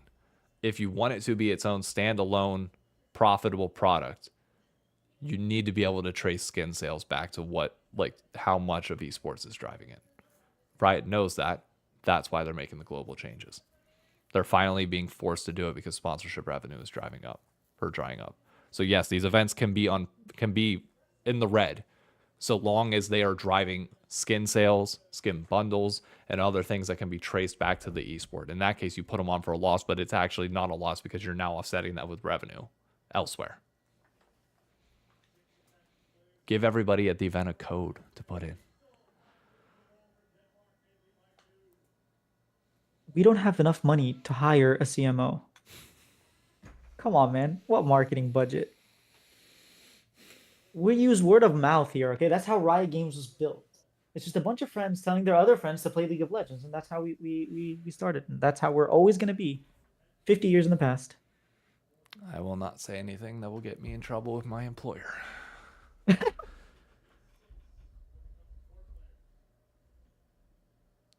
Won't do it. All right, man. This has been fun. I'll chop up the parts where we actually had our disputes. There we go. Yeah. That's the word. And then I'll post that as a video. Slap a good thumbnail on there, and you let me feel know. free to take an even. You let me know anytime you want to milk me for content. I'm always down. I am always down. Yeah, this was fun. Yeah, hopefully I can do this for longer and I can really get into it, and make it a thing. I would just have have somebody on each and every week, because unfortunately my schedule is too busy. I can't always guarantee that I'll be available Saturdays or Sundays whenever you do it. But just and you also have your watch parties and stuff. I understand. Yeah, just make sure you got a guest at all times, and you shouldn't have a problem getting a guest on. Also, don't be afraid to ask pro players. You'd be surprised how many of them. The thing that I've been pushing for a long period of time is that pros need to just have a thing where everybody hops on somebody's live stream after the LCS, and they all just start coming in and start shit talking to each other. So cool, dude. So lead the front. Reach out to pro players and be like, hey, I just want to get as many people as we can in the call, and we just shoot the shit about LCS from this past weekend. Think pros, but way less formal. Way less formal. You think I can ask that kind of stuff after the interview, or is that? Oh, after the interview, no. I would send DMs separately, DM them on Twitter, DM them elsewhere, and be like, hey, hope you're doing well. Not sure if you remember me. I do interviews, stuff like this. I just basically want to start a content thing where it's like, I don't know, the LCS Pro Lounge or whatever it is, or whatever the fuck you want to call it. Is everybody just chills. I'll help lead discussion if need be. Think of it like pros, kind of, but way less formal, and we can just shoot the shit. All right, I'll try to do that then. I'll probably try to get Shopify people because I have the best shot at getting someone from Shopify first. And then we'll go from there. Yeah.